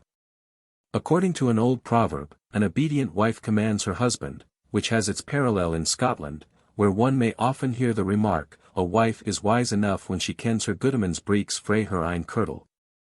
Which has been thus explained, she is a good wife who knows the true measure of her husband's authority and her obedience, a proverb which is just the reverse of the Arabian one, the wife wears the breeches. Or, as we should say, she rules her husband. But it is generally agreed, to quote the German adage, that there is nothing worse on earth than when the wife becomes the master, an evil which is invariably the case when a poor man marries a wealthy woman, for, as they say in Spain, in the rich woman's house she always commands, he never. And there is the Marathi proverb to the same effect, she manages well whose husband is a slave to her, and another, if the wife is bigger than the husband she will run after him with the pestle. There is, too, a similar Hindustani proverb spoken of a henpecked husband, a man in the power of a woman dances to her like a donkey. To which is added the warning, check your wife and she'll make you suffer, a further adage describing the henpecked husband as his own wife's pupil. It is generally agreed that no greater misfortune can happen to a man than to have a wife his master, for, as a Welsh proverb which has been aptly translated tells us, the rule of a wife. A daughter's ill life.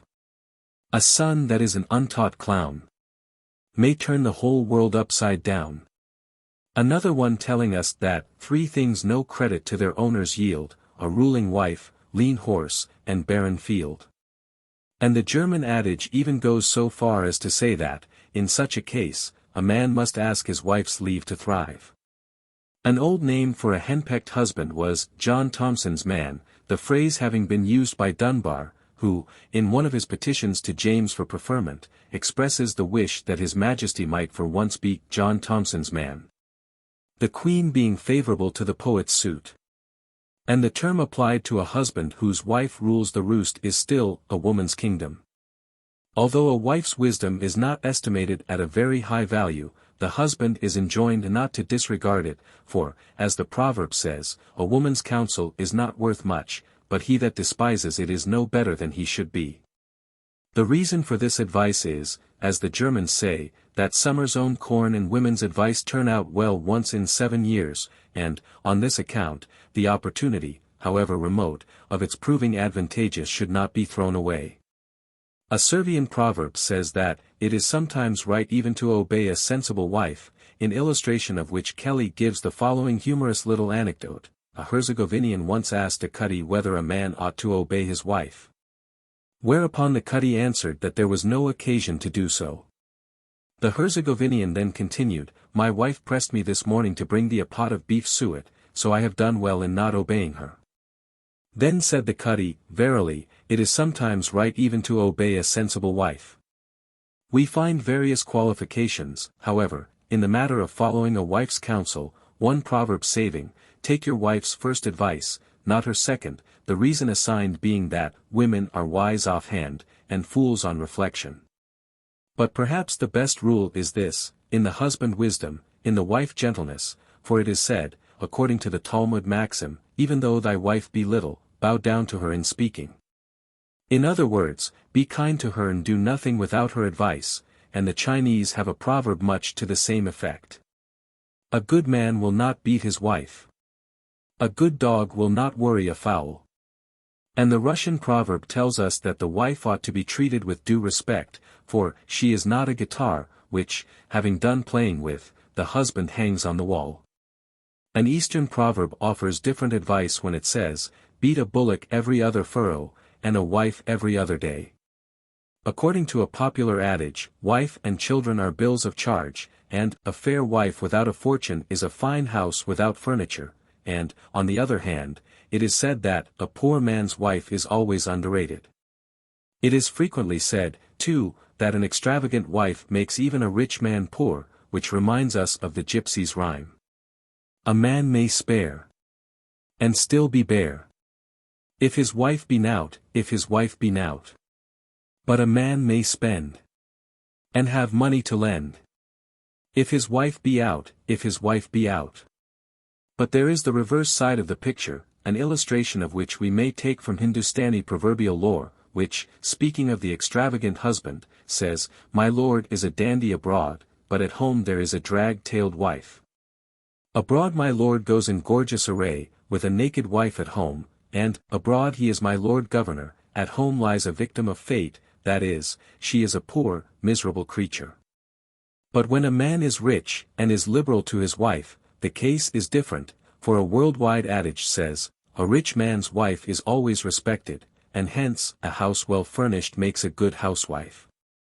Gossiping wives are to be avoided, for, as an Eastern proverb says, the gaddying wife will see a snake in the fire, that is, will make any excuse to run out. And as the Yorkshire peasantry are wont to say, a Rooktown's seldom a good housewife at home, Rooktown being a nickname for a gossiping housewife who spends her time in going from house to house. Similarly, there is a Sinhalese proverb to this effect, "You must get a talkative wife if you wish to receive slaps on the face from every one, for she is sure, sooner or later, to make mischief." And an Old English proverbial phrase reiterates the same warning. A young wife and a harvest goose. Much cackle will both. A man that hath them in his class, possession. He shall rest wroth. The Chinese say, a young wife should be in her house but a shadow and an echo. And this trait of woman's character is viewed in no favorable way in proverbial lore, for a Suffolk aphorism defines a young lady who is over-inquisitive as being fond of gape seed, that is, staring at everything that passes.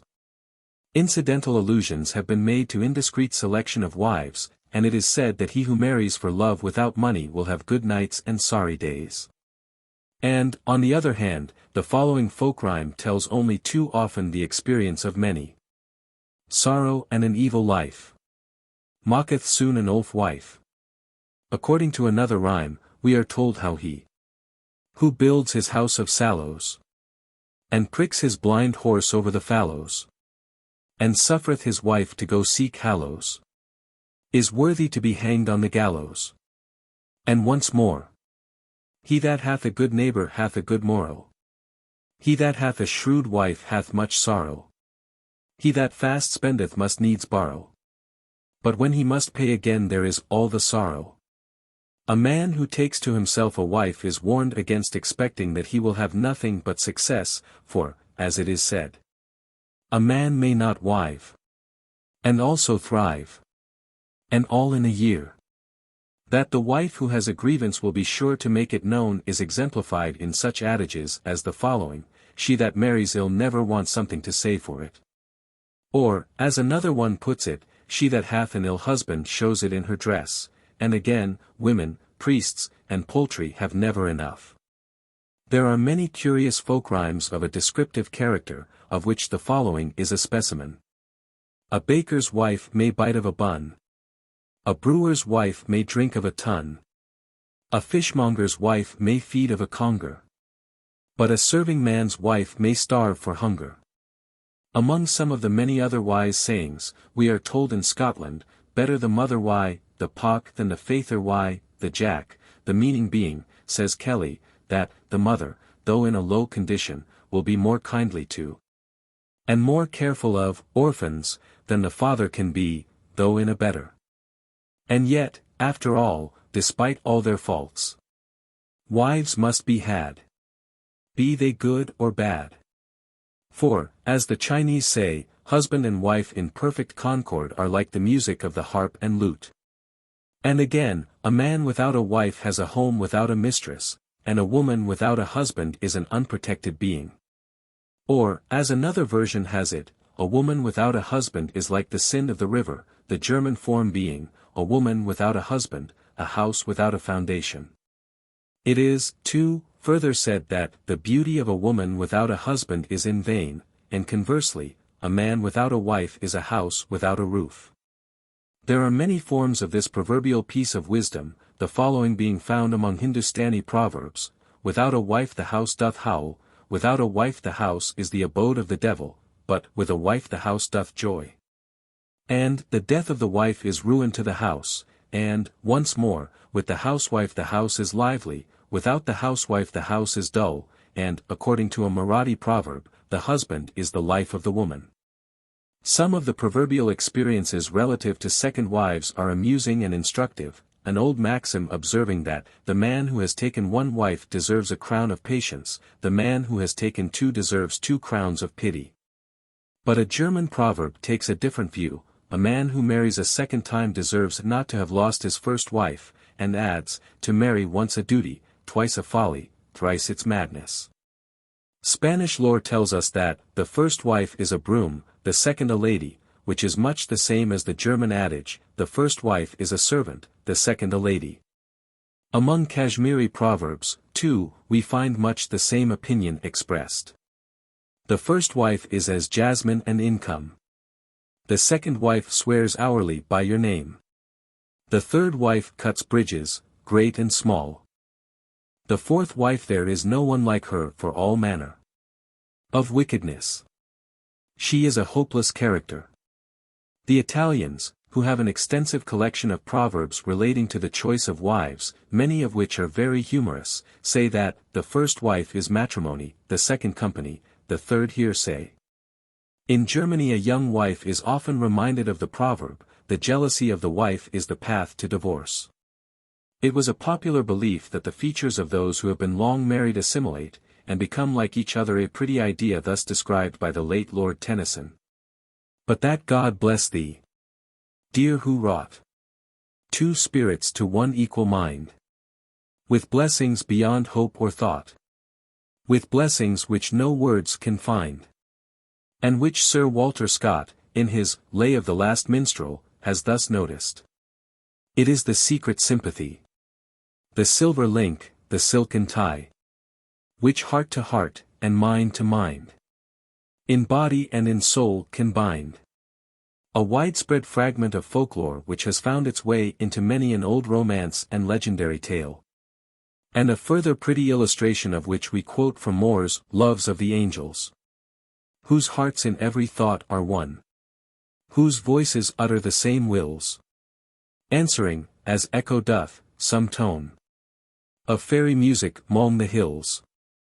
So, like myself, we seek in vain, which is the echo, which the strain. And we may quote the Spanish adage, observe the face of the wife to know the husband's character. And contrariwise a Marathi proverb puts it, the most important point in home life is the character of the wife, for, if the wife be sensible there will be good management, if not there will be ruin. And again, the Hindu proverb, of which there are sundry versions elsewhere, says, patience, rectitude, friend, and wife, all four are tested by calamity, for, speaking of the average wife, it is added, she loves and she serves. But in the time of need she's off. Chapter 18. Young and Old Maids. The hand of time alone disarms her face of its superfluous charms, but adds for every grace resigned 1,000 to adorn her mind. Broom.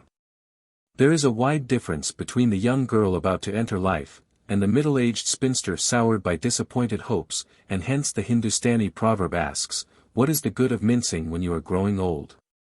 Some allowance must be made for the petulancy and coquetry of youth, and an old adage of proverbial philosophy has perhaps saved many an inexperienced swain from marrying a penniless girl barely out of the schoolroom, by whispering in his ear, "Sweetheart and honeybird keeps no house." And although the spirit of chivalry has always prompted mankind to see nothing but good in maidenhood, yet a Spanish proverb has boldly put this question, all are good maids, but whence come the bad wives? Which the proverbial lore of our own and other countries has wisely left unanswered. Girlhood, as it has been often said, is fleeting and fragile, and, according to a Scotch proverb, glasses and lasses are brackle, brittle, wares. Another piece of Scotch folklore referring to the transitoriness of youth, says that, lassies are like lamb legs, they'll neither sought nor keep, whereas Hindustani lore tells us that, maidenhood is perennial spring. If we may credit the verdict of our forefathers, a characteristic of inexperienced girlhood is doing the very thing which is declared to be impossible. Thus, it is said, maids say nay and take a kiss, a ring, or an offer of marriage. A similar adage, says Mr. Jefferson, the maid that taketh yieldeth, was often quoted in old time by the pedantical jurists, who declared that by taking a ring a girl yielded to the entreaties of her suitor even to the point of becoming his spouse.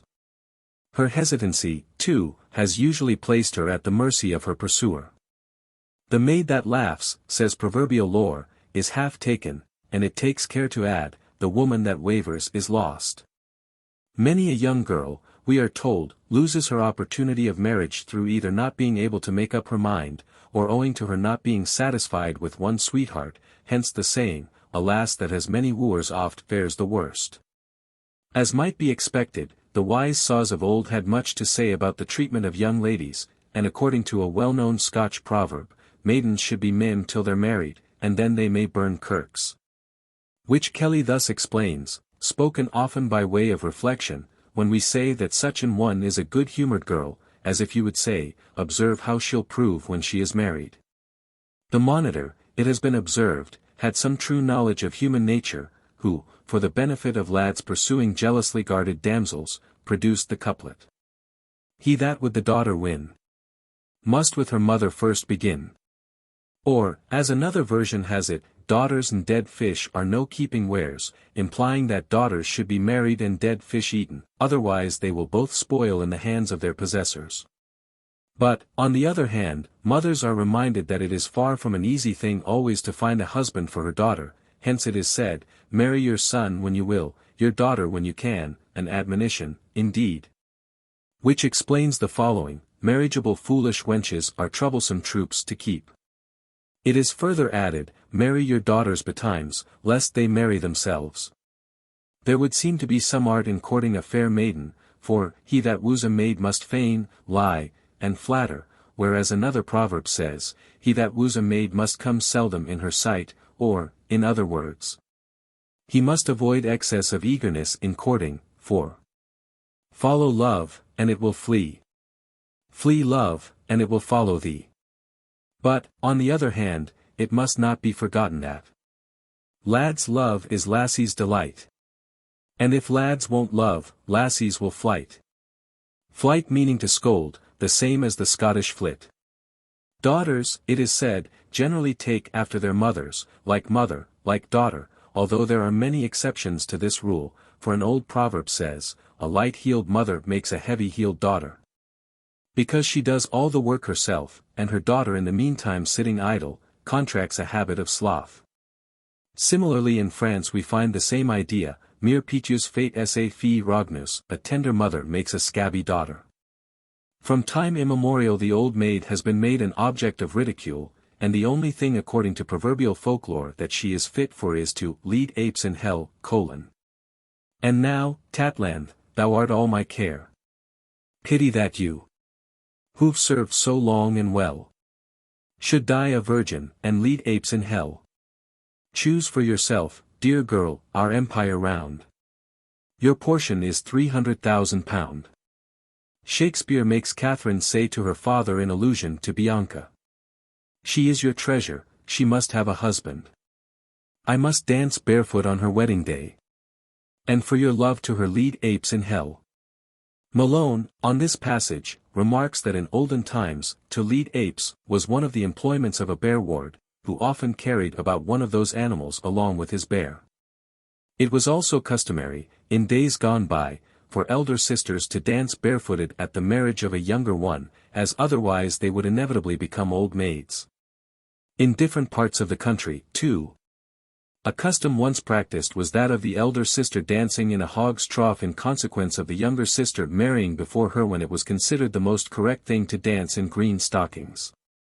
In Spain, writes Mr. Fink, old maids are rare, because a girl generally accepts her first offer, and there are probably not many girls who do not receive at least one offer in their life. In Russia a curious custom prevails whereby a girl of uncertain age may escape the appellation of old maid.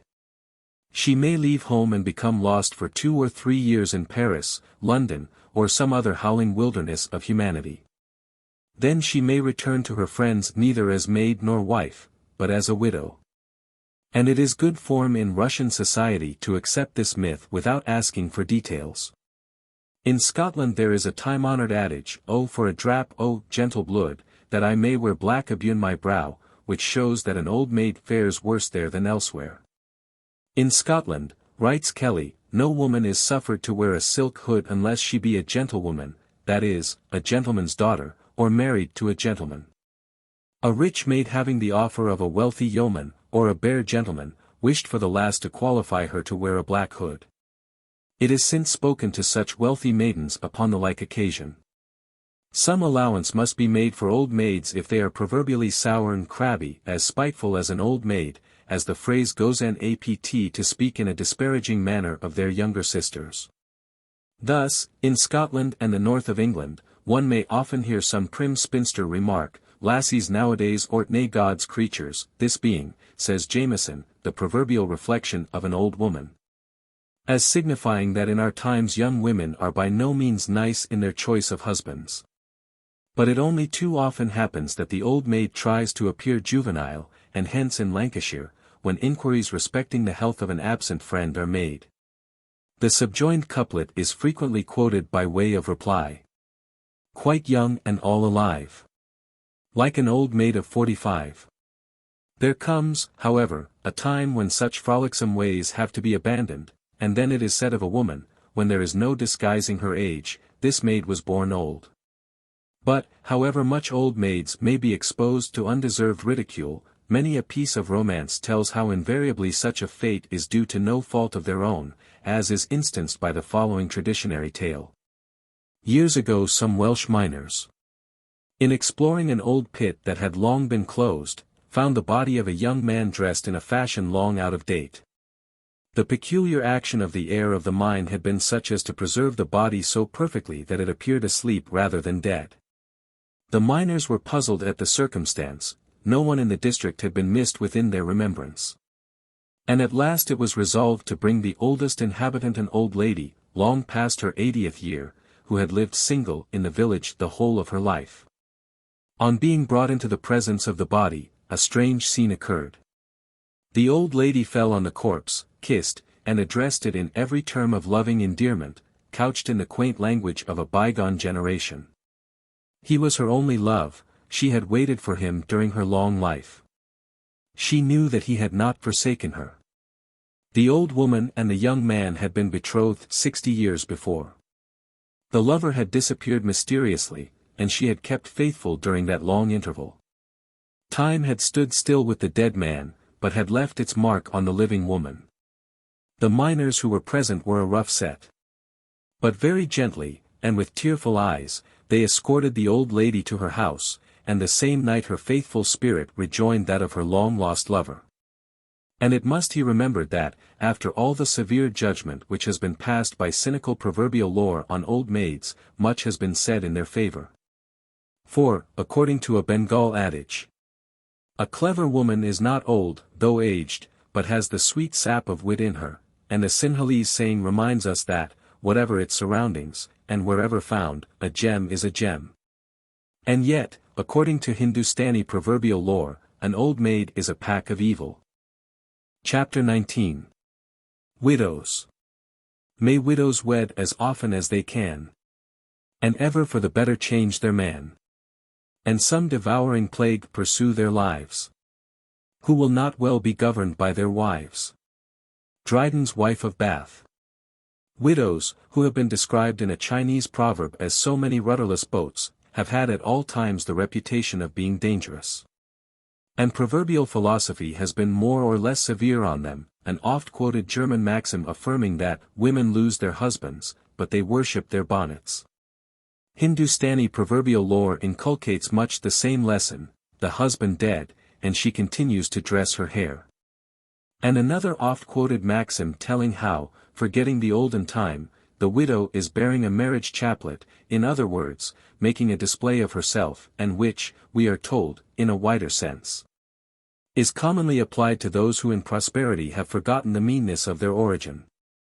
On the other hand, the widows who frequently make the greatest display of sorrow are said to be those who are indifferent to their husband's happiness when alive. A fact which is noticed even in a Marathi proverb, while he was alive she was not affectionate, now he is dead she breaks her necklaces and bangles. And another Marathi proverb warns us that for a new husband a woman's love lasts 9 days, and for a dead one only 3 days. According to Charles Mackay, in his Safe Predictions. Whene'er you see a widow weeping in public sight, and still in flagrant notice keeping her doleful plight, I talking of her dear departed, one truth is plain, she will not languish broken-hearted, but wed again. For, as the Spanish proverb says, a buxom widow must be either married, buried, or shut up in a convent, and, as the Marathi adage adds, neither hair nor anything yet a widow is attractive. In an old piece of proverbial wisdom a man is strictly enjoined to keep himself from the anger of a great man, from the tumult of a mob, from a man of ill fame, from a widow that has been thrice married, from wind that cometh in at a hole, and from a reconciled enemy. And an old Chinese proverb warns us how slanders cluster round a widow's door. There are very many reasons given for not marrying a widow, especially when she may happen to have daughters. For, he that marries a widow and 2 daughters marries 3 stark thieves, or, as another version has it, he that marries a widow and 2 daughters has 3 back doors to his house. The same notion largely prevails on the continent, and the Spanish say, he that marries a widow and 3 children marries 4 thieves, the idea, of course, being that his wife will put away, as Kelly says, things to them, or for them. Under one form or another we find the same piece of proverbial wisdom in most countries, and a common Hindustani adage reminds the man who is fascinated by a widow that, as a rule, there is very little in the widow's pocket. Again, it is said that, he who marries a widow will often have a dead man's head thrown in his dish. And on this account, according to the old adage, never marry a widow unless her first husband was hanged, as in this case there will be little likelihood of her sounding his praises. But, unfortunately for widows, they have generally been considered of a more or less designing turn of mind, oftentimes, however, in the freshness of their grief, making resolutions which afterwards they are only too eager to break. Thus, Voltaire, in one of his romances, represents a disconsolate widow vowing that she will never marry again, so long as the river flows by the side of the hill. But a few months afterwards she recovers from her loss, and, contemplating matrimony, takes counsel with a clever engineer. He sets to work, the river is deviated from its course, and in a short time it no longer flows by the side of the hill.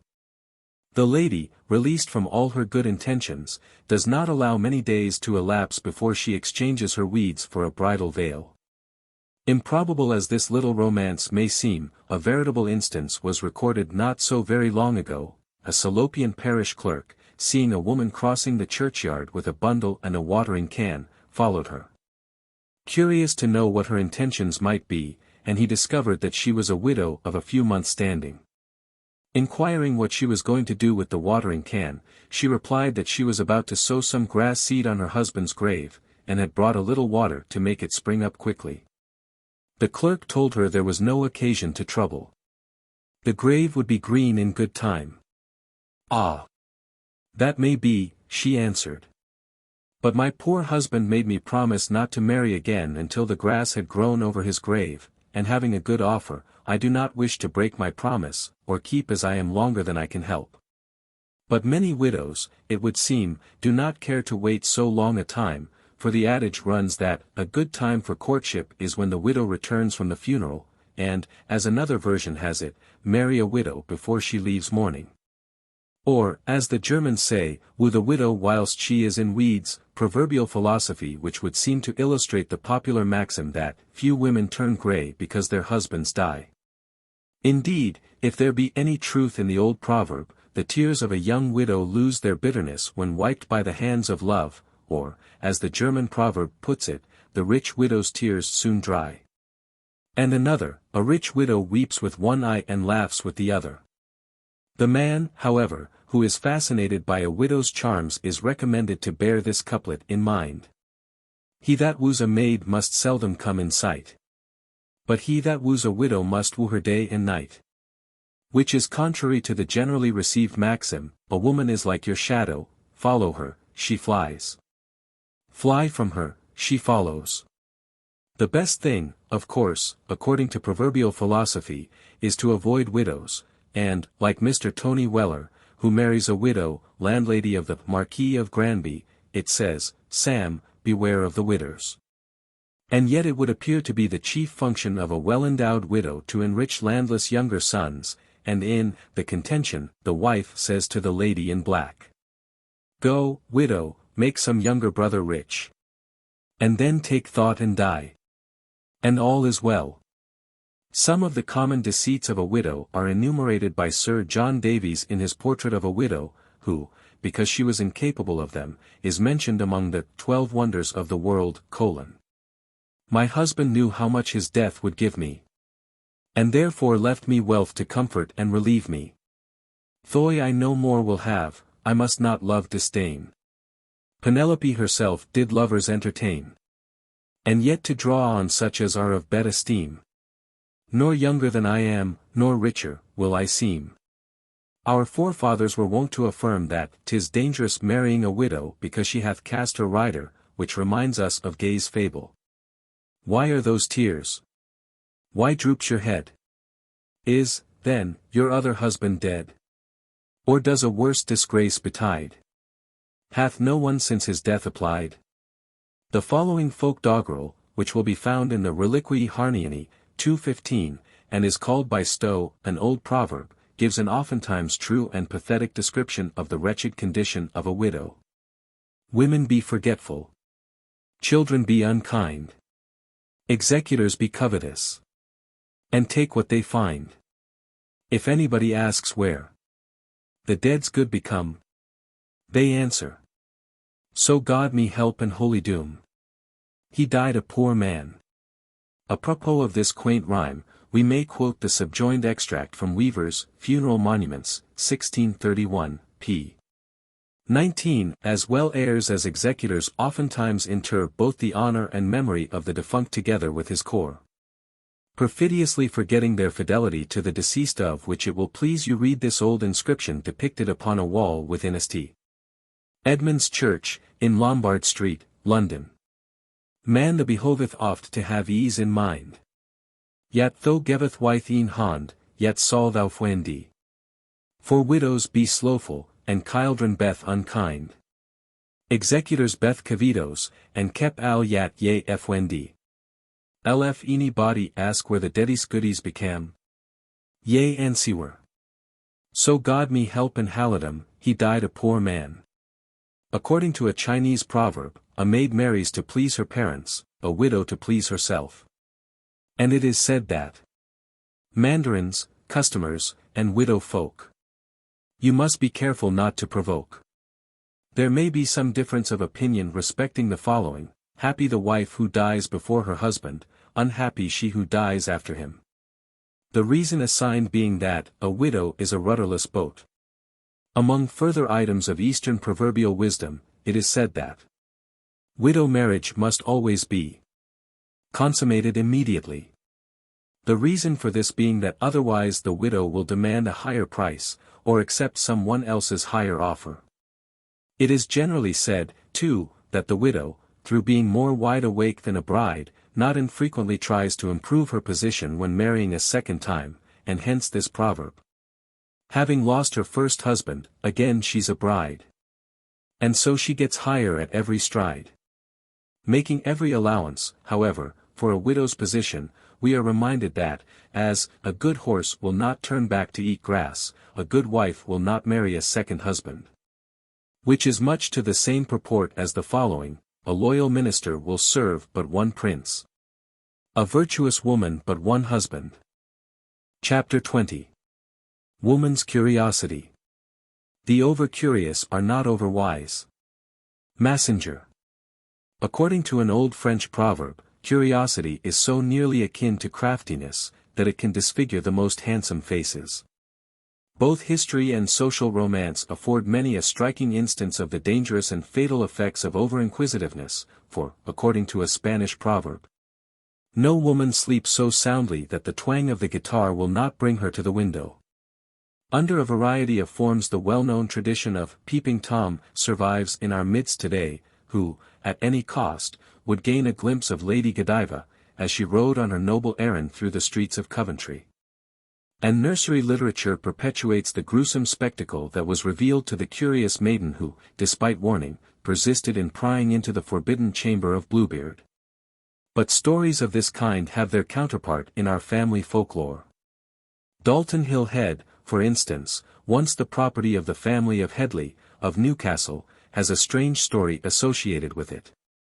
Some years ago a woman named Mary Henderson, a connection, it is said, of George Stephenson, the engineer, had charge of the house. The gardener lived close by and kept a mastiff called Ball. Mysterious and uncanny tales seem to have been told of this house, and when Mary Henderson asked the gardener to lend her Ball as a protection, he specially warned her not to look into a certain closet in the house. Curiosity, however, prompted her to disregard his warning, for, said she, what can there possibly be that I should not see? Hence to the cupboard she went, when, on entering it, she discovered to her horror a quantity of children's bones, some in hat boxes and some wrapped in articles of clothing. She understood now the gardener's advice, and wondered what the meaning could be. With her companion, Ball, she retired to rest, but was soon aroused by strange sounds of dancing and singing upstairs. Being a courageous woman, she determined to investigate the matter, but the dog was terrified and unwilling to accompany her. She accordingly took him in her arms and went round the house. As is usual in such cases, all was still and undisturbed, but an attic window stood open. Further particulars respecting this strange affair are wanting, neither are we informed whether the music and dancing were resumed on succeeding nights. Many a story, again, of the tragic results of woman's curiosity has been recorded from time to time, more or less resembling the romance of George Lillo, entitled, Fatal Curiosity. We are told how young Wilmot, supposed to have perished at sea, returns to this country, and in disguise pays a visit to his parents, with whom he deposits a casket. But his mother, out of curiosity, opens the casket, and finding that it contains articles of great value, she agrees with her husband to murder its owner. Scarcely had they committed the fatal deed, when they discovered that it was their own son whom they had killed. It would seem, too, that woman's curiosity has been equally distasteful to all beings of supernatural order, and it may be remembered how the fairies of our old ballads have frequently withdrawn their favors on this account from mortals. In a variety of cases, for instance, the treasures of some enchanted castle suddenly disappear, owing to the recipient's curiosity leading her to open a prohibited door. Such an act of disobedience is never allowed to pass with impunity, in most cases causing the inquisitive woman more or less personal injury. Oftentimes, also, in folk tales and romance, curiosity is repaid by some unwelcome surprise, as in Grimm's tale of Fitcher's Bird, where the unhappy heroine finds, in a room which she was specially warned not to approach, the bodies of her sisters hacked in pieces. Thus among the fairy tales in which woman's curiosity holds a prominent place, we are told how a young Welsh girl went one day to a hiring fair, where she was addressed by a gentleman dressed in black, who asked her if she would undertake the management of his children. Yes, she would gladly do so, was her reply. Her new master made one condition, which was that she should be blindfolded before starting on their way to his home. She consented, and on reaching their destination the handkerchief was removed from her eyes, when she found herself in a beautiful mansion, in the presence of a number of little children.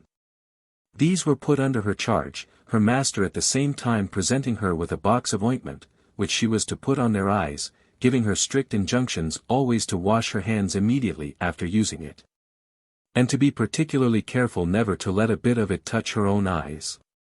She obeyed his rules, and for a time was very happy in her new home, until one morning when putting the ointment on the children's eyes, curiosity induced her to touch one corner of her own with it. But no sooner had she done so than the children appeared to her like so many little imps. Getting frightened, and anxious to leave what she felt was an uncanny place, she took the first opportunity of asking leave to go and see her friends, a request which was readily granted her. Accordingly, a handkerchief was put over her eyes, and she was escorted some distance towards the neighborhood of her own home, where on her arrival she took care to remain. Strange to say, many years afterwards, when visiting the fair, she saw a man steal something from a stall, and with one corner of her eye she recognized her old master.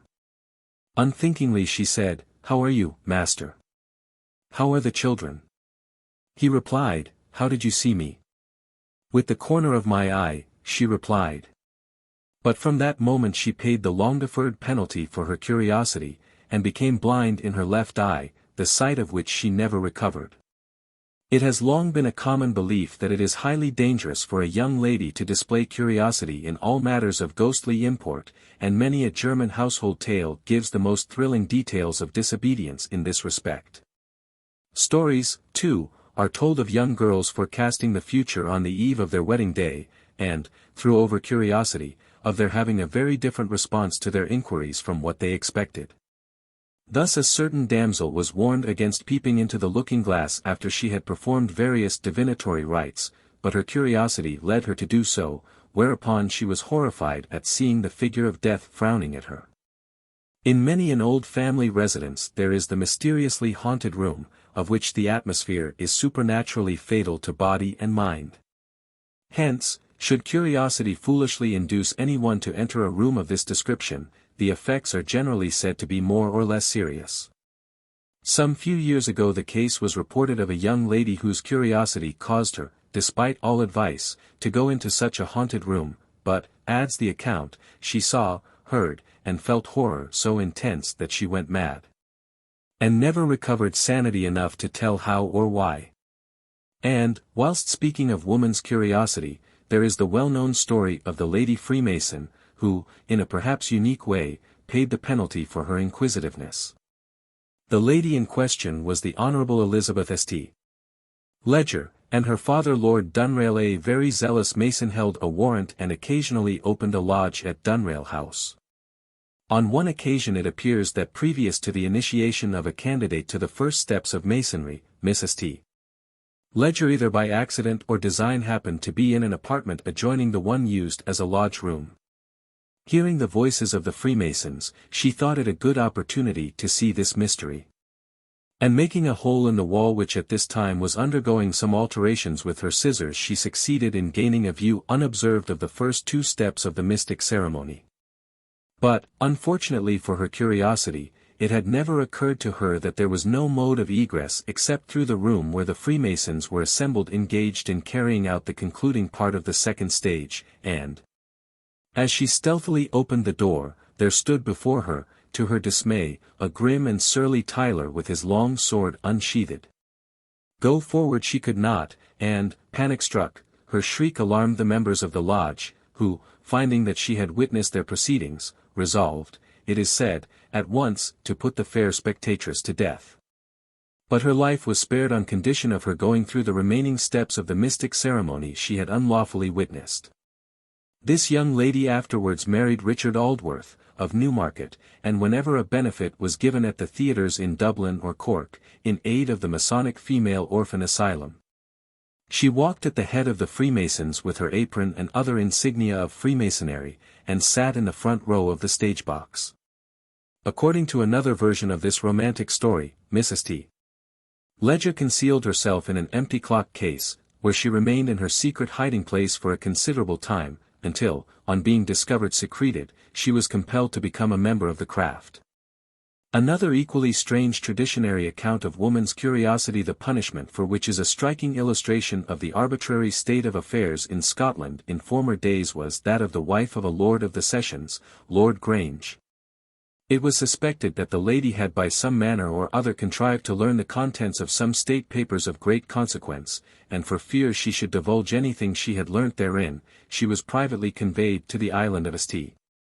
Kilda by her husband and son, where, on her arrival, she was to be left to shift for herself, the two sailing back again without anyone having the slightest knowledge of what had transpired.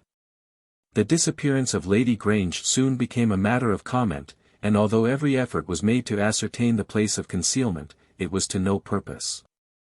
Years passed without anything being heard of her, until accidentally after her death, which took place at the end of 30 years, her melancholy and romantic fate was ascertained.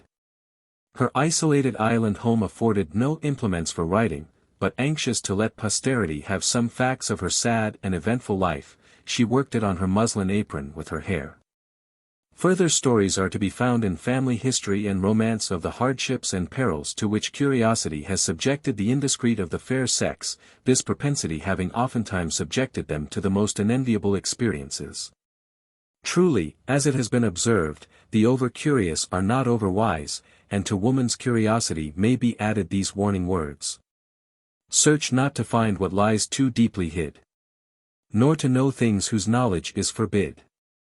Chapter 21. Sister Legends. 9 maidens fair in life were they. 9 maidens fair in death's last fray. 9 maidens fair in fame alway. The Maidens of Glen of Ogilvy. Scotch Ballad. Many interesting stories founded on the heroism and self-denying love of sisters are current in different parts of the country, and form an interesting chapter in the folklore of the fair sex.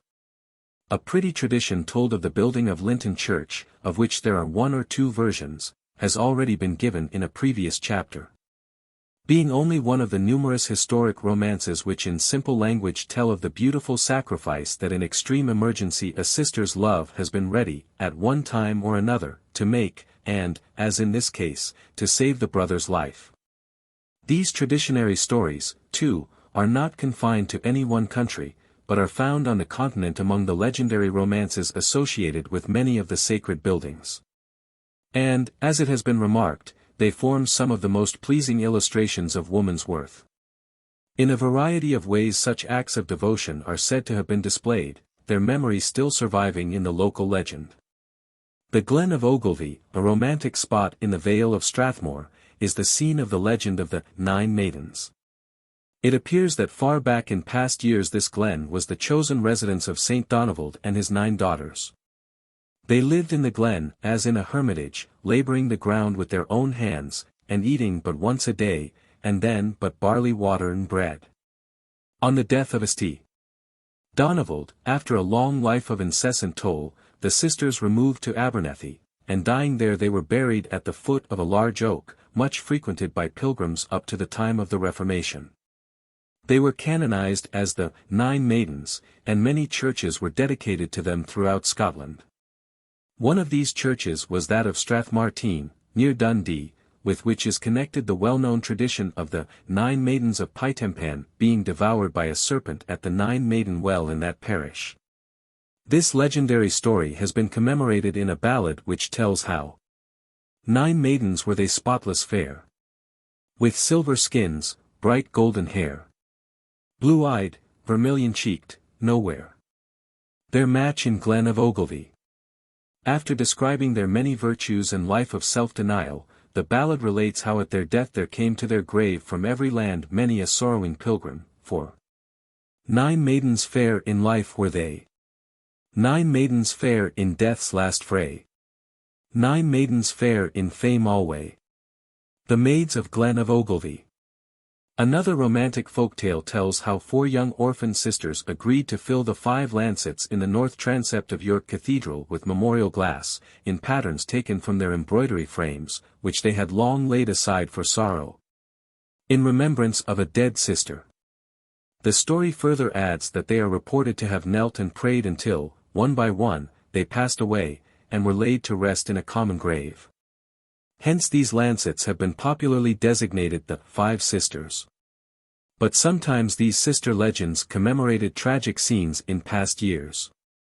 At Ballybunion, for instance, situated within a few miles from Kerry Head, is a cavern which is known by the Irish peasantry as the Cave of the 7 Sisters. The scenery around is of the most romantic and wildest description, and on the brink of one of the precipices formed by the rugged cliffs are the remains of an old castle, said once upon a time to have been inhabited by a gallant chieftain, the father of 7 beautiful daughters. But the story goes that in an unlucky hour a fatal attachment sprang up between these 7 fair maidens and the captain and his 6 brothers belonging to a private ship. The father's anger at his daughters falling in love with men whom he considered enemies to his country was unbounded, and admitted of no mercy. All entreaties to preserve their lives were ineffectual, and, at the chieftain's command, the men were brought one by one to the edge of the precipice, and were hurled into the foaming flood beneath. What the fate of their unhappy sweethearts was the legend does not say. According to another version of the same tradition, one of the northern sea kings invaded Ballybunion, and invested the chieftain, Bunion, in his castle. The garrison was slain, and the chieftain, rather than that his 9 daughters should fall into the hands of the victorious king, flung them, one after another, into the abyss. From this occurrence the cave has been popularly nicknamed the Cave of the 9. Scattered here and there in different parts of the country we find certain curiously shaped stories named after sisters, in connection with which all kinds of legendary stories are associated. Thus in the parish of Gwendron, Cornwall, are 9 more stories, perpendicular blocks of granite, which have evidently been placed in their present position with much labor. According to local tradition they indicate the graves of 9 sisters, whereas some say these stones are the metamorphosed remains of maidens who in all probability were changed into stone for some wicked profanation of the Sabbath day. As Mr. Hunt points out in his Romances of the West of England, such monuments of impiety are to be met with in different parts of the country. The undulation in the chalk cliffs between Seaford and Beachy Head are popularly known as the Seven Sisters, a number which, it may be noted, occurs frequently in the boundary lists of Saxon charters as Seven Oaks, Seven Thorns. Sometimes, it would seem, wrong acts were punished in a less material way than by their agents being turned into stone. Denton Hall, for instance, has long been reported to be tenanted by a spirit commonly called Silky, whose history is not without a romantic past. There is some obscure and dark rumor of secrets strangely obtained and cruelly betrayed by a rival sister, ending in deprivation of reason and death. As a penalty for her sin, the betrayer haunts the scene of her crime. Happily, however, if we are to believe legendary lore, the rivalry of sisters has occasionally resulted in good works. Thus the two churches of Alrighton and Dunnington, in Shropshire, which stand curiously near together, are of different styles and dates. But tradition says they were built by two sisters in a spirit of rivalry, and that this is the reason why Dunnington Parish Church is so far from any village, and so much in one corner of the parish. A similar story is told of Cowthorne and Withernsia churches, Yorkshire, which are popularly nicknamed in the neighbourhood the sister churches. It is said that they were built by two sisters, who at first agreed that a single church would be sufficient for the adjoining manors, but they quarrelled as to the respective merits of a tower or spire, and finally each sister built her own church. To quote a further case, a local tradition represents Ormskirk Church, Yorkshire, as having been erected at the cost of two maiden sisters named Orm, but being unable to decide as to whether the church should have a tower or a spire. They accommodated their differences by giving it both. Roby discredits the story, remarking that the old ladies might each have had her way by building a tower and surmounting it by a spire. Among the numerous other stories of a legendary character connected with sisters may be mentioned that known as the Two Sisters of Beverley. According to Poulsen, the historian of Beverley, there is in the south aisle of the minster an altar tomb placed under a pinnacled canopy, but without any inscription to lead to a knowledge of the occupant, or occupants. Tradition, however, assigns it to the unmarried daughters of Earl Pooke, who are said to have given two of the common pastures to the free men of Beverley. In Ingledew's Ballads of Yorkshire, there is a legendary ballad relating to the mysterious appearance and disappearance of these ladies at the convent. It concludes by referring to their burial and relates how, side by side in the chapel fair, are the sainted maidens laid, with their snowy brow and glossy hair. They look not like the dead. 50 summers have come and passed away, but their loveliness knoweth no decay. Legends of the same kind are found on the continent. Near Louvain there are 3 graves in which rest the remains of 3 pious sisters. Before their graves 3 clear springs are said to burst forth, which possess marvelous medicinal properties. In order to know whether a woman will live or die of her malady, it is customary to take a hood belonging to her and to lay it on the water. If it sinks, no recovery is to be looked for; if, on the other hand, it swims, the disease is curable. Many such stories are current, and the folk tales, it may be added, of most countries are prolific in a host of incidents in which the acts of sisters are the principal feature. Chapter 22. Brides and their Maids. The bloom or blight of all men's happiness. Byron's Bride of Abydos. According to the time-honored adage, my son is my son till he gets him a wife, but my daughter's my daughter all the days of her life. This may be so, but with few exceptions, the bride thinks differently. For, however great a gap her absence may make in the old home, her feelings are those expressed in the charming ballad of bygone days, which generally found its way into most old books sold at village fairs, and which portrays the folklore of the subject, as told by the simple, bright-hearted maiden. As I walked forth one May morning, I heard a fair maid sweetly sing, as she sat under a cow milking, we will be married, O Sunday. I said, pretty maiden, sing not so, for you must tarry 7 years or mo, and then to church you may chance to go. All to be married, oh, Sunday. Kind sir, quoth she, you have no skill. I've tarried 2 years against my will. And I've made a promise, will I, or nil, that I'll be married, oh, Sunday. Next Saturday night, 'twill be my care to trim and curl my maiden hair. And all the people shall say, look here, when I come to be married, oh, Sunday. Then to the church I shall be led by Sister Nan and Brother Ned, with a garland of flowers upon my head. For I'm to be married, oh, Sunday. And in the church I must kneel down before the parson of our good town. But I will not spoil my kirtle and gown when I'm married, oh, Sunday. There are plenty of old ballads of this kind, many of which have been preserved in chapbooks, and these are interesting in so far as they depict the sentiments of the past. But an Eastern piece of proverbial wisdom represents what must be regarded as an almost universal truism. The bride that is linked to a worthless groom is like a man buried in a worthless tomb, her whole future happiness being dependent on her good or bad choice. Hence it is not surprising that, in most ages of the world's history, the position of a bride has been regarded as the most critical in her life. And, on this account, it has been associated with a host of proverbial sayings and superstitious beliefs, numerous survivals of which remain in our midst today. Occasionally, for instance, one may hear the expression, she brides it, that is, she holds up her head haughtily, in reference to a proud woman, the allusion, of course, being to the disdainful bride who, on her marriage day, bore herself in a pompous manner, fully conscious of her own charms. On the other hand, there is the well-known saying, she simpers like a bride on her wedding day, in allusion to the brides of old times who were bound, in courtesy, to smile on all who approached them. When a bride happens to be unpopular, she is sent off with the following far from complimentary farewell. Joy go with her and a bottle of moss. If she never comes back she'll be no great loss. The term, bottle of moss, being applied to a thing of no value. Whereas, nowadays, it is customary for a young lady to speak of going to church, on her wedding day. Formerly she spoke of visiting the church porch, a practice which explains the meaning of the old Irish proverbial saying, "Ye're early with your orders," as the bride said at the church porch.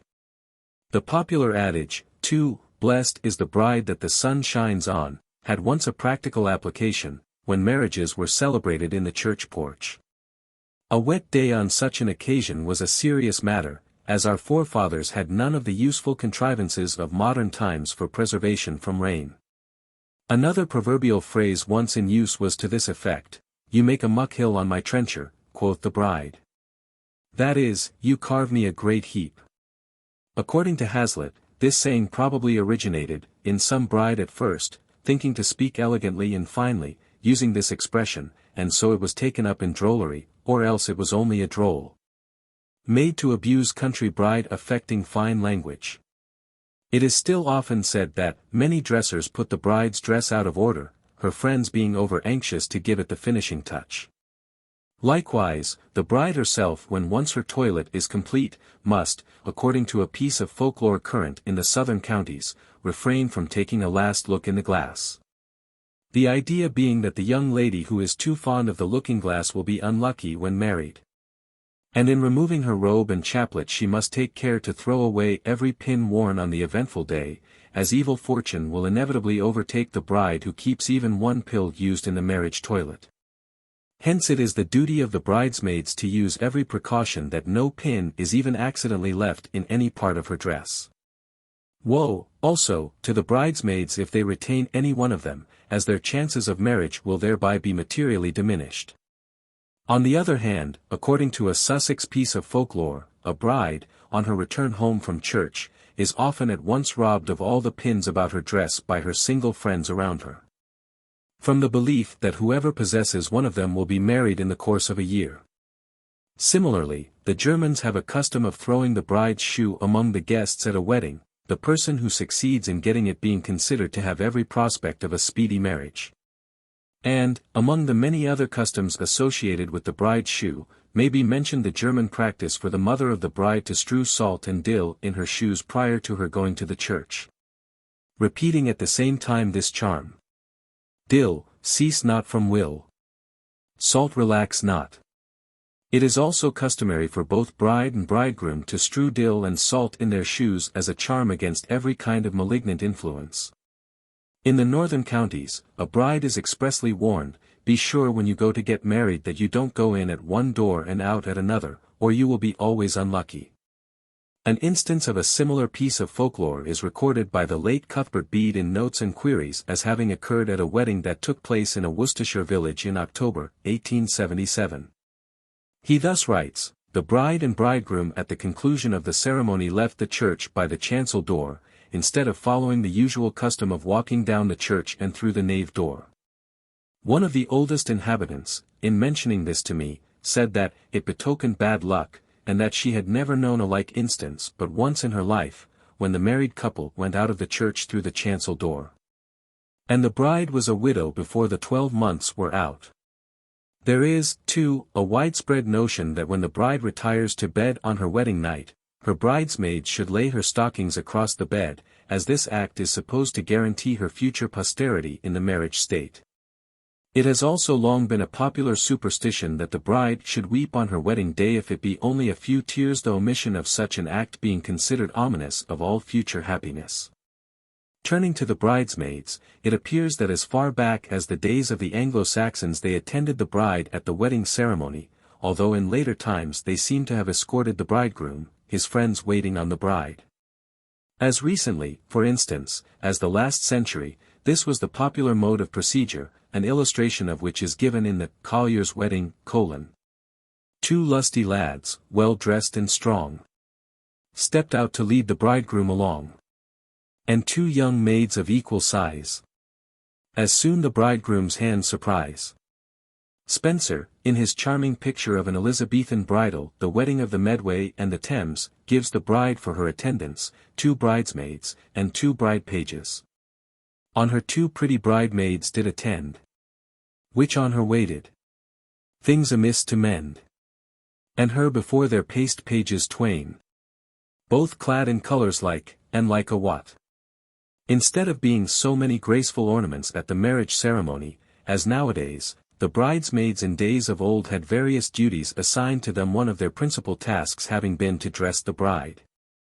When any omission in her toilet was laid to their charge, it was the first bridesmaid's duty, too, to see that each of the bridesmaids was not only provided with a sprig of rosemary, or a floral posy, but had a symbolical chaplet in her hand. A survival of this practice may still be seen in Germany, where it is customary for the bridesmaids to carry the myrtle wreath which they have subscribed together to purchase on the nuptial eve to the house of the bride, and to remove it from her head at the close of the wedding day.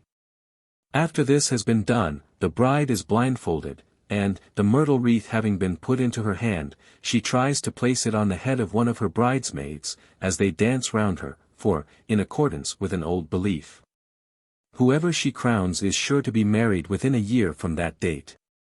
Again, much importance was formerly attached to the colors which the bride wore on her wedding day.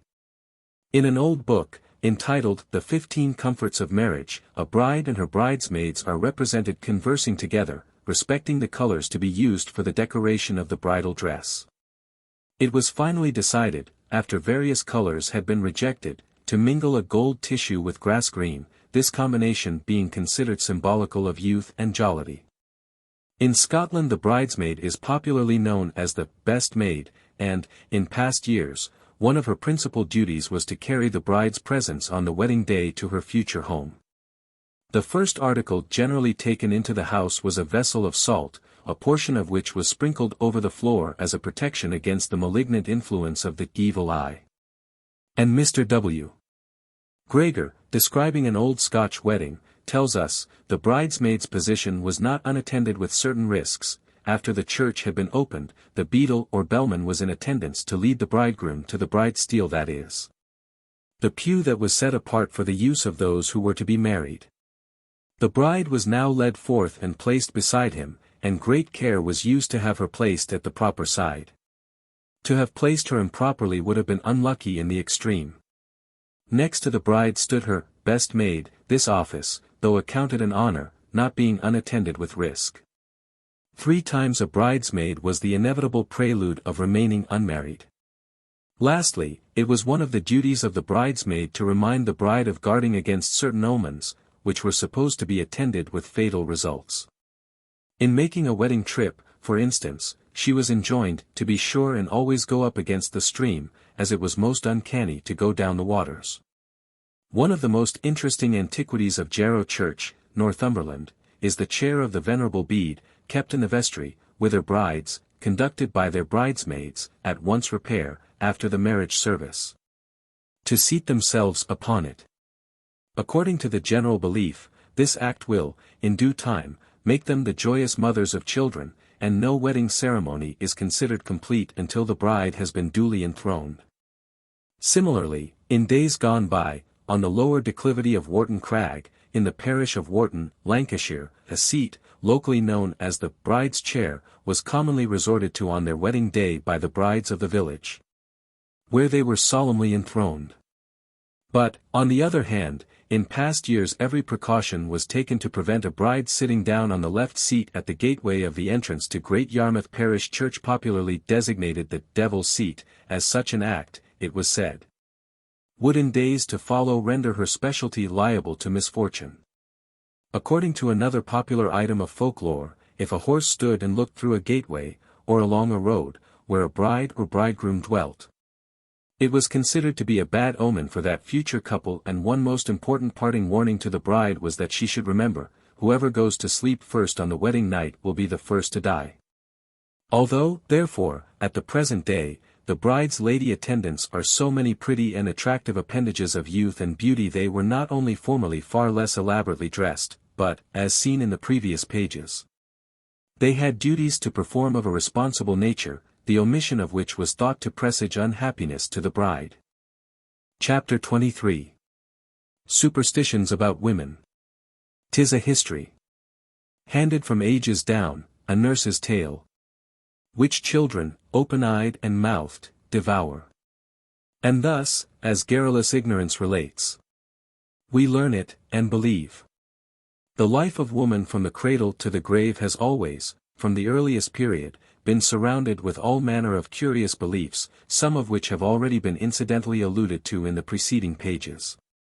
And, strange to say, even at the present day, these old-world fancies, childish as they only too frequently are, exercise, not unfrequently, a strong influence even in high places upon womankind. And oftentimes they crop up in the most unexpected manner when urged in support of some event in a woman's life, either for weal or woe, which, by the credulous, is held to be the natural outcome of fate, as expressed in what may be termed folklore formulas. Thus, to give a few popular illustrations, many a woman has attributed her misfortune in life to having been a May-chet, that is, born in May, for, as the adage runs, May-chets, bad luck begets. Whilst, in the west of England, a girl's future is still supposed to be, more or less, determined by the day of her birth, for Sunday's child is full of grace. And as an old couplet says, the child of Sunday and Christmas Day is good and fair, and wise and gay. And, in the same way, popular imagination has gathered from certain features of a woman's person supposed indications not only of her character, but also of events likely, sooner or later, to befall her.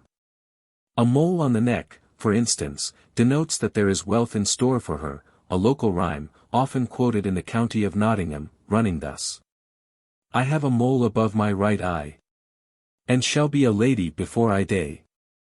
As things may happen, as things may fall, who knows but that I may be Lady of Bunny Hall?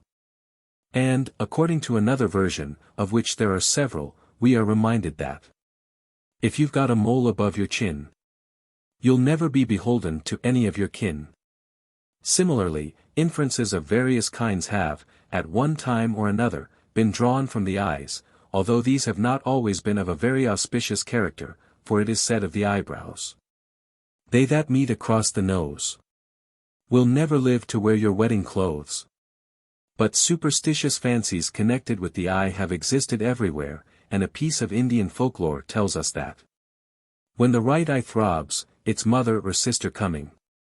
When the left eye throbs, its brother of husband coming. An omen which, by the by, is very old, being mentioned by Theocritus, who says, "My right eye issues now, and I shall see my love." And this notion survives today, for, according to the popular adage, when the right eye itches, the party affected will shortly cry, if the left, they will laugh. And in the old days, when one of the terrors of daily life was the evil eye to which both sexes were thought to be exposed, an allusion to which delusion is made in Titus Andronicus, Act 2. Sc. 1, where Aaron speaks Timora as fettered in amorous chains, and faster bound to Aaron's charming eyes. Then is Prometheus tied to Caucasus. The wise woman was much in request, her advice in case of emergency having been freely sought to the lucrative profit of her own pocket. Sometimes the woman was the guilty person in the matter of the evil eye, as appeared from a case brought some years ago before the guardians of the Shaftesbury Union, in which an appellant for relief stated that he was unable to earn his livelihood through having been overlooked by his sister-in-law. It was stated in evidence that, although his wife had resorted for help to a wise woman, it was to no purpose, as her efforts were perfectly ineffectual to remove the spell under which he lay. Among other indications that some influence, either good or the reverse, is at work, is what is commonly called cheek burning, and, in case it should be the latter, the following curse has long been repeated at such a time by the fair sex. Right cheek, left cheek, why do you burn? Cursed be she that doth me any harm. If she be a maid, let her be stayed. If she be a widow, long let her mourn. But if it be my own true love burn, cheek, burn. A blue vein across the nose has, from time immemorial, been regarded by the fair sex as a hateful sign, and oftentimes it has been the cause of much needless alarm. Among the many instances given of this folklore belief may be quoted one narrative in Hunt's Popular Romances of the West of England. A fond mother was paying more than ordinary attention to a fine healthy-looking child, a boy about 3 years old. The poor woman's breast was heaving with emotion, and she struggled to repress her sighs. Upon inquiring if anything was really wrong, she said, the lady of the house had just told her that the child could not live long, because he had a blue vein across his nose. But just as lucky is the young girl supposed to be whose teeth are wide apart, such a peculiarity being held to be a sure indication of her bright and prosperous future. A correspondent of Notes and Queries writes thus, a young lady, the other day, in reply to an observation of mine, "What a lucky girl you are," answered, "So they used to say I should be, when at school." Why? Because my teeth were set so far apart, it was a sure sign that I should be lucky, and travel. Indeed, there is scarcely a part of the human body which has not had some piece of folklore attached to it. And Suffolk girls are still in the habit of humming the well-known doggerel when occasion requires. If your head itches, you're going to get riches.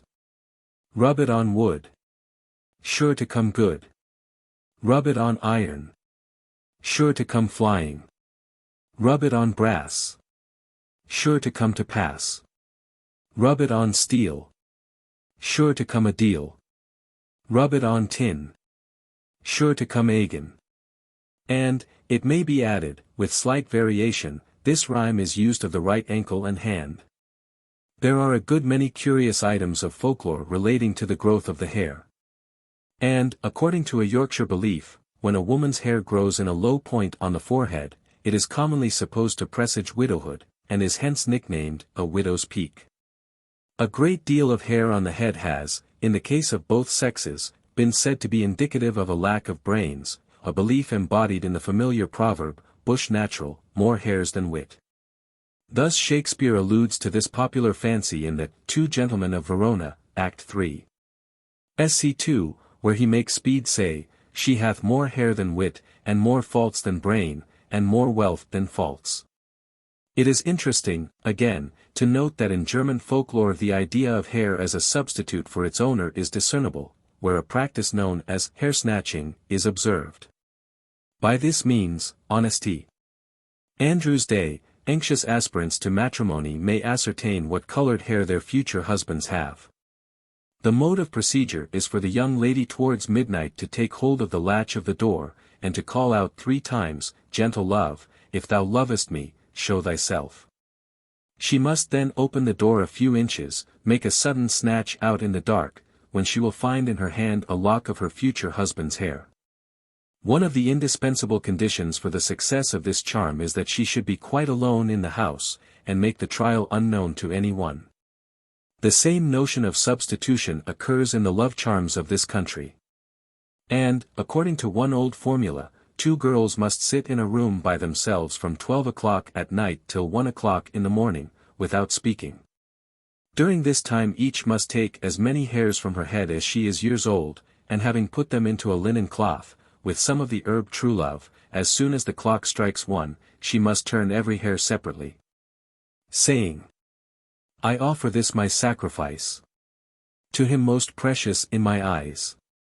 I charge thee now come forth to me, that I this minute may thee see." Indeed the anxious maiden, in her natural longings to lift the veil of futurity, has rarely failed to find a sign or token of the kind required, not only in some natural objects, such as birds, animals, insects, moss and plants, but even in such trivial objects as those connected with her own dress. Thus girls when in a strange bed would, in years past, tie their garters 9 times round the bedpost, and knit as many knots in them, repeating these lines by way of incantation. "This knot I knit, this knot I tie, to see my lover as he goes by, in his apparel and array, as he walks in every day." There being various versions of this rhyme, one of which runs thus: "This knot I knit, to know the thing I know not yet, that I may see the man that shall my husband be, how he goes and what he wears, and what he does all days and years." In the same way, on a Friday night, the young girl would draw her left stocking into her right, saying, "This is the blessed Friday night. I draw my left stocking into my right, to dream of the living, not of the dead, to dream of the young man I am to Wednesday." Many omens have long been drawn by women from the shoe, and according to the teaching of a Suffolk rhyme: "Tip at the toe, live to see woe. Wear at the side, live to be a bride. Wear at the ball, live to spend all. Wear at the back, live to save a deal." And the time-honored practice for young girls to place their shoes in the form of the letter T still survives, with its couplet: "Hoping this night my true love to see, I place my shoes in the form of a T." But leaving dress, with its many superstitions, we find even the cat the object of superstition, for it is commonly said in the northern counties, "Whenever the cat of the house is black, the lasses of lovers will have no lack." And there is the deep-rooted but groundless belief of many a young mother that pussy stifles the breath of the baby if she gets the chance, and peasant girls in our northern counties, too, still cling to the notion that "Kiss the black cat, and 'twill make ye fat. Kiss the white one, 'twill make ye lean." The old belief of placing, as a charm, a knife near a sleeping child has not died out, and what Herrick long ago described is repeated today. "Let the superstitious wife near the child's heart lay a knife. Point be up, and haft be down, while she gossips in the town. This, 'mong other mystic charms, keeps the sleeping child from harms." In the Midland counties, grandmothers exclaim, "God help you," when they hear a child sneeze. And Scotch folklore tells us that a newborn child is considered by its nurse to be in the fairy spells until it has sneezed. According to a Shropshire belief, it is said that "she that pricks bread with fork or knife will never be a happy maid or wife." For this little act should always be done with a skewer. A common notion, too, is that if a loaf accidentally part in the hand of an unmarried girl, she will have little or no chance of getting married during the next 12 months. And the same result is supposed to follow, if at a social gathering a girl is inadvertently placed between a man and his wife. Imaginary impediments to matrimony of this kind are very numerous in a woman's folklore, and it is through the same fear that Swedish young ladies abstain from looking into the glass after dark, or by candlelight. For fear of forfeiting the good opinion of the opposite sex. Similarly, in this and other countries, there is a strong antipathy among the fair sex for one to even look at a man, however attractive he may be, whose name commences with the same letter as her own. For, in marriage, to change the name and not the letter is a change for the worse and not the better. And we may note here that among the many reasons assigned for the ill luck of May marriages is that not only from such union, all the bairns die and decay, but that women disobeying the rule would be childless. Or, if they had children, that the firstborn would be an idiot, or have some physical deformity. Or that the married couple would not live happily in their new life, but in a very short time grow weary of each other's society popular fancies which are still held by women. Strange to say, a somewhat similar penalty is said, in the north of England, to overtake the rash young lady who is present at church when the banns of marriage are put up. As any children she may hereafter have run the risk of being born deaf and dumb. The same notion prevails in Worcestershire, and some years ago a correspondent of Notes and Queries tells how a girl urged as an excuse for not hearing the publication of her banns the risk of bringing the curse of dumbness on her offspring. Adding that one of her friends who had transgressed this rule, by hearing herself asked out at church, in due course had 6 children, all of whom were deaf and dumb. Omens from dreams have, at all times, held a prominent place in a woman's folklore, and one may often hear a Shropshire damsel use the proverbial old couplet which tells how a Friday night's dream on Saturday told is due to come true be it never so old. Which is much after the same fashion as a couplet current in Gloucestershire. Friday night's dream mark well. Saturday night's dream ne'er tell. Indeed, Friday's dreams would seem to be regarded by women with special favor, in illustration of which belief may be quoted a rhyme current in Norfolk. Tonight, is Friday night. Lay me down in dirty white. Dream whom my husband is to be. And lay my children by my side. If I'm to live to be his bride. The interpretation of dreams has, in most countries, been made the subject of much ingenious speculation, and many a dictionary of dreams has been framed to help the fair sex in this matter. But, of the 1,001 incidents which are ever nightly being repeated in dreamland, there would seem to be a consensus of opinion in dream books that dreaming of balls and dancing indicates some stroke of good luck in the marriage way to the young lady. It being said that those who dream of being at a ball, no cause have they for fear. For soon will they united be to those they hold most dear. And a further example we may quote from Mother Bunch's Closet Newly Broke Open, Percy Society, 23. 10-11, because this mode of divination has been one, perhaps more than any other, practiced both at home and abroad by young girls anxious to gain a sweetheart. Yet I have another pretty way for a maid to know her sweetheart. Which is as follows: take a summer apple of the best fruit, stick pins close into the apple to the head, and as you stick them, take notice which of them is the middlemost, and give it what name you fancy, put it into thy left-hand glove. And lay it under thy pillow on Saturday night when thou gettest into bed, then clap thy hands together, and say these words. If thou be he that must have me to be thy wedded bride, make no delay but come away this night to my bedside. Chapter 24. Woman's Tears. Tears are the strength of women. Saint Evremond. The propensity for a woman to shed tears on the slightest emotion has long been the subject of frequent comment in proverbial literature, and, according to Rickard, women never weep more bitterly than when they weep with spite. This common occurrence of everyday life is thus noticed in a popular Scotch adage, which tells us that, it's nae mair furly to see a woman greet than to see a goose gang barefoot, the meaning being that it is no more wonder to see a woman cry than to see a goose go barefoot. Indeed, this characteristic of woman, it might be expected, has not escaped ridicule and censure, for, according to an old Latin proverb, the laughter, the tears, and the song of a woman are equally deceptive. Which is somewhat after the same fashion as the French maxim, a woman's tears are a fountain of craft, and the Spanish proverb, "A woman's tears and a dog's limping are not real."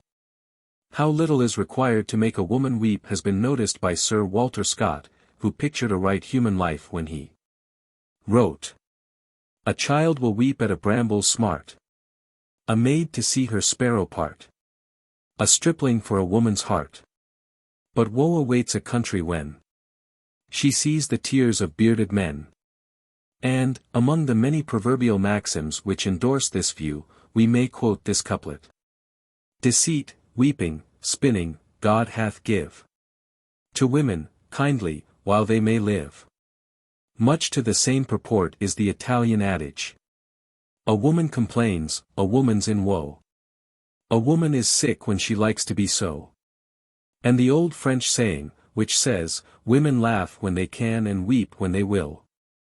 But, as Joanna Baillie, in Basil, truly writes, "Woman's grief is like a summer storm, short as it is violent." A statement borne out by the popular saying, which likens her tears to an April shower, which is generally sharp and soon over.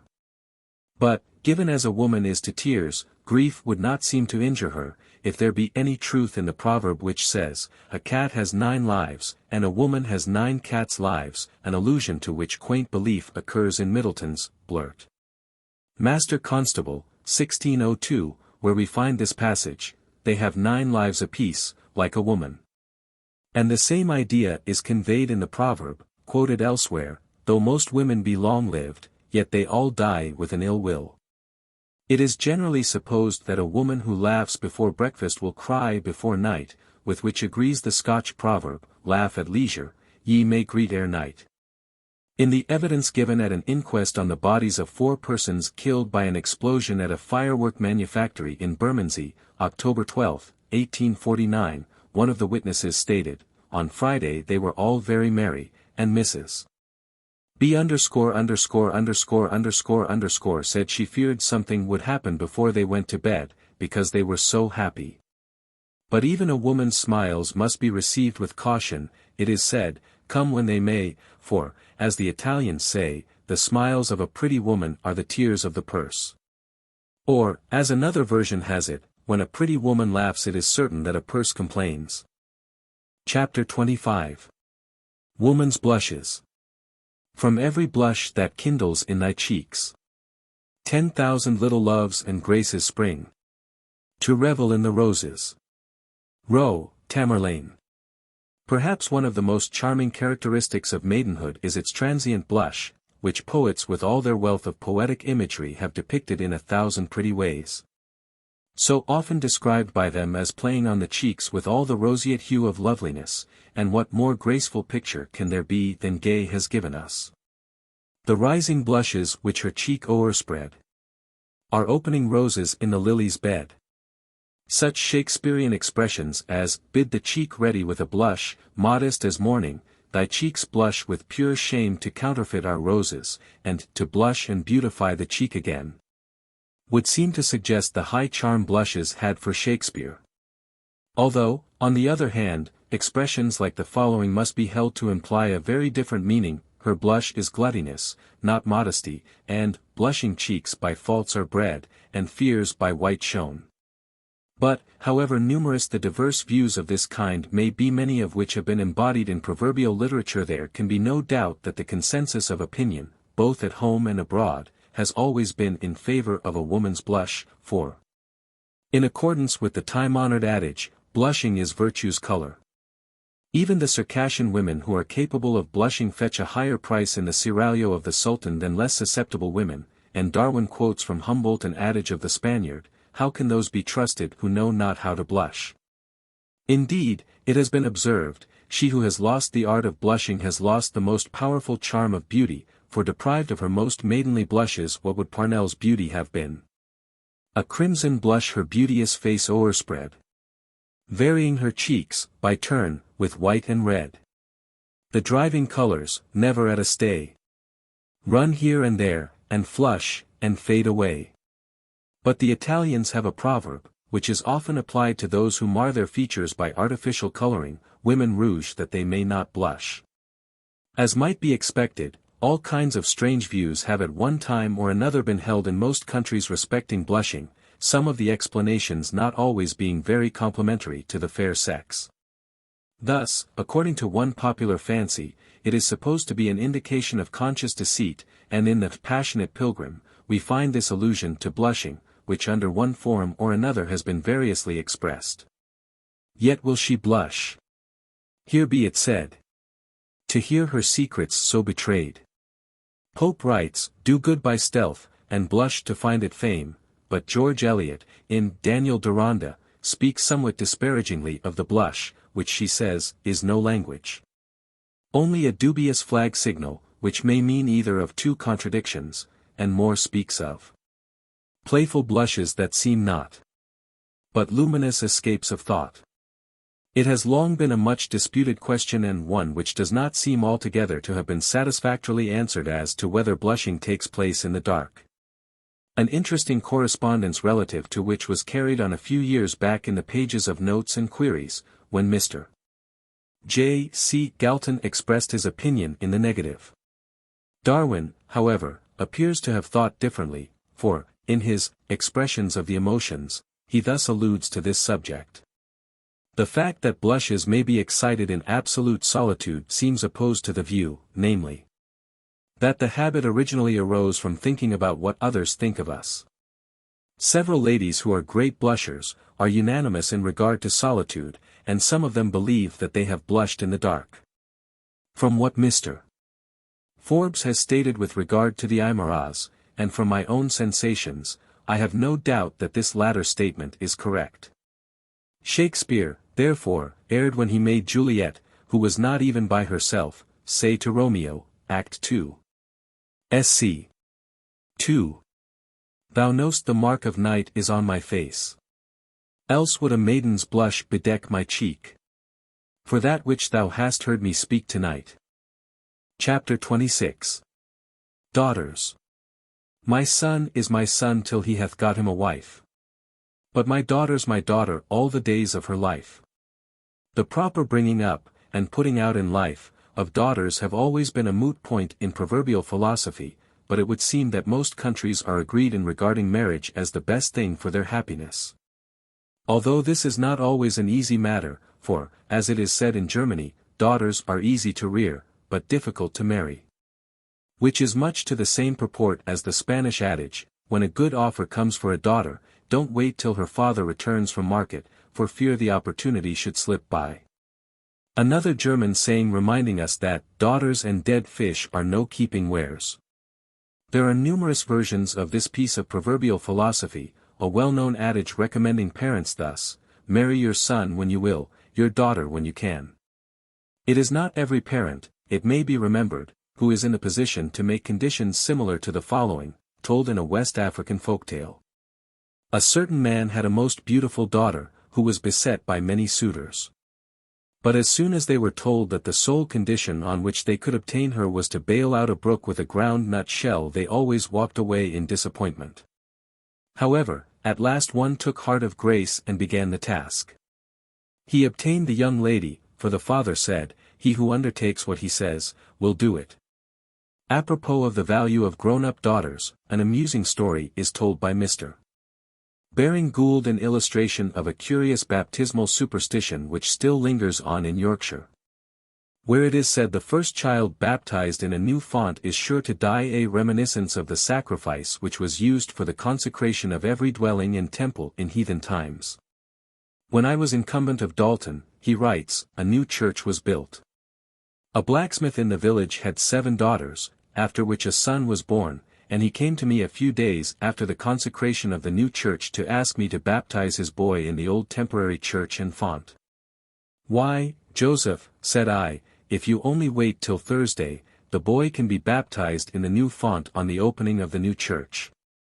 Thank you, sir, replied the blacksmith with a wriggle, but, you see, it's a lad, and we should be sorry if he were to die. Ha, if T had been a lass instead, why then, you were welcome, for Tolden hop mattered a ha'penny. Lasses are our money, and lads our few, why us? But the blacksmith's reference to his 7 daughters reminds us that for very many years past extraordinary powers have been generally supposed to reside in the 7th daughter. Strange instances of which have from time to time been recorded in the literature of the past. Thus the Scotch fortune-teller commonly boasted that she was the 7th daughter of a 7th daughter, and by this means she contrived to ingratiate herself among the lower orders. A correspondent of Notes and Queries, writing some years ago, records how, in Saltash Street, Plymouth, my friend copied on December 10, 1852, the following notice on a board, indicating the profession and claims of the inhabitant, a shepherd.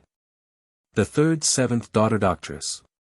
As in the case of the 7th son, such a child is born a physician, possessing an intuitive knowledge of the art of healing all manners of disorders, and even occasionally the faculty of performing wonderful cures by only the touch of the finger. Some years ago a herbalist in the west of England declared that she was in the habit of healing scores of people that medical men had given up. Her credentials being that she was the 7th daughter of the 7th daughter of the 7th daughter. And to this day, in some places, there exists a strong prejudice against baptizing a boy before a girl, an amusing instance of which is given by the late Cuthbert Bede in Notes and Queries as having occurred in a Worcestershire parish. On the occasion in question there were 3 baptisms, 2 boys and a girl, and when the first child was about to be christened the woman who carried the little girl elbowed her way up to the parson, in order that the child in her arms might be the first to be baptized. By way of apology, she said to one of the sponsors, "It's a girl, so it must be christened first." On the following day an opportunity was taken to ascertain her motive, and this was her explanation: "You see, sir, the parson bain't a married man, and consequentially is disfamiliar with children. Or he'd never put the little girl to be christened after the boys. And although it sadly flustered me, sir, to put myself afore my betters in the way which I was forced to do, yet, sir, it was the doing of a kindness to them 2 little boys in me a setting of my little daughter afore 'em. Why? Well, sir, if them little boys had been christened afore the little girl, they'd have her soft chin and she'd have had their hairy beards. The poor little incident. But, thank goodness, I've kept her from that misfortune." On the other hand, strange to say, in Scotland, and in some parts of the north of England, just the reverse practice is observed, the Scotch reason being that to christen a girl before a boy would be to make the former of a masculine nature, while the latter would grow up effeminate. A correspondent of Notes and Queries, writing from Darlington in 1867, says, while standing at the font, and preparing to baptize 2 children, the nurse attending on one of the parties abruptly demanded of the other nurse if the child she presented was a boy. When questioned on the subject, she replied that she wondered at my not knowing that a boy was always christened before a girl. An amusing equivocal rhyme long current in Durham tells how John Lively, vicar of Kellow, had 7 daughters and never a fellow. Which, it has been suggested, may either mean that the parson of the 16th century had no son, or that he had no equal in learning. Another version of the proverb reads, 6 daughters, 7, it is said, being often merely a conventional number. But, whatever the object of this folk rhyme may be, the parson mentions no son in his will, in which he leaves to his daughter Elizabeth his best gold ring with a death's head in it, and 17 yards of white cloth for curtains of a bed. And to his daughter Mary his silver seal of arms, his gimmeled ring, and black gold ring. Grown-up daughters at home would occasionally seem to have been regarded the opposite of a blessing to their father, for 3 daughters and a mother, runs the German proverb, are 4 devils for the father. But, it is added, would you know your daughter, see her in company, for then she will cultivate every charm to make herself as attractive as possible. At home the picture is quite the reverse, for, runs the popular German adage, a house full of daughters is like a cellar full of sour beer, and there is our own proverb, marriageable, foolish wenches are troublesome troops to keep. A Cheshire maxim, too, speaks in the same strain. I'll tempt thee, quoth Wood. If I can't rule my daughter, I'll rule my good. This idea, it may be added, is conveyed in various ways, which, it must be acknowledged, are far from being favourable to the children, for, as a Northamptonshire couplet says, as tall as your knee they are pretty to see. As tall as your head they wish you were dead. Hence daughters are certain cares, but uncertain comforts, and, according to an Oriental proverbial maxim, a daughter after 2 sons brings prosperity, and a son after 2 daughters beggary. And we may compare the Lincolnshire couplet. Lasses is cumbersome. Lads is lumbersome. Folk maxims of this kind might be easily multiplied, a popular Welsh adage reminding us that, the worst store is a maid unbestowed, but when it is remembered in the words of our old proverb that every Jack must have his Jill, there is hope for every daughter of Eve, for she may be the object of a passion similar to that described by Charles Dance. By the margins of fair Zurich's waters dwelt a youth, whose fond heart, night and day, for the fairest of fair Zurich's daughters, in a dream of love melted way. Chapter 27. My Lady's Walk. Lady of the Mere. Soul sitting by the shores of old romance. Wordsworth. Associated with many of our historic houses and romantic spots, My Lady's Walk perpetuates the memory, not infrequently, of traditions of a tragic and legendary kind, some of which belong to incidents bound up with the seamy side of family romance. Thus at Huntington, Worcestershire, there is an avenue of trees called Lady Winter's Walk, where, it is said, the lady of Thomas Winter, who was forced to conceal himself on account of his share in the gunpowder plot, was in the habit of awaiting her husband's furtive visits. And here, it is affirmed, her ladyship is still occasionally seen pacing up and down her old accustomed haunt beneath the sombre shade of those aged trees. Near Guy's Cave, Warwick, there is Fair Phyllis's Walk, where, according to the local tradition, she was in the habit of daily sauntering, lamenting the absence of her husband Guy, whom she supposed to be dead, or a prisoner in the Holy Land. While, all the time, he was in close proximity to her, living in a cave, disguised as a palmer, which, runs the story, was constructed by himself, for there, with my hands, I hewed a house out of a craggy rock of stone, and lived like a palmer poor within that cave myself alone. It appears that he was obliged to betake himself to this life of penance from remorse at having wrought so much mischief for the sake of the fair Phyllis, who, after the fashion of the noble ladies of her time, required deeds of arms from her lover before she would acknowledge his attentions. But he made himself known to her when dying, and ever since this romantic episode the spot in question has been known as Fair Phyllis's Walk. A deep ravine within the summit of Walla Crag, Keswick, in whose ponderous jaws, tradition says, the once-errant spirit of Jamie Lowther the first Earl of Lonsdale was securely immured, is still known as the Lady's Rake. Being the path by which, according to an improbable story, the Countess of Derwentwater effected her escape on receiving the news of her husband's capture, carrying with her a quantity of jewels and other valuables. She fled, it is said, along this memorable path, from the rage of the peasantry, who considered her to be the cause of the Earl's misfortune, having instigated him to take part in the rebellion against his better judgment. Similarly, the Ermine Street, running from Godmanchester towards Stamford and Lincoln, was in years past locally designated Lady Cunnyborough's Way, from an old tradition, long remembered in the neighbourhood, that, when St. Nieburg was once pursued by a ruffianly assailant, the road unrolled itself before her as she fled, and thus enabled her to effect her escape in safety. About 2 miles from Bolton Castle, on the ridge of Laban Chalet Green Terrace about a mile long, there is a narrow way, or pass, which is commonly known as the Queen's Gap. At this spot, the story goes, Mary Queen of Scots was caught by Lord Scrope and his guards, when attempting to make her escape from Bolton Castle. The past since that day as the place of her recapture has invariably, it is said, been known as the Queen's Gap. But such an attempt was probably never made, although, as it has been added, the shawl must have been visited by the Queen, who, whilst at Bolton, was allowed to ride forth hunting and hawking, under due supervision. Historic romance affords numerous examples of walks rendered famous by the fair sex under a variety of peculiar circumstances. According to a village tradition current at Ludgershall, Buckinghamshire, this locality was selected by Henry II as a retreat for fair Rosamond, whose memory is still perpetuated by a lane in the woods popularly called Rosamond's Way. Again, within a short distance of Brougham Castle stands the Countess Pillar, the approach to which has a romantic interest from having been traversed by two celebrated ladies. The pillar was erected in the year 1656 by Lady Anne Clifford, a memorial, as its inscription informs us, of her last parting at that place with her good and pious mother, Margaret Countess Dowager of Cumberland, on the 2nd of April. An eventful incident which has thus been poetically described.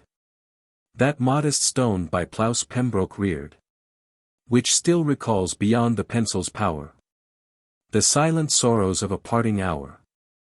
Mab's Cross, again, which stands at the top of Standish Gate, Wigan, at the entrance of the town, commemorates the story of Lady Mabel Bradshaw, who, during her husband's absence of 10 years in the Holy Wars, married a Welsh knight. On his return Sir William Bradshaw was outlawed for a year and a day for killing the Welsh knight, and Lady Mabel was enjoined to do penance, by going once every week barefooted, to the aforesaid cross. The lane along which she went from Hay Hall having been known as Mab's Lane. But a more pleasing memory is attached to Newark Castle, which was the early home of the Duchess of Monmouth and Buccleuch, and the scene of Sir Walter Scott's Lay of the Last Minstrel, which he recited for amusement. Amidst the many historic associations connected with this locality, a walk leading from Bowhill by the Yarrow to the Old Castle is called the Duchess's Walk, thereby perpetuating the traditions of the past. And it may be remembered how in the old days of the Scotch court, when tournaments and other chivalrous sports were in fashion at Stirling, it was customary for the ladies of the court to assemble on what is still denominated the Ladies' Rock, to survey the knightly feats of their admirers. It was here that a tournament was held in the year 1506, in honor of a blackamoor girl, who had been captured in a Portuguese ship, the jousting on this occasion being conducted with unusual splendor. Among the numerous historical episodes and domestic incidents associated with Haddon Hall, tradition still delights to preserve the romance attached to the fine avenue called Dorothy's Walk, for it was from Dorothy Vernon's door, with its overhanging ivy and sycamore, that the beautiful heiress of Haddon stole out one night, like Jessica, to join her lover, the spot in the terrace, known to this day as the Ladies' Steps, being where the meeting took place. The elopement of Dorothy Vernon has employed the pen of the novelist and the poet, and it has been thrown into the form of a story, The Love Steps of Dorothy Vernon. On the other hand, a Welsh tradition points out the Virgin's Meadow, near Dolpherwin Hall, as the romantic scene of the death of Sabrina Fair, whose fate has been the theme of many poets, including Milton and Drayton.